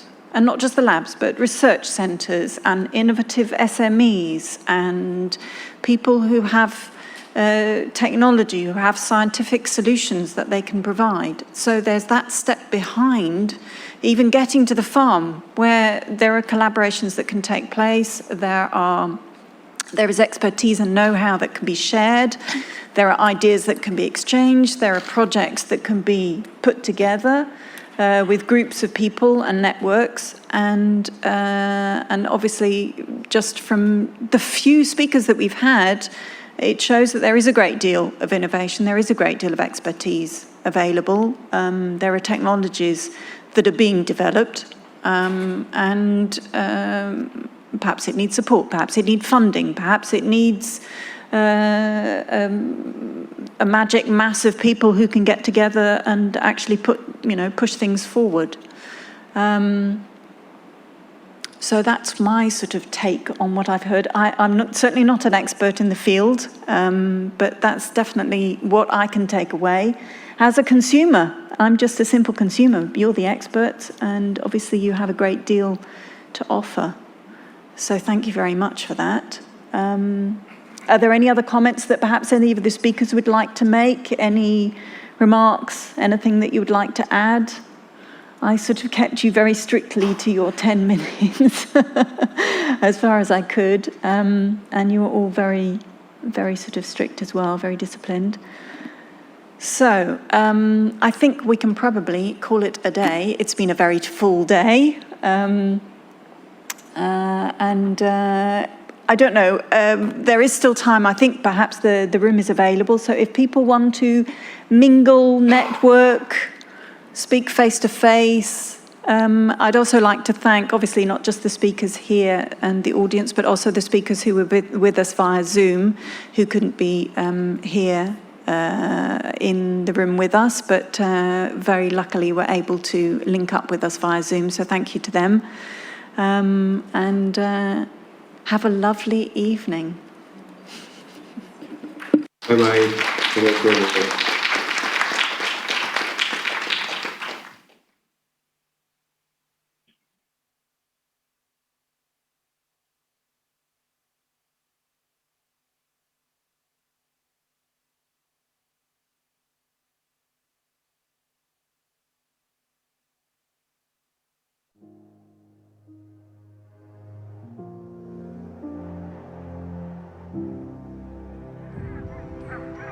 We pursue greatness to beat time, or to make time worth our living.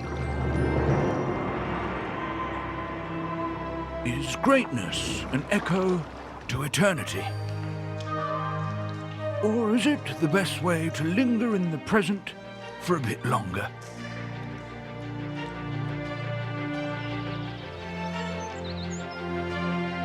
What is great? Is it big, or is it tiny? Is it a matter of effort, or a matter of attention?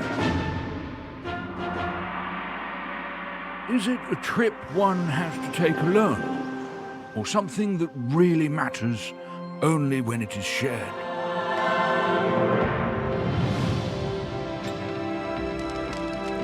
Does it taste good? Or is it something, or something that you feel? Or is this the same? is something that you carry with you anywhere you go, or something that can lift you up and take you anywhere. All sorts of great, all kinds of great. Run the great, dive the great, downhill the great, Kier Nikos the great, rock the great, view the great, sense the great, calm the great, do something great.